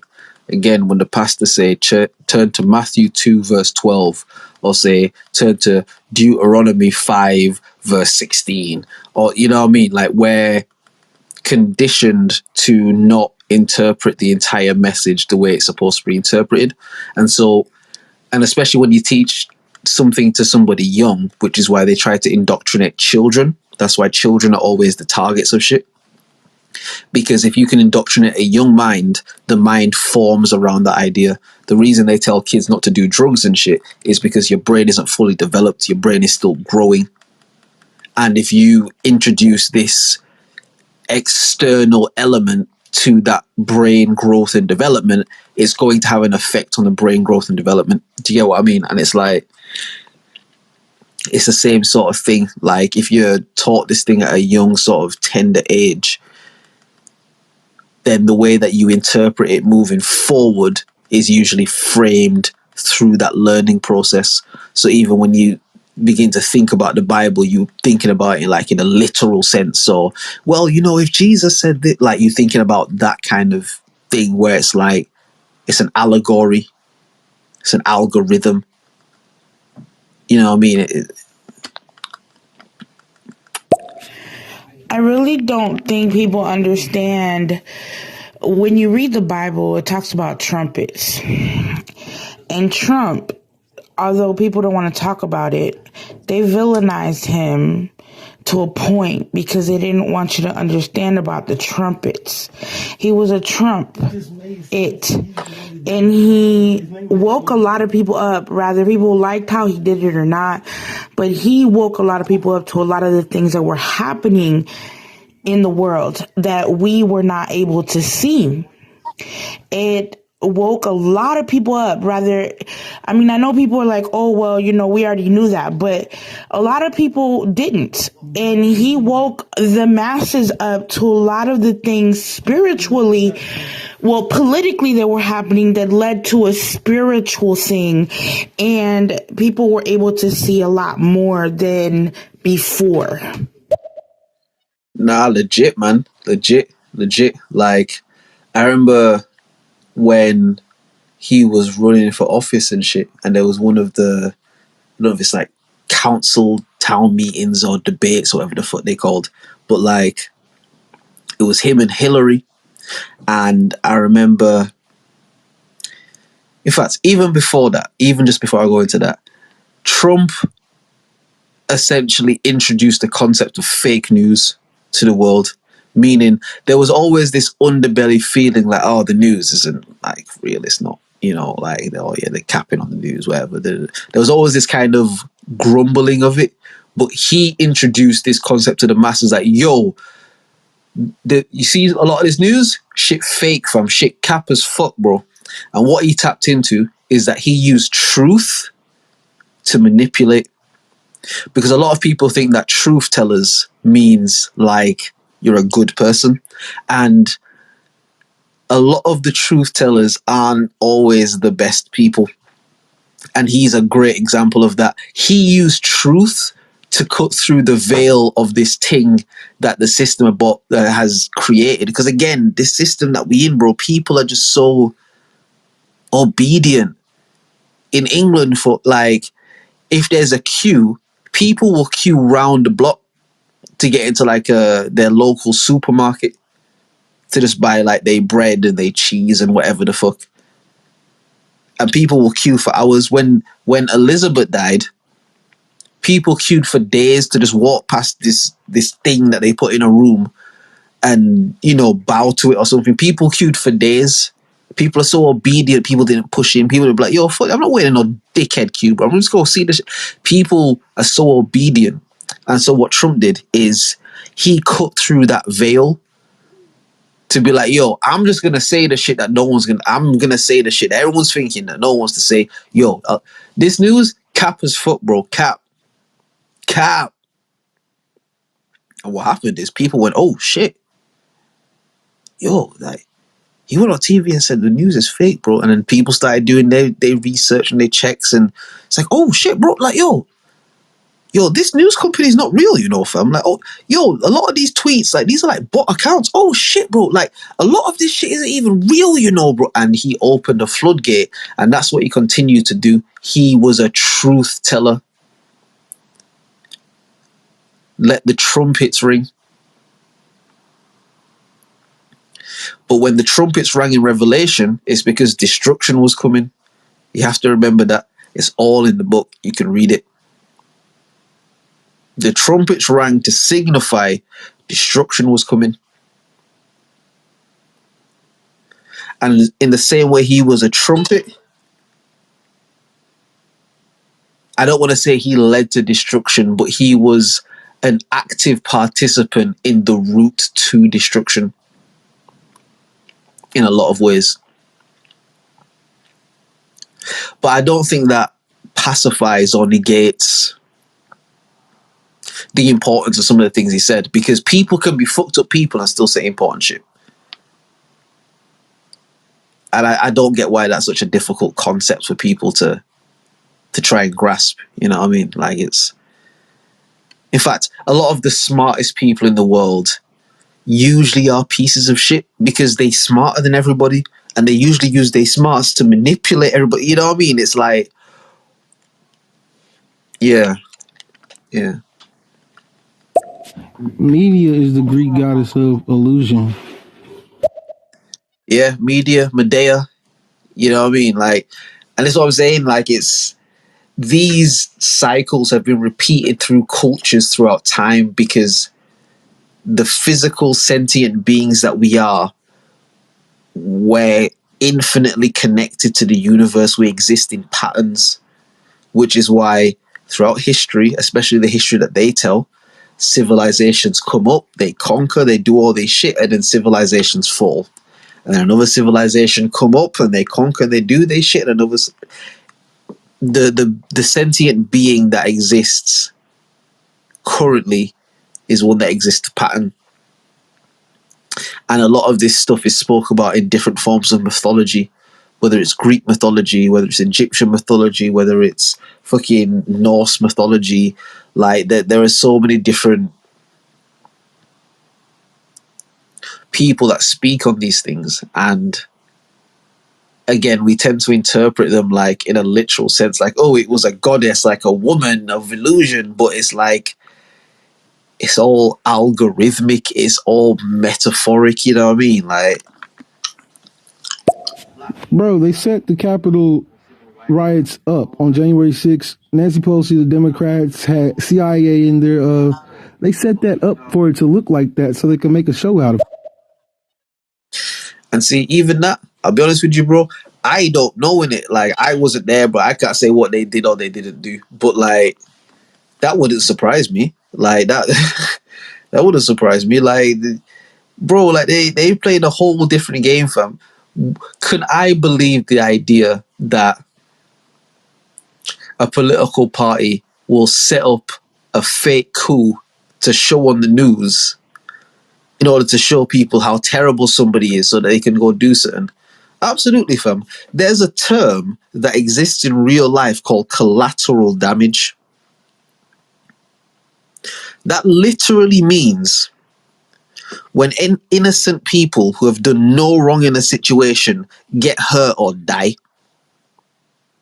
Now, if we were a fair and just people, that term wouldn't even exist. There would be no thing where we say innocent people, because karmic energy doesn't work like that. That term exists because people understood at a point, like, yo, in order for us to accomplish our goals, somebody gotta get fucked over, bruh.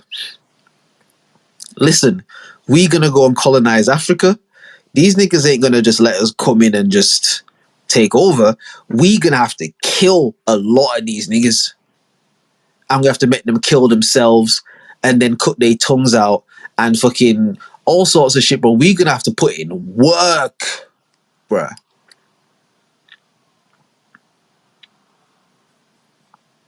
But when they retell history, they don't tell it like that. They tell you about these brave people who fought, you know, for the people and this and that. Even American history, bro. Like, they don't tell you the truth about American history. It's only the last couple of years people have really been like, oh, Christopher Columbus was fucked up. But it's like, brother, he been fucked up the whole time. You niggas still celebrate Thanksgiving, bro. And I know Thanksgiving now, it's about getting with the family and it's not about that. I understand all of that. And I'm not mad at that, innit? I'm not mad at that. But it's like, in real life, it's a celebration of the genocide of indigenous people. And if you don't really care about that, that's fine. Like, you're allowed to not care. You know what I mean? You're allowed to not care, but whatever you want to make it, that's what it is. And they tell you like Native American and Native Indian. Native Indian is cap. They say Indian because apparently Columbus was trying to sail to India and then he landed in the Americas and he saw colored people, quote unquote colored, and said, yeah, they're Indians in it. Like, I'm not wrong. They're just Indians. Do you get what I mean? So all that, like the niggas with the ho whoa ho, like all of that shit is capping it. Like, indigenous people are melanated people. There's no other way around it. And that's not a diss to anybody else. It's just what it is. And it's fine. You know what I mean? It's fine. Why don't Ye just run as a Democrat? The worst thing that Ye could do is try to become the president. I understand what he's trying to do. I understand maybe why he's trying to do it.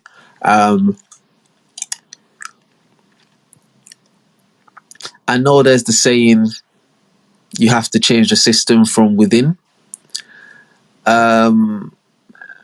Unless Ye is willing to be murdered as the president, there's no reason for him to be the president. Once you get into their system, I don't give a fuck how much free thought you have and shit. They play a whole different game. The best thing that Ye can do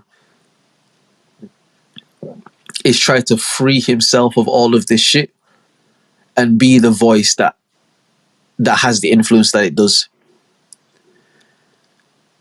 What's fucked up is that, if I'm being honest, there's a lot of shit that nigga been saying that I kind of agree with.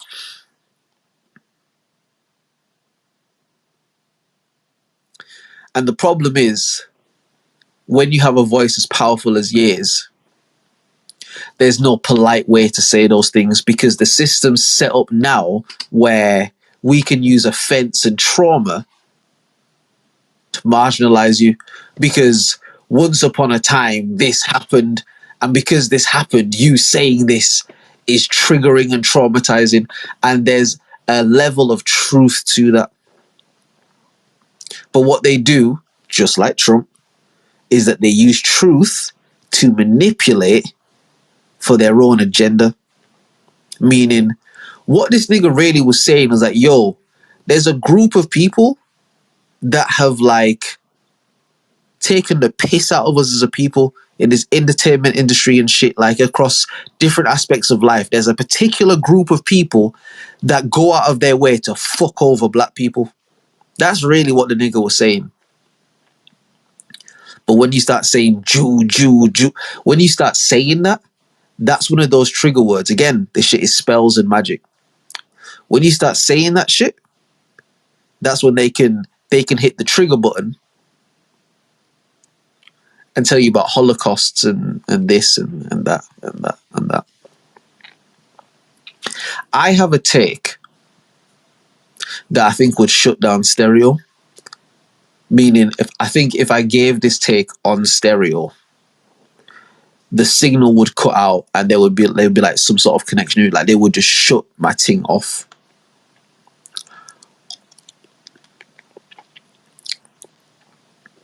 But I think I could give a rational explanation for what Hitler was maybe trying to do and why it might not have been a terrible thing that we thought. I'm not going to do it. I'm not going to do it. And maybe that's a good cliffhanger in it, because that sounds crazy as fucking it. But I think I could provide enough information where if I gave that perspective, you'd at least think about what I'm saying. But I'm not going to do it now. I'm not going to do it. I'm going to respond to the voice notes instead. Wow. I love it. You can only take my word for it, but I've been saying that to people like as a joke. Not that it's like it's a pretty generic idea and a joke, idea for a joke, but I've been like, I ain't got an OnlyFans, I got an OnlyMans. Hey. It's nice to see, and I might check this out.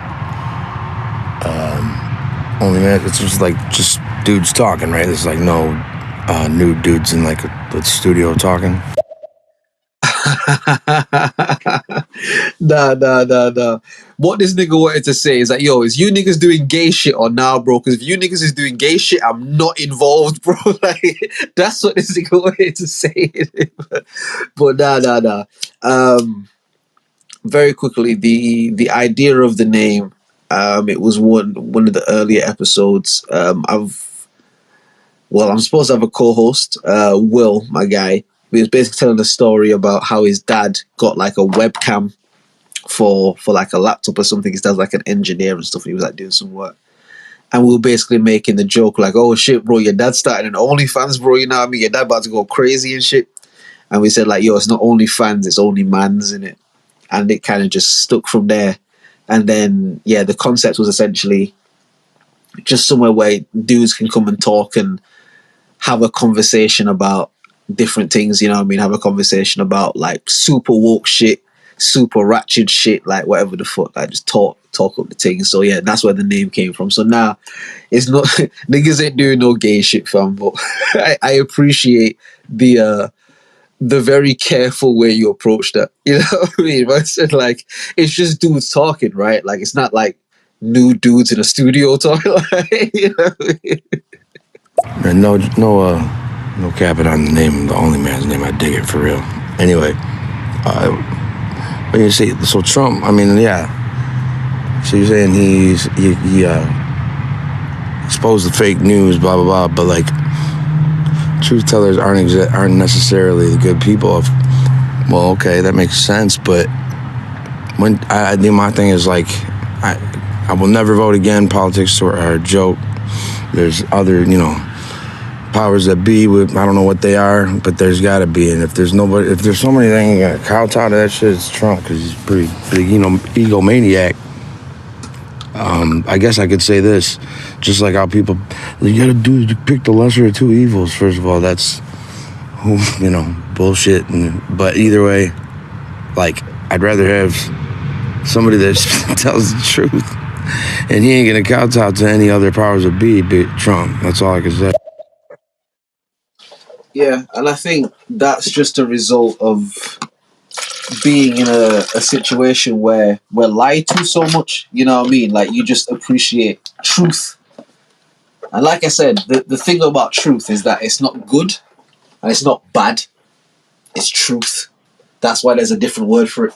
Do you get what I mean? And yeah, like, there were a lot of truths that he told, but I think it's important to also realize that he used a lot of truth to manipulate people's thinking. And if we're being completely honest, that's what all politicians do.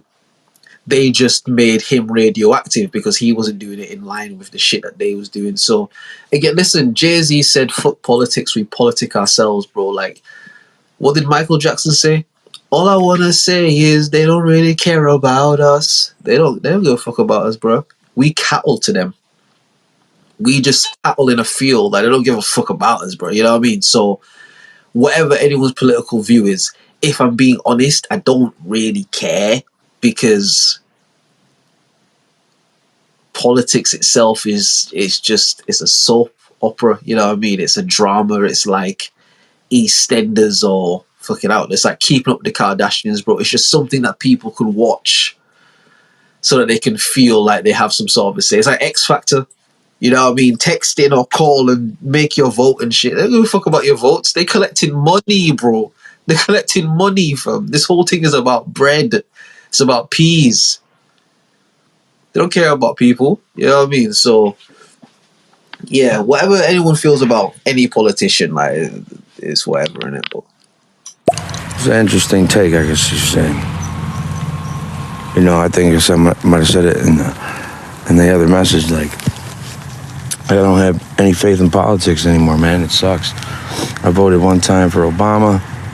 Family came, real liberal, blue-collar, middle-class family, deep roots in the unions here in Detroit, especially UAW.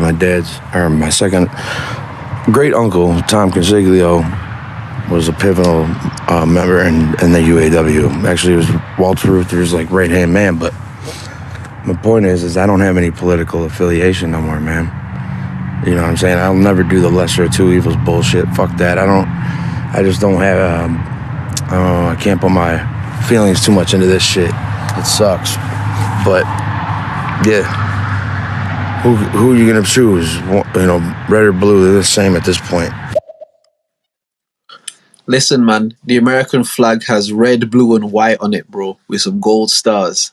All of that shit is lined up and aligned, fam. Like, and it's so fucked up because I know America, it's like that shit is super radical out there. Do you get what I mean? Like, the climate is so, or at least when the shit that we see from it, it seems so radical out there. And it's like, imagine this guy, you know what I mean?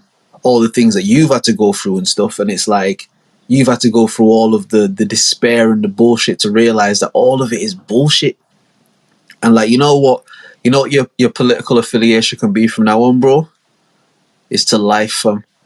That's what you vote, life, all the time. And I'm not talking about abortion rights. I'm not talking about that. I'm just talking about, like, you dedicate your life, bro, to just the people around you, the world that exists around you, bro. You just spread love to people.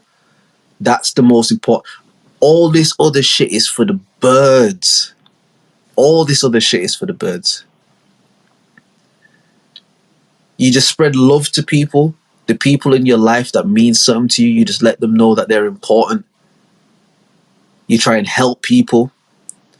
I'm not saying to be naive and get suckered into dumb shit. I'm not saying that. I'm just saying, as long as you use your time on earth to try and help people around you, like, don't donate to charity. Go and give that shit to your neighbor that you can see is struggling. You know what I mean? Don't fucking sponsor a tiger in India. Like, go down to your local shelter and help them fuckers out there. Like, just dedicate your life to trying to help people in the best way that you can help, whatever that may be, whatever your skill set is. And that's the only shit that matters, bro. I'll tell you this, I never voted in my life, bro. I ain't voting for shit. Fuck all these niggas, bro. Fuck all of them, bro. I ain't voting for nothing, fam. The area that I grew up in, with the amount of shit that I've seen, kids killing kids over bullshit, over postcodes that they don't own, named after slave masters and shit. After seeing police and shit fail communities time and time again, bro. I ain't voting for none of these niggas. Fuck them, bro. Anybody who wants to be a politician is a piece of shit. The job itself entitles and gives you permission and power to be a piece of shit, bro. I ain't voting for none of these people, bro. Fuck all of them, bro. And don't let them ever radicalize you into picking this side or picking that side. Because once upon a time, I thought it had to be like that too. But it don't, fam. It don't. Separate yourself from that shit. Get away from any of that shit. And I understand that a lot of these things are like hot button topics for people. And sometimes, you know, you can try and talk to family and friends and they might not get it and stuff. And that's all right. If they don't get it, it's not for them to get at this moment in time. That's all right. Once upon a time, you didn't get it. Once upon a time, I didn't get it. It's all right, innit? But the politics, the red, the blue, like, listen, right wing or left wing, a bird needs two wings to fly. A bird can't fly with one wing. That's where there's two wings. It's all attached to the same being. It's all bullshit. It's just a game. It's X Factor, dog. As long as we can keep the people focusing on this shit, we can pass these bullshit laws and fucking... What did they say about Epstein, bruh? They said, yo, listen, we just... Nah, the details of this case are really bad in it, so we're not going to make this like publicly available. Like, no one can see the shit in it, so it's really bad in it. Bruh, there was a period in time where you could watch beheadings on YouTube. Every other day, they showing you some rap nigga that got shot and killed and his throat cut in Chicago, wherever the fuck. Like, there's so much terrible shit that circulates every day, bro. There are motherfuckers who prey on children, bro, and like, bro, there's so much terrible shit that circulates, bro. And they said, yeah, nah, this is too bad, innit? Like, this is... So we're just not going to tell people. And nobody said anything about it. Nobody did anything, bro. Nobody rioted. Nobody was outside the court building. Like, nobody did nothing. Because we cattle, bro. And anytime one of the books get out of hand, they get the big... What's the thing? The branding iron. They light that bitch up, heat up, make sure the shit is hot. I want this to be white hot.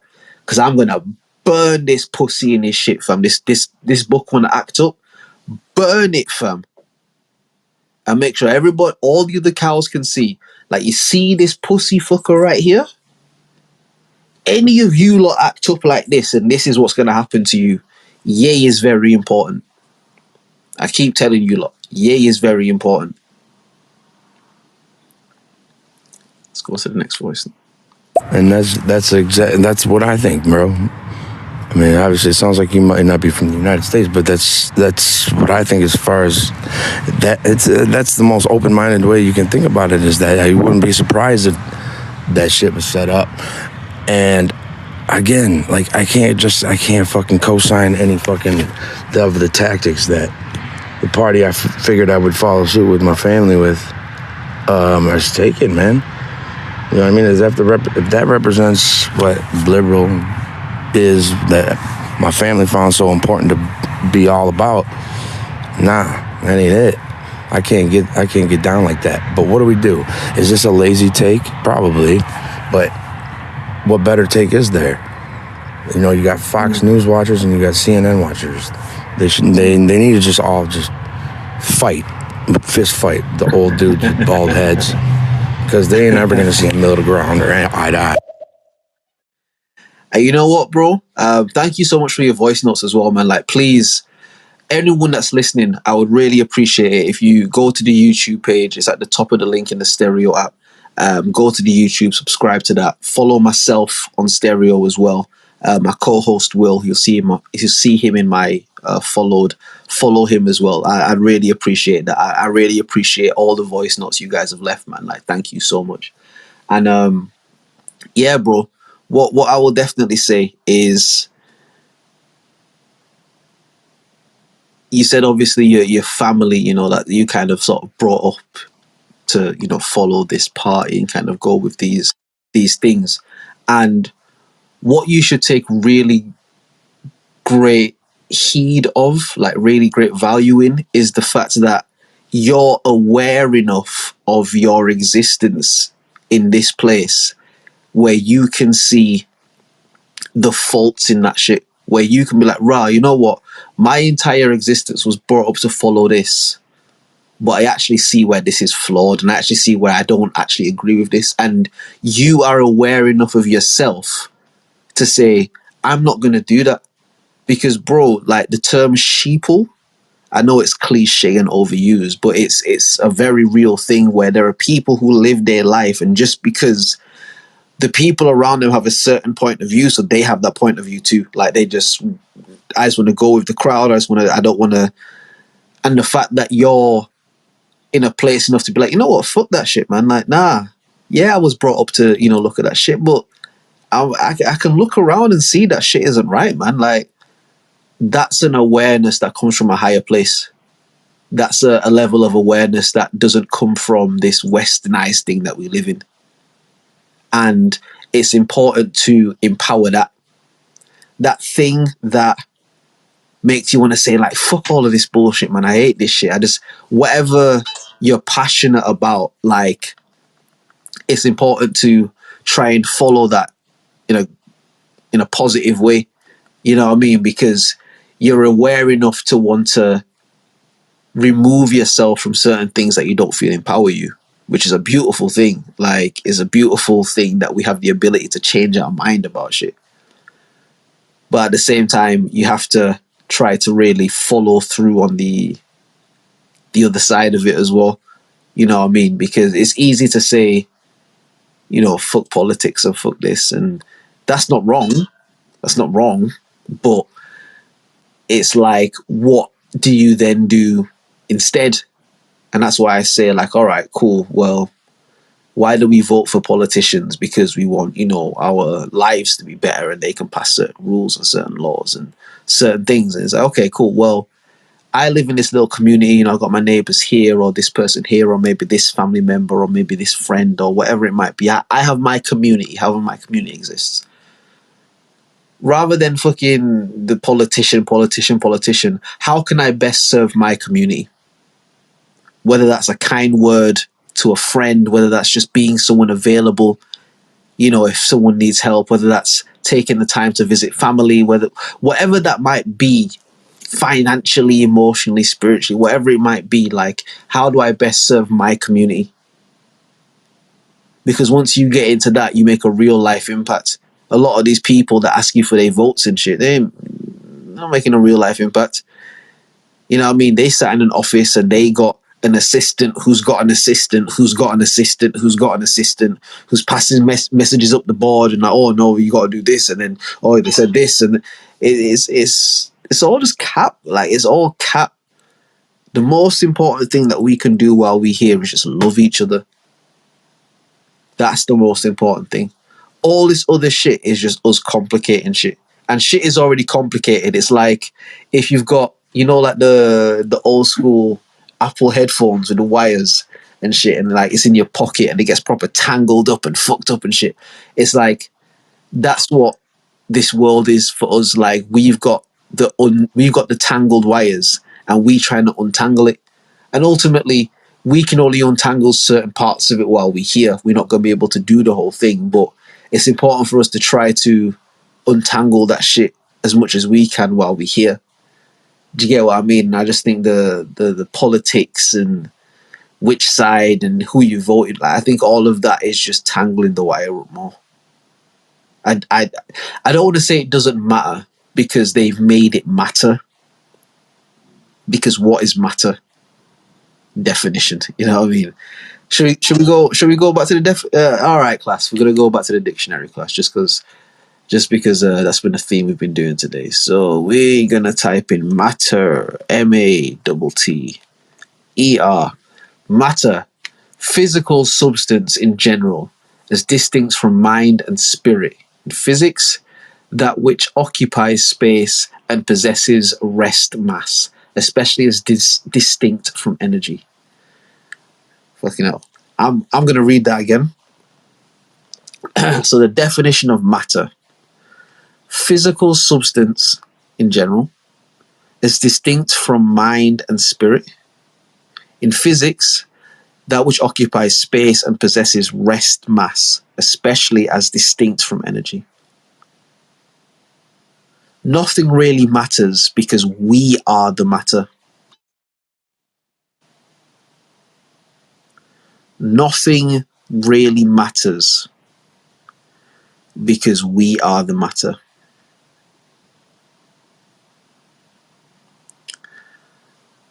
Nothing really matters because we are the matter. I think people are looking at things a little differently, in a way that we're going to have to go to war for this. I don't think we are, honestly. People are being taken out who need to be taken out spiritually. And when heaven on earth comes, we'll be elevated to a point where none of this is going to even affect us. We're going to leave it behind. We're going to be elevated to a different point. I don't think that we're going to have to deal with having to take these people by force. Little by little, we're seeing them being taken out, and more than you think. Yeah. I definitely think there's truth in what you've said. I definitely think that when we elevate past this dimension of being, similar to the example I said about 2D and 3D before, how as a 3D, as a third dimensional being, we can fully comprehend and understand the 2D, but the 2D can't fully comprehend the 3D. I definitely think when we ascend to the higher dimension, 4D, 5D, etc., we will look back and realize, oh shit, none of that shit even mattered. Like, none of that was important. Like, none of it at all. They're literally just beings on a planet that are just creating their own societal rules. Like, none of that even is important. Like, yeah. But I think that while we exist in the third dimension, we bring importance to it because, like I just said, we are the matter. Nothing matters because we are the matter. We create the matter. Like, any of the issues in the world is created by people. Nature doesn't create issues. There's never a pandemic of, oh, there are too many trees growing. There are too many fucking... Like, we create the problems because as beings of matter, we are able to manifest into the matter that we exist in. You know what I mean? So yeah, I think you're right. Like, when... That's why, again, I don't want to get morbid and shit, but, you know, there's been a much higher trend of, like, suicide and shit, and what we're led to believe is that a lot of that comes from, you know, depression or, you know, like, negative things, which, you know, a lot of it does, but there are also people and, you know, accounts of people just saying, like, I understand that this dimension isn't the end, and this whole thing is bullshit. And energy cannot be destroyed. It can only be transferred or moved. But energy can't be destroyed. So if I remove my life force from this dimension, I'm going to go to a next dimension. Do you get me? So it's like, it's not to glamorize that shit. It's not to anything like that. But it's like, I have enough understanding to understand where that comes from. But at the same time, it doesn't mean that you want people to kill themselves. Do you know what I mean? So it's I think two things can be true. I think two things can be true. And I think that, yeah, I think it was a good take. Fucking hell, you lot are leaving bare voice notes, fam. But I love this shit though. Like, I was supposed to have, again, Will was supposed to be here, fam. I don't know what happened to him, bro. But nah, you lot have definitely. Round of applause. Fuck that. We're doing a round of applause. Fuck that. Yeah. Big up Joanna Tyler. Big up Galboy Butts. Big up Chris. You know what I mean? Big up, is it Croesus? If I pronounce anybody's name wrong, just tell me if I said your name wrong and I'll say it right in it. But like, now, big up to all of you guys, man, because like, yeah, you lot have definitely kept this conversation flowing. You've got my brain working and shit. You know what I mean? Like I said, I feel like a professor in class, you know what I mean, speaking to some very highly intelligent students that want to know some shit, that can challenge me on some shit that I say, that can introduce new information, that can further the conversation. Do you know what I mean? So I appreciate you all, man. And again, not to sound like a whore, not to get a cheap plug, but I would love it if you guys go and subscribe to the YouTube page.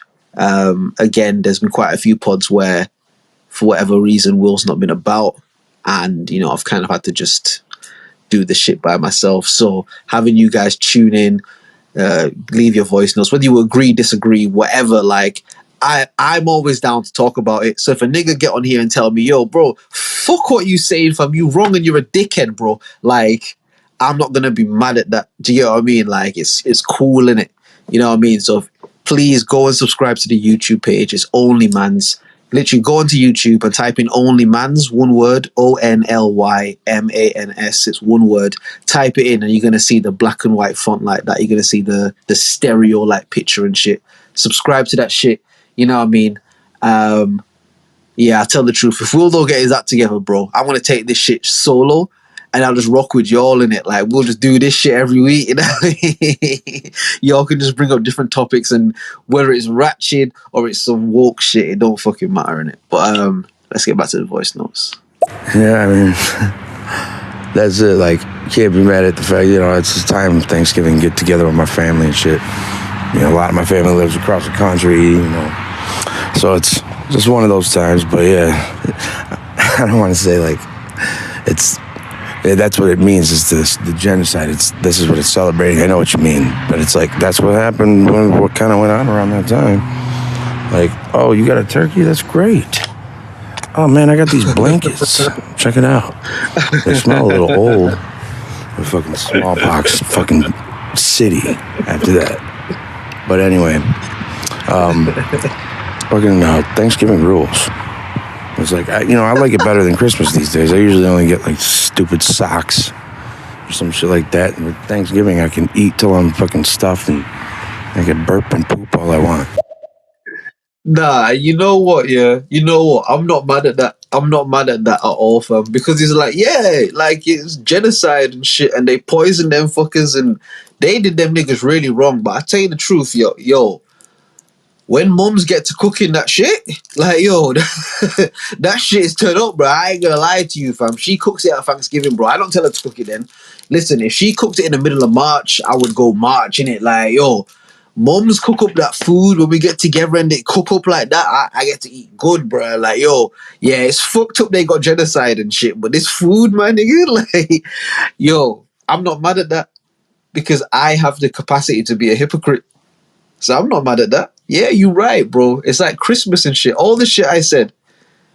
When I go back to my mum's house for Christmas and stuff, my mum's turn up in the kitchen, bro. She turn up with the food, bro. She's from Jamaica. My mum's got like her own like cooking business, like restaurant and stuff like that. So she's proper. Do you get what I mean?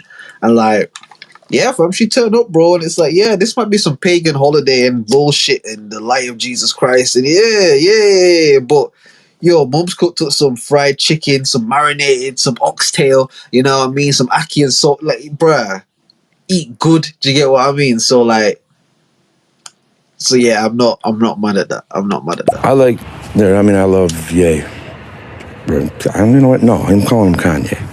But we go from a long time ago. But in musically, I always love and check out what he's doing. Well, I don't want to say I always love what he's doing, but music. But then he started, outside of music, it was like, I don't want to listen too much of this anyway. I never do that with celebrities or whatever. But like, he's saying some pretty crazy shit. I don't know, it made me seem like a little out of touch with reality. You know what I mean? But at the same time, I love rebellion. I like rebellious motherfuckers, Anyway, he was just giving them what they wanted, I think there was a little craziness in there, but he was just like, I'm going to just be, when he went on Alex Jones, like, I'm going to be as crazy as whatever. I don't give a fuck now. I saw him playing it up. It doesn't bother me, but... Nah, and I get that, man. I get the perspective of someone who says, listen, I like his music. I don't really give a fuck about what he says. Like, I don't really care. I get that, and that's not a problem. I get the perspective of someone who says, oh my gosh, he said these terrible things, and da-da-da-da. Like, I understand it. I think you hit it on the head, where throughout Ye, and I'm going to call him Ye, because he, on multiple occasions, has told us the reason that he has shed the name Kanye West is because he understands that the name West derives from slavery, and that's a slave owner's name.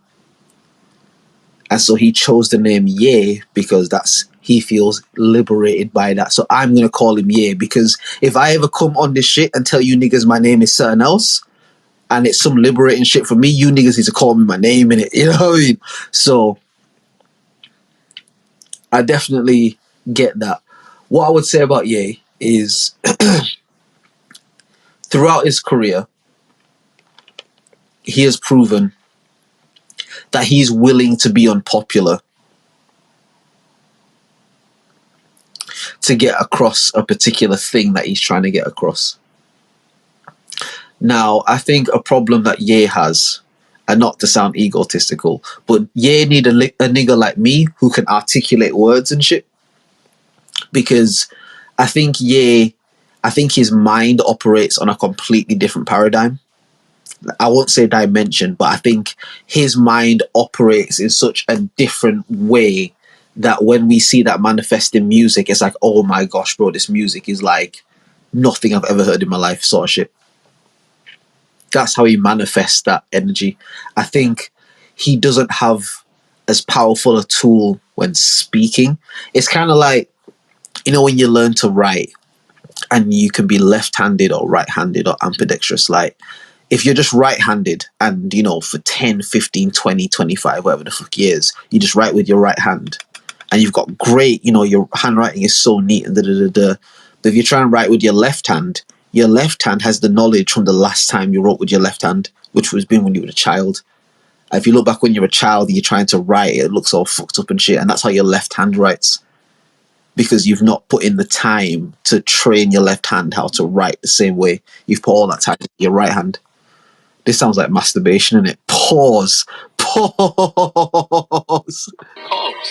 You know what I mean? But like, the idea, I think, the right hand for Kanye is music. When he puts things into music, it translates in such a powerful way that it's beyond comprehension. It's like his music is like an experience a lot of the time.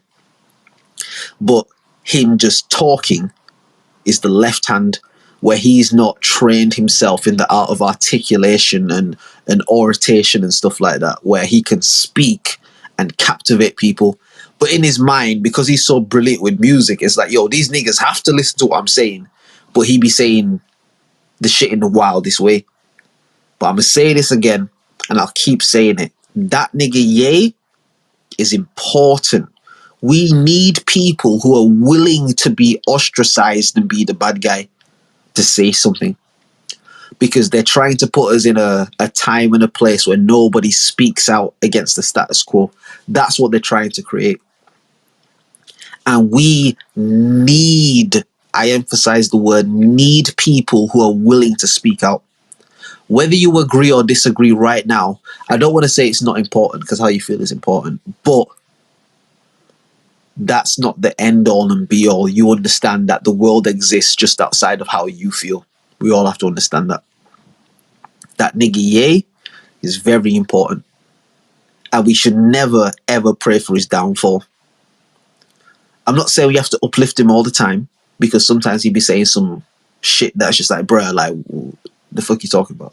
But we need spirits like that have an influence the way that he has. We need kindred spirits like that. We need people who are willing to go on an edge and go over the cliff to see what happens. We need those people. And throughout history, they tend to murder and assassinate those people. Ye is very important. I'll do it. I think that Hitler was actually warning everyone that the Jews that were saying they were the Jews weren't really the Jews, and he was trying to take them out.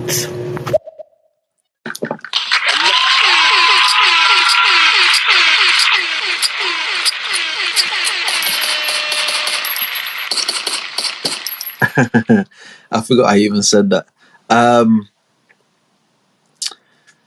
There's a few voice notes, man. I want to get through all these shits. You're not going to have me here till like 4 or 5 in the morning UK time, but fuck it, we lit.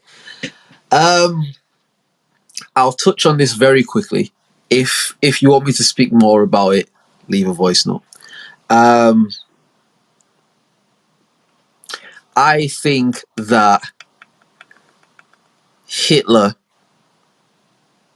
probably committed a lot of evil acts upon mankind. But I also think that he is the biggest scapegoat in recent human history. I believe that they created a boogeyman out of him in order to further an agenda. I believe that in a time where people were desperate, in a country that was war-stricken, that had lost the war,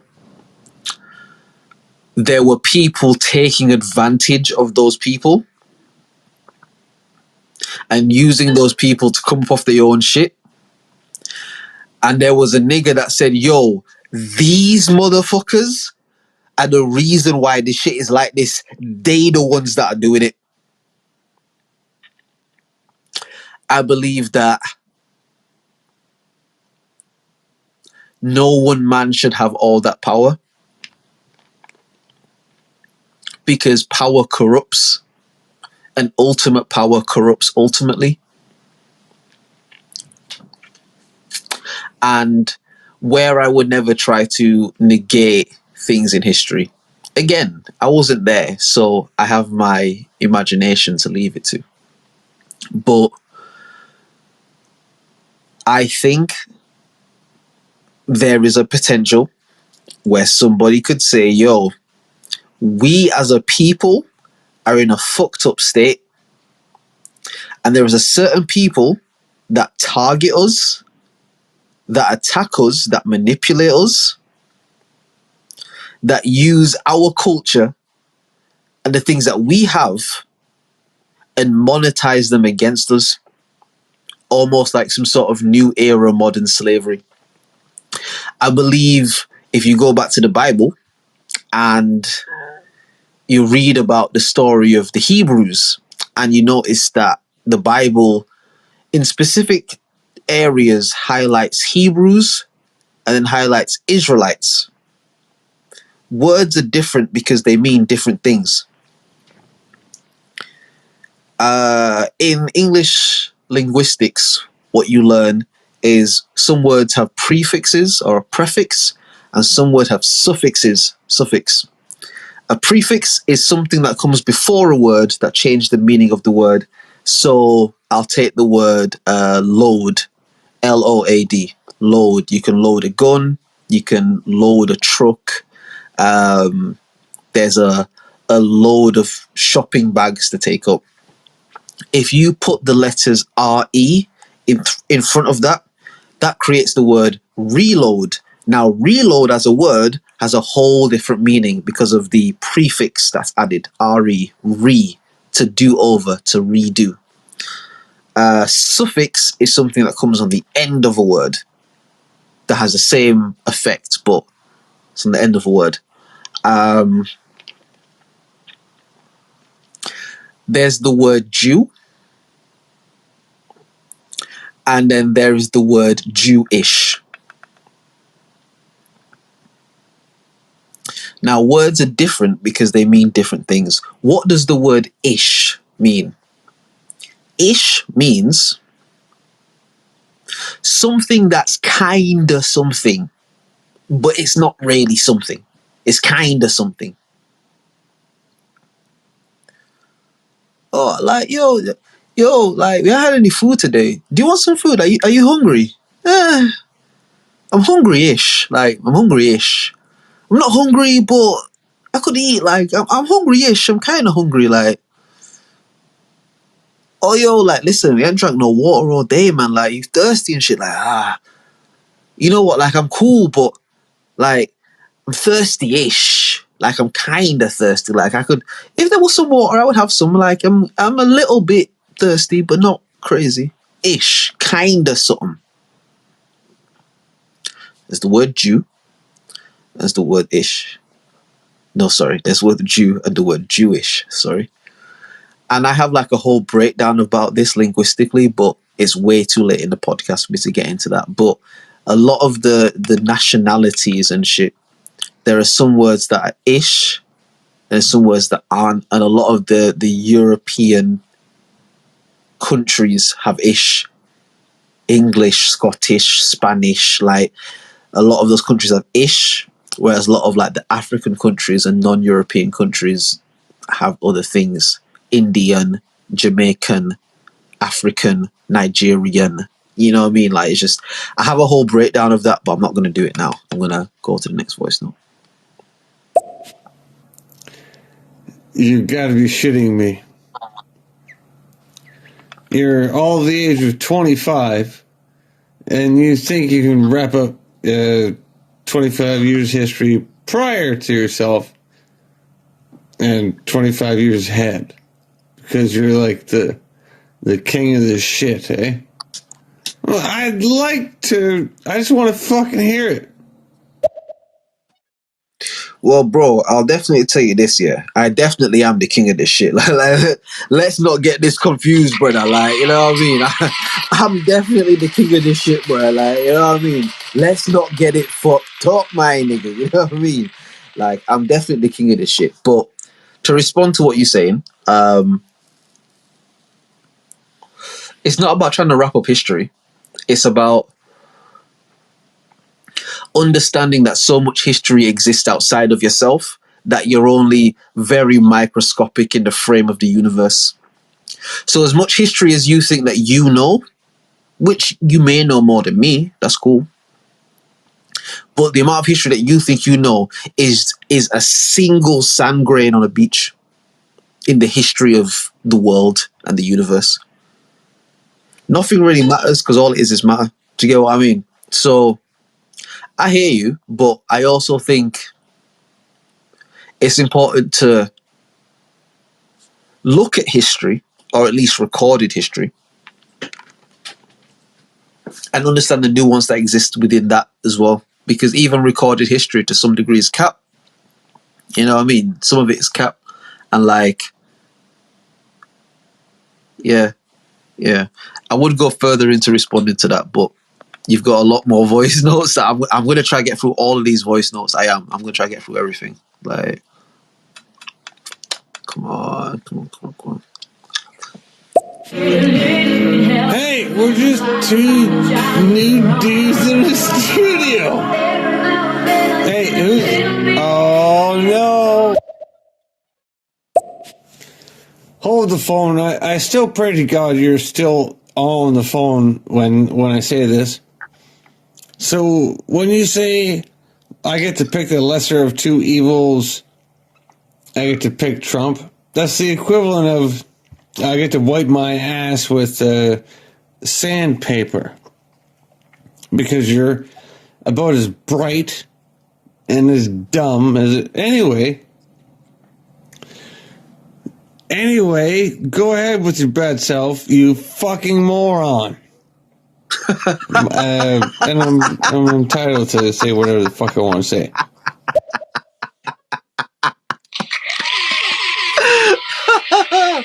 Oh shit! That nigga called me a fucking moron. That is jokes. What I would say is, I'm not telling you to choose the lesser of two evils. I'm telling you that.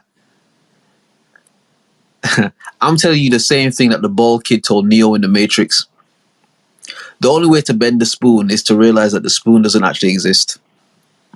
As long as you think the spoon is real, you won't be able to bend it. Once you really grasp, like, yo, this spoon isn't even real, you'll be able to do whatever the fuck you want. You don't have to vote for Trump. You can just not vote. And you're probably going to tell me, well, it's my civil liberty. I have to vote because if we don't vote, then I can't make change. And how am I supposed to explain to my future generations that I didn't take the opportunity? You know what I mean? You might do all of that, but you don't have to vote for that, nigga. You ain't got. The only thing you've got to do is die. You know what I mean? Like, everything else is choices, bro. Everything else is choices, fam. And open yourself up to more choices, because the more choices you see in front of you, maybe you'll be less abrasive to shit. Which is why you can call me a fucking moron, and I can laugh at that. Not because I'm laughing at you, but because that's just hilarious for you to say, bro. Like, I don't feel personally offended. I don't feel like, oh my gosh, this guy is trying to attack me and my ego isn't damaged. Like, it's funny, bro. This thing called me a fucking moron on stereo. That's hilarious, bro. You know what I mean? So, more power to you, Chris. And you're right. You're entitled to say anything you want. You know what I mean? And if I tell you to suck your mum, I could say that as well, but I'm not going to say that. Obviously, I'm not going to say that. But you're right. You can say whatever the fuck you want, bro. Classic. Probably my ultimate favorite song he's ever sung is that one. Is that exact song. I'll be honest, I can't remember what song it was because you left it a little while ago. But yeah, man, Ye got hits, bro. You know what it is. Ye got hits, man. So I guess my question is, what did he manipulate people to do? I guess if he's telling truth, which is good, where's the manipulation? I just think that people are just dislike him so much that they're just like overseeing that everything that he's said so far has come to pass. He's a trumpet. He is sounding the alarm. And the alarm is to wake up to see what we're living with so we can elevate. There's more to this than what meets the eye and what, people are neglecting to see. Okay. I'll be honest. You sound like a Trump supporter, and I don't mean that in a bad way. Like I said before, I don't give a fuck. Support whoever the fuck you want. Like, I don't care in it. Like, and not in a bad way to you, but I'm not gonna like tell you that you're a piece of shit if you're a Trump supporter. If you fuck with that nigga, then fuck with that nigga, bro. Like, do what you want in it. What I would say is the manipulation came in the sense of you can tell truth and still run a scam. Meaning, there are people who get scammed, yeah, because like one of the jobs I've done, I've worked in like financial fraud and security. I've worked in like for high level like banking fraud and security and stuff. I've done shit like that. And what you understand is, say if somebody calls you and says they're from your bank and there's a security threat and you need to, move your money into a new safe account in order to protect yourself, and turns out to be a scam. What usually happens is they'll send you some sort of a text message from someone like a delivery, like post or something like that. And they say, you've missed a delivery, you need to order a redelivery slot. they'll get you to put in your card information or something, and you know what I mean, you pay like, I don't know what it would be in the States, but in the UK it's like 99 pence, like it's just less than £1. So for you guys, less than $1.99 sort of thing, whatever.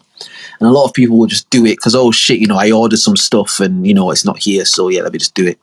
And what happened is the fraudsters will call you pretending to be a bank, and they say, yo, fraud has happened on your account, and in order for us to protect your account, we need you to transfer your money to this account because this is a new account that we've set up for you.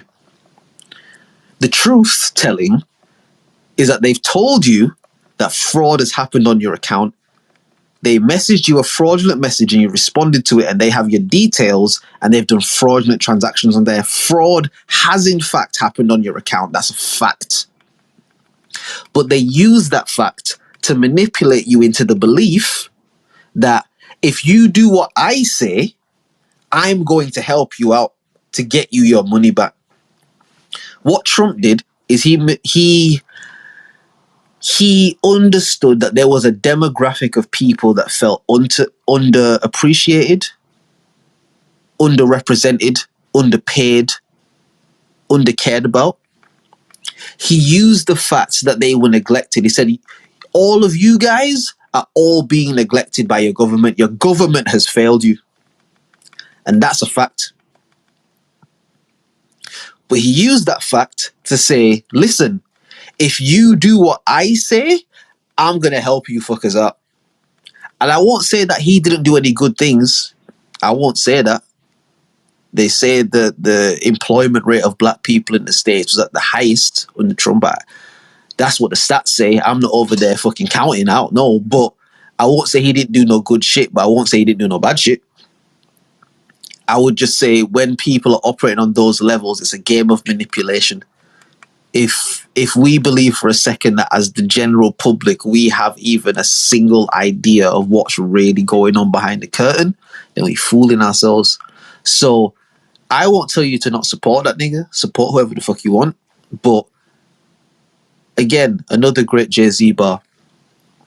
Believe half of what you see and none of what you hear, even if it's spat by me. And with that said, I will kill niggas dead, cut niggas off, give you wheels for legs. I'm a KILLER, see y'all in hell, send niggas straight through the ER. I just like that part, that's why I said it. But the important bit was believe half of what you see and believe none of what you hear. Because we live in a world of half-truths, where they give you a bit of truth and then you're able to form an opinion around this little bit of truth outside of a complete context. So listen, don't attach yourself to that nigga Donald Trump. Don't attach yourself to him because he don't give a fuck about you. But if you feel empowered by some shit he's saying, there's nothing wrong with that. There's nothing wrong with you feeling better about some shit. There ain't no shit wrong with that. But don't attach yourself to that man thinking that man cares about you. Because none of those men care about any of us. I promise you that. Us niggas on stereo right now, they don't give a fuck about any of us, bro. If we died tomorrow, it wouldn't change anything in their world. That's what I'm saying. Yeah, fuck yeah, dude. I mean, and that's this is what I mean when I said it. I hit you in the back chest, like, this is a common sense perspective that you're coming with, dude. I hear people talking on here all the time with these subjects, and I listen to them.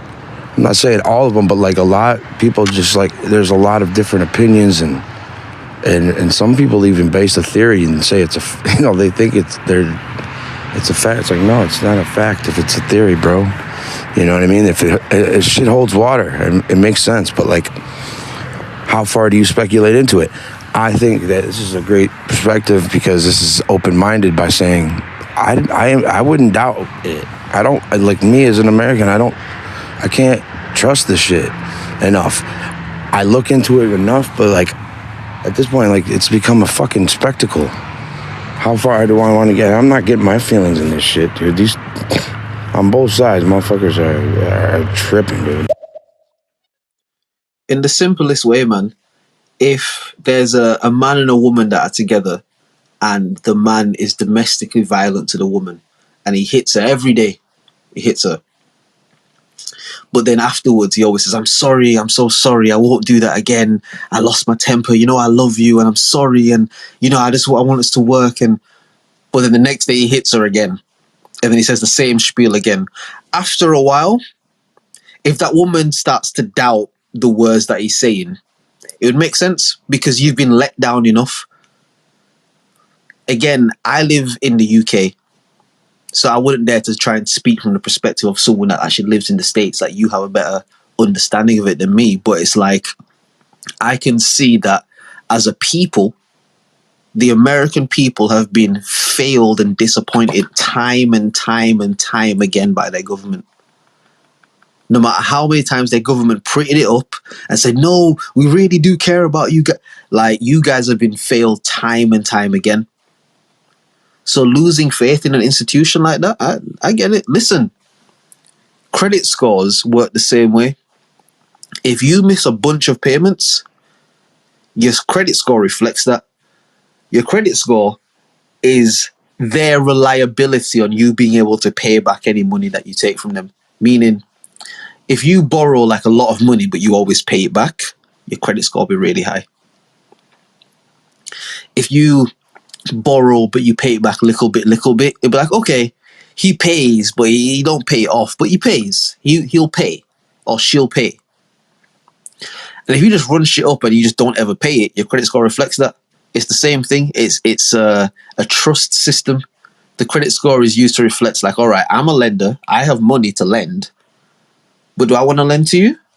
Do I want to give you money to use? Are you going to give me my money back? Let me look at your credit score. All right, all of these people said, you know what? They all said that you paid them their money back. All right, bro, say nothing here. Here's some bread because you're going to pay me back in it. But if I look at your credit score and it's like, ooh, my nigga, you got couple people like you got some shit from years ago you ain't paid off, bro. I ain't giving you no money, fam. You got shit from 5 years ago you ain't paid off, fam. I don't trust you to give you the money. It's the same thing. So if your credit score with politicians is fucked, bro, like then fuck them. They fucked up their own credit score with you, innit? Fuck politics. We politic ourselves. Don't give up. That's all you have. It's you put your balls into it, dude. That's all. That's all there is. All this blathery, all this bullshit. Don't fucking tell me you can't fucking do it. 'Cause you're already doing it. You're already fucking doing it. Everyone that gives up, you're going to hell. That's where you're going. You see Chris, yeah? And Chris, follow me on Stereo and subscribe to my YouTube, man. You see Chris? You see why I wasn't triggered by Chris when he first came on? It's because I have like older like uncles or cousins and shit that have that energy where they seem really either like seem drunk or whatever or just really pissed off or whatever, but they trying to say something good, but because of their own experience in life and just how much life has jaded them, it's like, oh, fuck this and fuck that. But really, they try to tell you something good. That's why I wasn't alarmed by Chris's energy, because I know that energy, fam. That's why I was like, bro, listen, fam, you know I'm the shit, fam. So talk to me, innit? Like, and so Chris then he is on like, all right, you know what, bro, cool, you listening? All right, let me tell you, don't give up, bro. Do this. Bro, come on, Chris, man. You was fronting on me, bro. You trying to come across like super fuck what you saying, but you love it, bro, because you still here, you still listening, bro. You know what I mean? So I think what y'all are failing to realize is that actually what Trump is doing is showing you that the government is a bunch of bullshit. He's not a politician. He's a businessman, and he came in and is, rather people like it how he's doing it or not. I don't really care how people feel about how he's doing it. He actually is doing it and showing people that our political systems are bullshit. Wake up. It's bullshit. again, dear is sweet. Is it Juana? Juana? I don't want to say your name wrong. Thank you so much for your messages and stuff. Again, I'm not gonna get in a debate with you about Trump. I don't give a fuck about Trump. I don't care. Like I don't care. honestly. Not that your perspective isn't important, because how you feel is important, but I don't give a fuck. You know what I mean? So if you rock with that nigga, bro, and do it from a place of love. Don't do it from a place of confrontation. Don't do it from a place of always having to prove someone else wrong, or like, well, you don't know this. And actually, like, I get all of that. But when you approach people like that, they get into a defensive state. So if I was one of those people and you were saying that, I would get defensive against you, and then it would become like an altercation where you just saw with like Chris and shit when he's leaving the voice notes. It's like, I'm not gonna have an altercation with you, bro, because I can read energy. Like, that's the currency that I operate in, is energy. And I know that my energy currency is very high. And when you exchange that to people, it's very high, which is why people tend to react to me in a good way. Like, bro, look, I'm just a nigga talking on here, and look how many voice notes there are. Do you get what I mean? Like, people engaging with the shit because I engage in energy.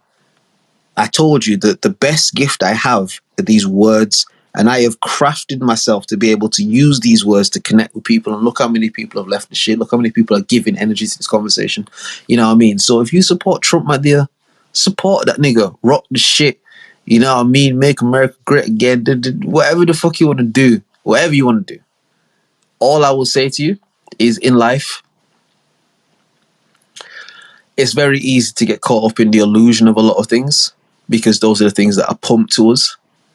And the most important thing are the people around you, the people that you can physically touch and see and smell and hug and kiss. And those are the most important people around you.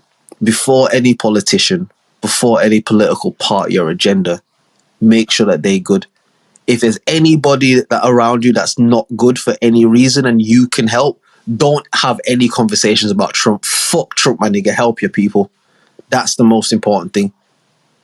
If all your people is good and everybody's got everything they need, then cool. You can get into the whole Trump shit and But while we as a people, and I'm not just talking about black people, we as a people, if we still in any kind of suffrage and we can help each other, the priority should always be to help each other. This political shit, I said it before, it's all distractions. It's soap operas. What's that show? All My Children.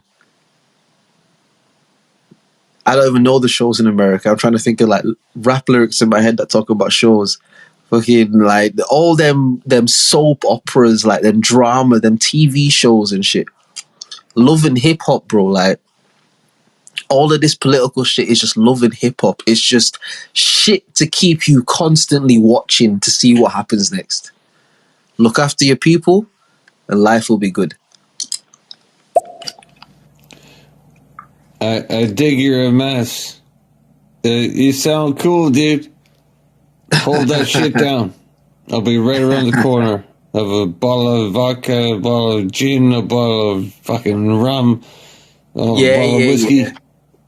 We will celebrate. I do not give a shit what we're drinking, but we will drink. My guy Chris, if God ever makes it, I don't know if you believe in God or not, but if the universe ever conspires where you and I are together, the drink I would need from you is a drink called Ray and Nephew. WRAYANDNEPHEW. Ray and Nephew.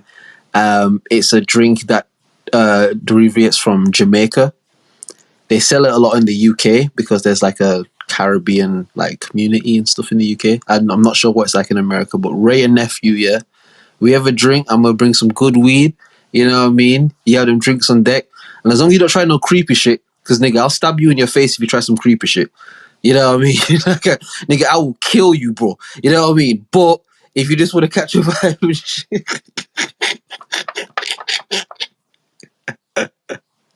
Nah, shout out to Chris, man. I fuck with him, bro. This is fucking crazy because I'm not trying to say like one up you, but you could look at the last talk I had with a couple dudes. Like, what do we do, man? We got real on some shit. We just usually clown on here, but I'm like, best thing I could do at this point, man, is just I got a 2-year-old daughter, man. You know what I'm saying? And I gotta just try to lead by example. with her and the people around me. I don't want no bullshit in my vicinity, bro. I ain't got it in me to fucking hate on somebody for dumb shit. For any dumb fucking, unfucking important shit. Lead by example, try to, raise my daughter with the same values I came up with, man. And she's gonna be a good person, and there's more like-minded individuals like us. That's what I see on here, and like, this is refreshing, dude. I honestly, this take is so open-minded that it's imperative that we take it like this. It's not lazy, it's just real. Bro, the best thing, the best mark on this world that you can leave is your daughter, bro. And I don't mean that in no crazy way, like, don't take that wrong. Like, the gift of children, and again, I don't have any children just yet. I am hoping, soon in the future I will. But like, the best gift we can leave is a young mind that has the energy and the tenacity to chase things through, and you just guide them in the right direction. I think I always imagine, at least with children, it's important to allow them to be who they are. And a lot of times that direction might be one that you might not be 100% comfortable with, but it's important to let them be who they are, because they'll find their way to greatness through that. The same way that, when we were coming up and stuff, like, and our parents didn't quite understand. It's not because they didn't want to understand. It's just their comprehension. They couldn't get certain things we were saying. And I think it's probably the same way when you have kids and shit as well. It's like certain shit you're just like, nah, like, but the best gift you can leave, fuck all this political shit. The best gift you can leave is a young girl in this world that has a mind that can think, a work ethic that will work, and the determination to be great. That's the best thing you can do to this world, bro. And again, as long as you love your daughter, as long as you teach your daughter how a man is supposed to love her, how a man is supposed to cherish her and empower her and embolden her, you put those principles into your daughter, nature will do the rest, because all of the womanly things that come with that. And that's just kind of it's like, if your daughter's heterosexual, she might grow up and have a different preference, like whatever. I'm just saying, you put good principles into your kids, like how you water a seed. You water a seed, you plant it in good soil, and you expose it to light, and the seed will grow, because the universe only works one way. Everybody listening, if you got kids, do right by your kids. Don't talk to me about no political shit or nothing else. Your kids is the most important thing. Nothing else matters.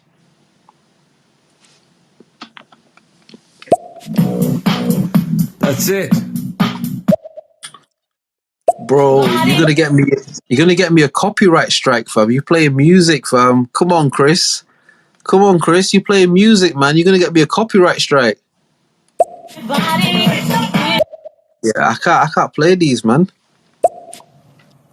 Well, you continue to be such a horrible thing, or get the fuck out of Dodge. Wake the fuck up. I didn't catch all of that, to be fair, but sorry. That's exactly what it is. It's a westernized fucking hierarchy of bull piss. I don't want to fucking hear it. You don't want to fucking hear it. The more I fucking hear it, the more I'll slap you in the fucking face. I really don't care for any of the bullshit.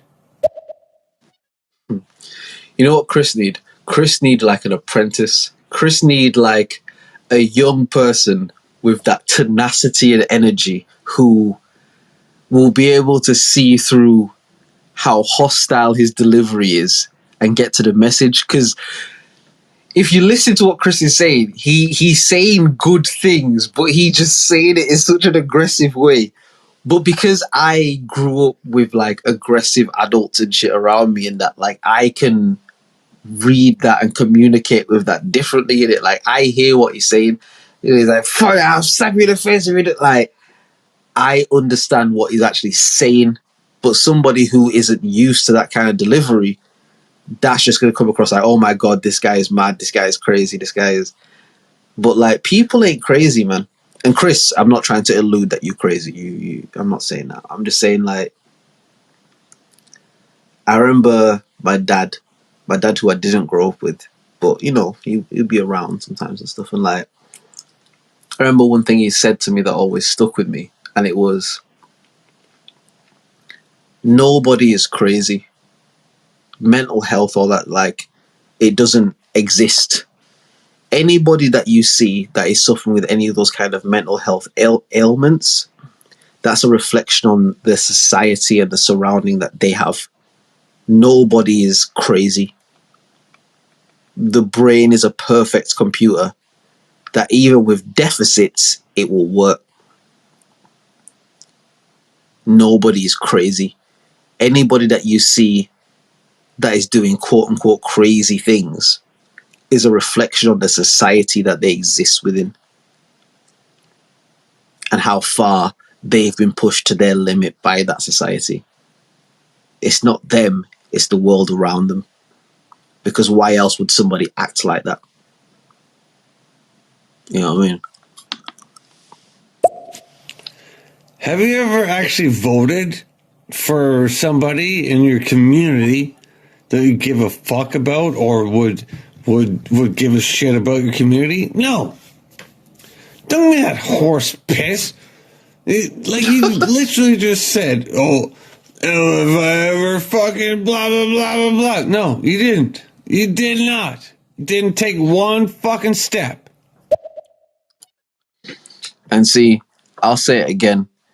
I don't vote for none of these motherfuckers, bro. I don't vote for any of them, bro. Because they all liars, fam. What you want me to vote for, fam? Fuck that, bro. I'll take my energy and I'll invest my energy into my people, them, so we can live good. Listen, I got like street niggas and hood niggas and shit in my family, bro. Like, I don't involve myself in any illegal activity, of course. But I got people around me who really get it like that. Or at least have done in their life at some point. And what you learn from that is, listen, if you... All right, I'll make it more relatable. Like travelers, what people call gypsies, but travelers, like how they exist outside of the system, but they have their way of getting their money and getting their shit and doing what they doing and stuff. But they don't have like bank accounts and this and that because they don't exist within the system. Like people that like are on the streets and stuff, like it's a similar kind of concept where they exist outside of the system, but they still find a way to do what they do. And it's just a lot of time they involve themselves in illegal activity to do that and facilitate that. What I'm saying is, what that teaches is there is a system that's designed that ultimately can be just out to get you and out to fuck you over. And when my mum was struggling to pay certain bills at certain points, none of these politicians ever came around to help out. Whether the national politicians or the local politicians, like none of these fuckers ever came out to the hood to help the kids that had clothes that were too small for them and to help with the crime in the area. Or like none of these politicians came out to do any of that shit. They, again, I record music and stuff. Anyone that's listening, you can type in Drizzy Francis on your Googles. That's Drizzy, Drizzy. Francis is FRVNCIS. So it's a V instead of an A. FRVNCIS. Like I do music and shit as well. But like one thing I spoke about in a song once was, the song was called like Tony Blair era. For anyone who doesn't know, Tony Blair was a Prime Minister of the United Kingdom at the time when 9/11 happened. when the UK obviously went alongside the US and invaded like Afghanistan and Iraq and stuff. Tony Blair was essentially the president of the UK at that time. During that time in the UK, which people in the States probably won't know about, but there was somebody called Mark Duggan, who was a young black man who was essentially unlawfully murdered by the police. And because of that, it caused like riots nationally. So there were like riots and not even protests. People didn't even protest. It went straight to riots like nationally across the UK. And basically, Tony Blair, who was the prime minister at this time, he essentially said all of the poor communities, all of the communities with the minorities, like, let them just kill each other. They don't even really matter. We'll send the police and we'll send the resources to, you know, the areas that are more affluent, that, you know, like if they get affected by the riots, we'll send resources to them. But all of these hood areas, let them kill each other. Fuck them. That's essentially what Tony Blair said. I say all of that to say, I understand why Americans view voting as important, because part of your propaganda is through like voting and, you know, that whole thing. But what I understand about life is that change never comes without bloodshed. Ultimately, voting and stuff is cute. It's sweet. Oh, I went to the polls and I fucking ticked a box. Oh, I did something important. Oh, like, yeah. But in real life, change is never accomplished without bloodshed. Niggas have to die over some shit. In LA, in California, they say on the dead homies. Because they put in that on niggas that died over this shit. So you can vote if you want. Again, I'm not telling anyone not to vote. Like, ultimately, I don't give a shit about any of it. But my mind is so vast that it's important to have these discussions and give the information I have. But vote if you want. But I ain't voting for none of these niggas. Fuck them all, bro. They don't give a fuck about none of me or none of my people, bro. Fuck them, bro. Like, I'm looking after my people in it. That's it, bro. Look, the beginning of this country that I live in, dude, I mean, I'm aware of the fucking atrocities and evil shit. I don't know how I could say that. My family wasn't here. They came from Sicily. I'm third generation American born, but, you know, I know, like, but the design of the fucking, how, you know, the way we can arm ourselves, because in case the shit gets out of hand like it is right now, if this is a perfect example of like, yeah, we ain't got the right guys in there. What the fuck's going on? We could take it back. That was one of the foundational reason of it. It's become something else now, but yeah, it's like, what do we do now? Is it too big to fight? Well, you know, there's certain things. I think there's something to the divide and conquer shit, man, because if we can't just see eye to eye and fucking come together on boring shit. I'm gonna try and move through these voice notes as quickly as possible, because there's loads, man. Like, I appreciate you guys leaving the voice notes, but fuck, you know what I mean? So I'm gonna try and get through as many of them as can. The long and short of it ultimately is, you either die for something, live for something, die for nothing, or live for nothing. Like, it's kind of as simple as that. Revolution will be required for change, however you want to interpret that. I would never willingly advocate for violence against other human beings that you don't know, but I understand that human history dictates that that's how human beings change things, which is unfortunate. Just love the people around you, man. Like, I can't stress that enough, more than any of this other shit. Like, unless everybody's willing to die, which everybody isn't, the only other way to make change is to just love the people around you. That's really it. You candid motherfucker. You touched a heart. Luckily. You don't get away with that twice in a lifetime. You have to do something else.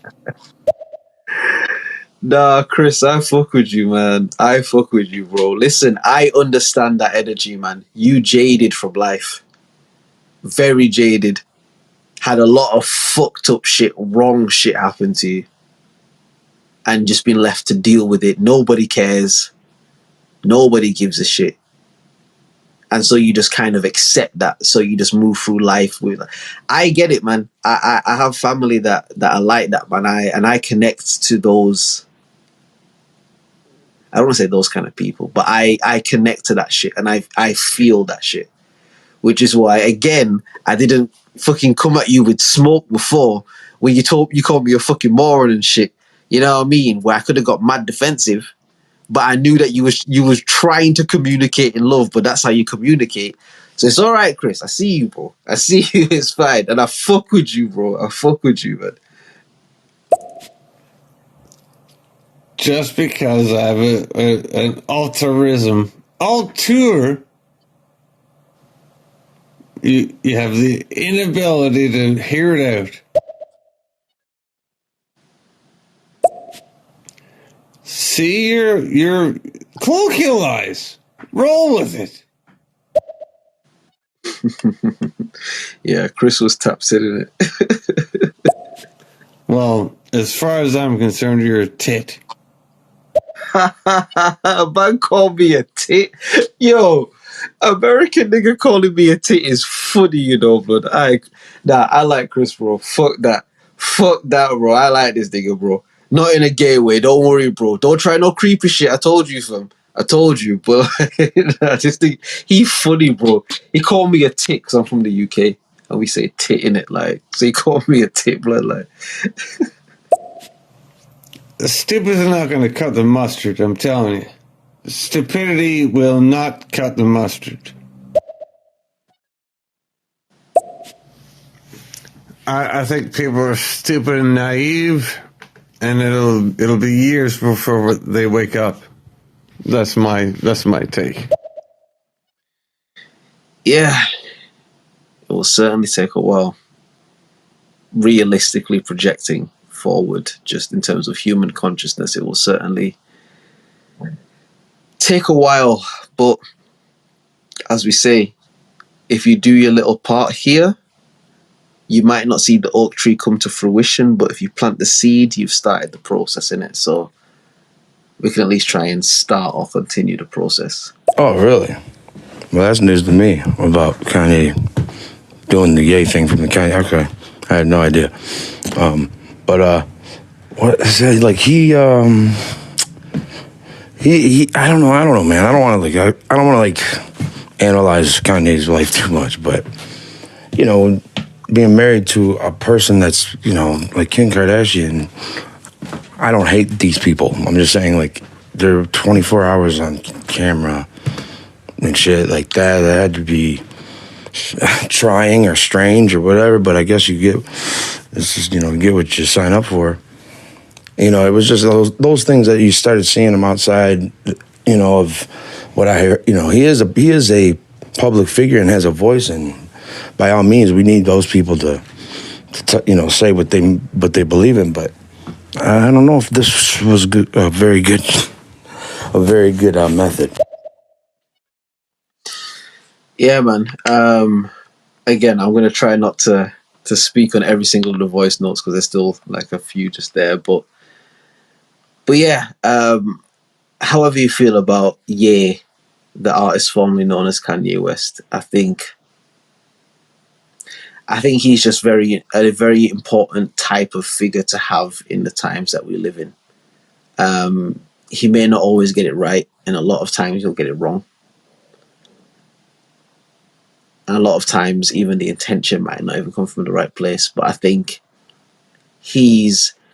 when the real war begins, we'll need someone like him. That's the best way I can put it. Maybe that was wrong. Okay. Well, Kanye's he's in touch with his reality, but out of touch with, maybe it sounds like he might be a little out of touch with day-to-day people, like, you know what I'm saying? Or, I don't know how to say that way, right? Like him, I don't articulate. I've always had a problem with that, but I think you know where I'm going with this. And I think that being in the spotlight all the time, I don't know, man. You think about it, yeah, they have everything. They earned where they're at. They have a gift, but I don't know if I would, at this point, at 39 years old, like, you think about it, like, what, dude?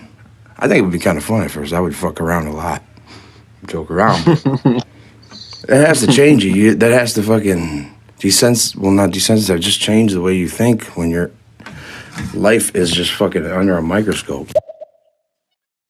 Yeah, man, and I think that's something that could easily be forgotten. Like, Ye is reportedly like a billionaire. He's not going to be in touch with the common man. Like, he's not. There's no billionaire that's in touch with the common man. Like, they exist in a whole different form of existence. You know what I mean? So, I don't necessarily fault him for that. But at the same time, I don't like celebrate him necessarily for it. Like, although you can celebrate him ascending to that kind of level, but it's like, at what cost, innit? At what cost? Because you are removed from the everyday reality of people, so it's a bit different. It's about following the narrative.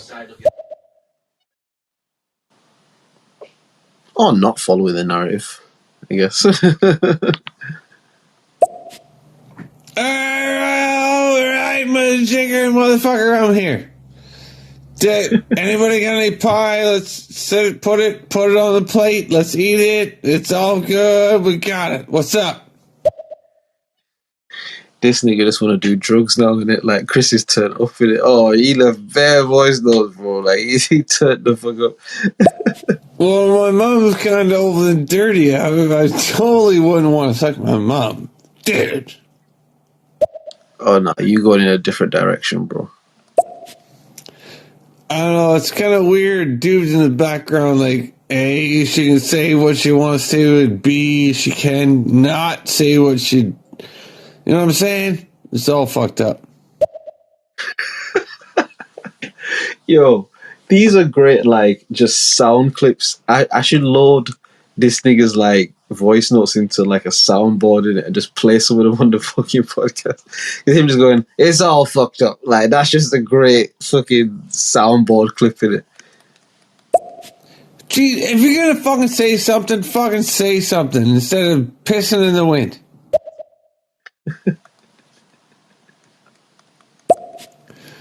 If you're a Trump supporter, I'm going to tell you you're a moron for the last 10 years. But it's too late.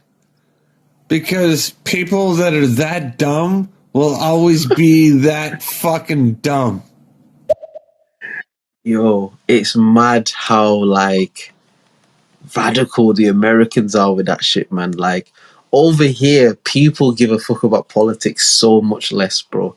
Like, the older demographic, like, people maybe at the youngest, late 30s upwards, mid 40s upwards, early 50s upwards, like, they care about politics. But young people, we don't give a fuck about none of that shit, bro. But, like, in America, it's so radical, fam. Like, and so, like, if you're a Trump supporter, there'll be other people just be like, nah, fuck you, bro. Like, nah. And they're not trying to hear nothing. You know what I mean? It's mad. I don't know where you're from, dude, but you should grab all your shit you got and know what the fuck you're doing. Don't be an idiot. Well, clearly you're not an idiot. Adjust accordingly. Chris, you said something nice about me. Chris, you like me.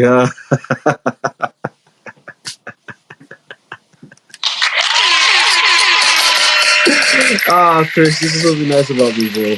He said, well, clearly you're not an idiot. Like, see, you're trying to be all aggressive and I softened your fucking hard, fucking calloused heart in it. I softened you up in it Pause. You know what I mean? And now you like me, you think I'm kind of cool in it. Well, you know what, Chris? I like you too, bro. I think you're cool in it. Amen. Was the initial fact who committed the fraud? Did the bank commit the fraud? Did the bank offhandedly hire off like, oh, you know what? I didn't realize I could make $14 bazillion through distrust. So that's what I'm gonna do. I'm gonna jerk off on a mulberry bush and make $14 billion.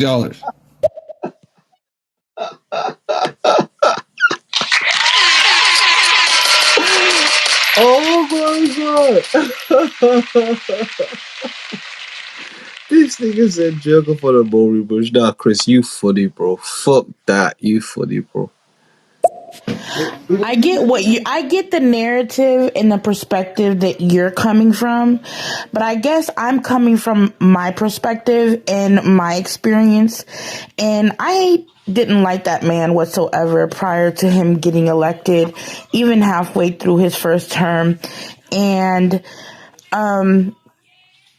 I think what happened for me was that he opened my eyes to what was happening, and that led to my spiritual. That's how I had my spiritual awakening, was the actual trauma of waking up to what was actually happening, that my spiritual awakening kicked in. And I think that's happening to a lot of people, and that's why we're actually behind Trump. And yes, I am a Trump supporter. I have no problem saying it, and I don't care who doesn't like it. Yeah. Well, shit, man. Like, I can't be mad at that. If you're saying because of world events you had a spiritual awakening, like, I'm not mad at that. Like, you know what I mean? The only thing I would say is the one thing Christianity teaches us is be careful who you make a messiah out of. Just because this nigga was a part of the events that led to a spiritual awakening does not mean that this nigga is your savior, dog. And I'm not saying he's not. I'm not saying to not support him. Do whatever the fuck makes you happy in life. As long as you're not hurting other people, do whatever you want. I'm just saying be careful not to make a messiah out of somebody who shouldn't be a messiah. If this whole shit led to a spiritual awakening, then your job is to follow that spiritual awakening and follow your spirit. Your spirit doesn't give a fuck about politics. Your human, logical, conditioned, programmed self gives a fuck about politics. Your spirit doesn't care about any of that shit. Follow your spirit. Because that's the thing that was awakened. It's like if you're asleep and somebody wakes you up, you don't then spend the rest of your time awake just focusing on the person that woke you up. Now you're awake, you go and do things while you're awake. Follow your spirit now that it's awake. Don't make a messiah out of niggas that shouldn't be a messiah. And I'm not saying he shouldn't be or he should be. I'm just some advice in it. Just some advice. The next time I hear fucking black shit, I'm gonna smack some motherfucker. I've never been privy to a rite of any passage of fucking anything. Ever. Some idiot, some fucking small town motherfucking conglomerate cunt says, oh, fucking it, I had problems. Yeah, guess what? Wake the fuck up. Like this is not...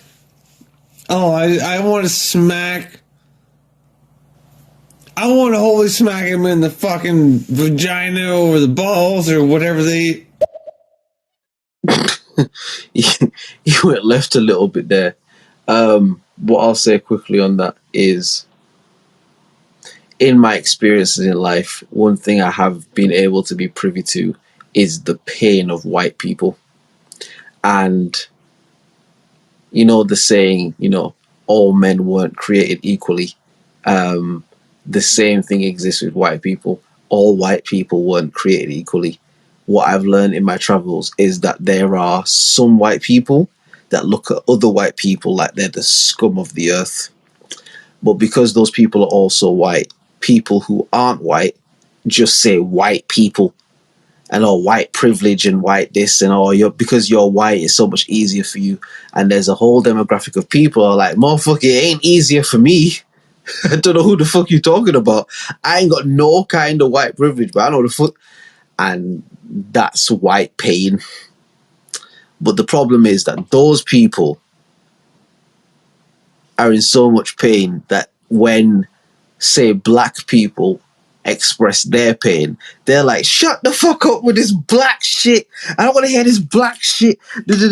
And that comes from a place of understanding certain things. But also, that's not the best way to make connections with people. As a black people, I'll tell you this.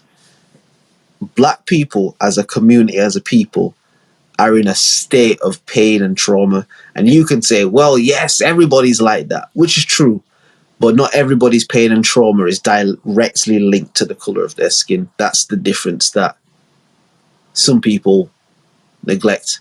That our pain and trauma has a very real, visceral imprint with the color of our skin. And not only that, but that's what's been portrayed through media and propaganda for hundreds of years. So yes, it's definitely not. There are a lot of people who are white who have really difficult lives and really unfair circumstances and really fucked up shit. Yeah, that is true. But I'll tell you this, nobody ever fucked with you because you were white. They might have fucked with you. I'm not saying people didn't fuck with you. But nobody ever fucked with you on the sole basis that you were white. As a black person, I can tell you that black skin makes you a target to be fucked with for no other reason than the color of your skin. That's a real thing that we live with the imprint and the memory and the legacy of every day. And if people don't understand that, you can't force them to understand that. But the same way I try to understand the pain of white people who have dire circumstances, because I think it's a real thing. I don't think it's made up. I think it's fucked, bro. It's not right.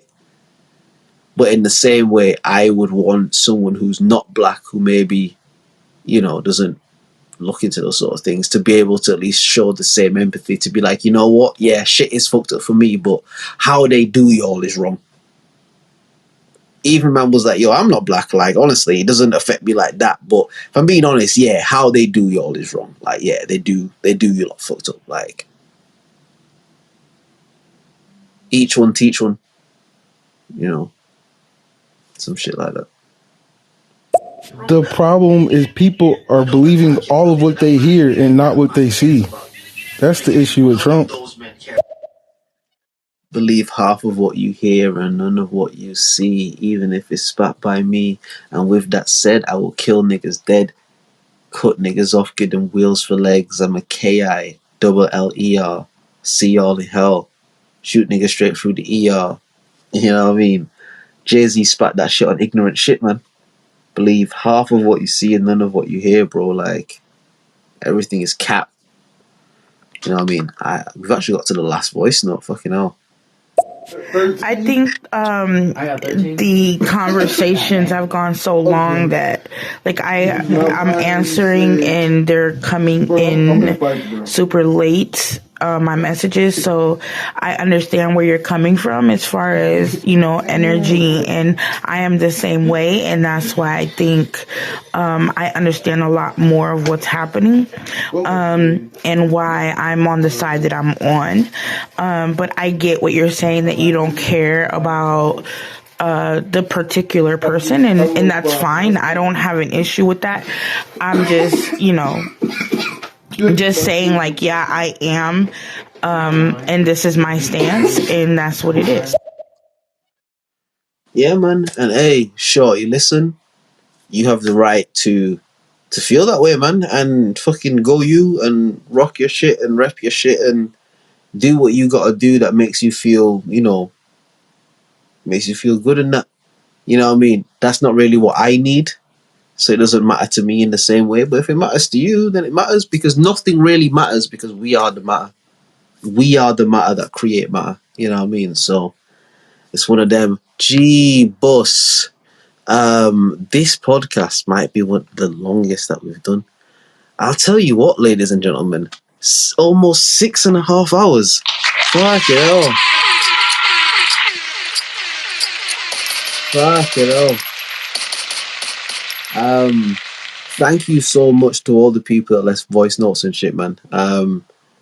Like I said, it's difficult sometimes because when the conversation's flowing and just going, you just go in it. And when people are constantly leaving voice notes and constantly leaving stuff in there, it makes it difficult to get to everything without responding to shit.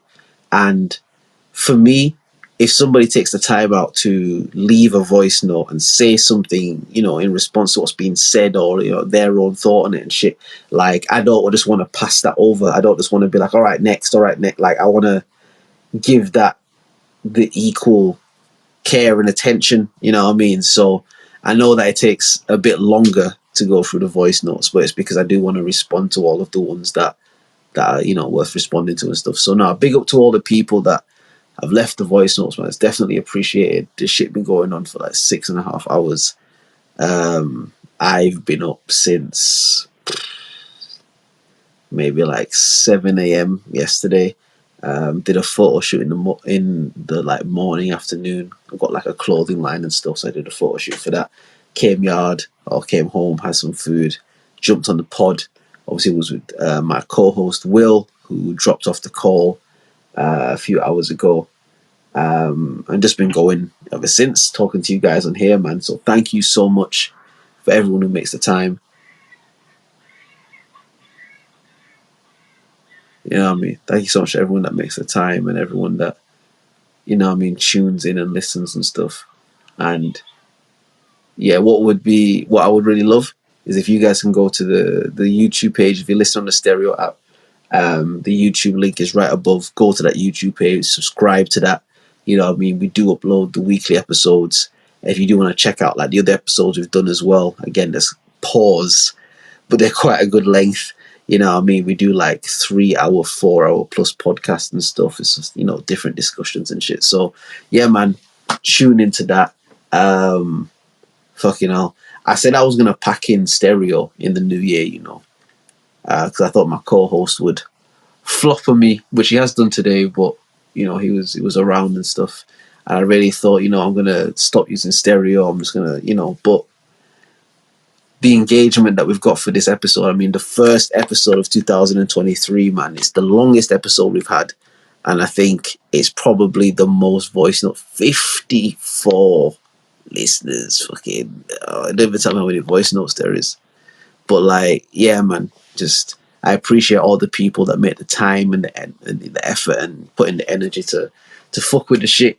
And I hope that you guys have enjoyed the conversation, man. I hope that, people have taken something from this. I hope that something that I've said has mattered and resonated to you, planted a seed. You don't have to agree with all the shit. Like, it's cool, innit? I just hope that you're able to take something said today and it can make each of your lives better in some way, shape or form. If that happens, then I've done what I'm supposed to do. So listen, man, this has been the OnlyMans podcast, episode 85. Make sure you like, share and subscribe. Follow myself on the Stereo app.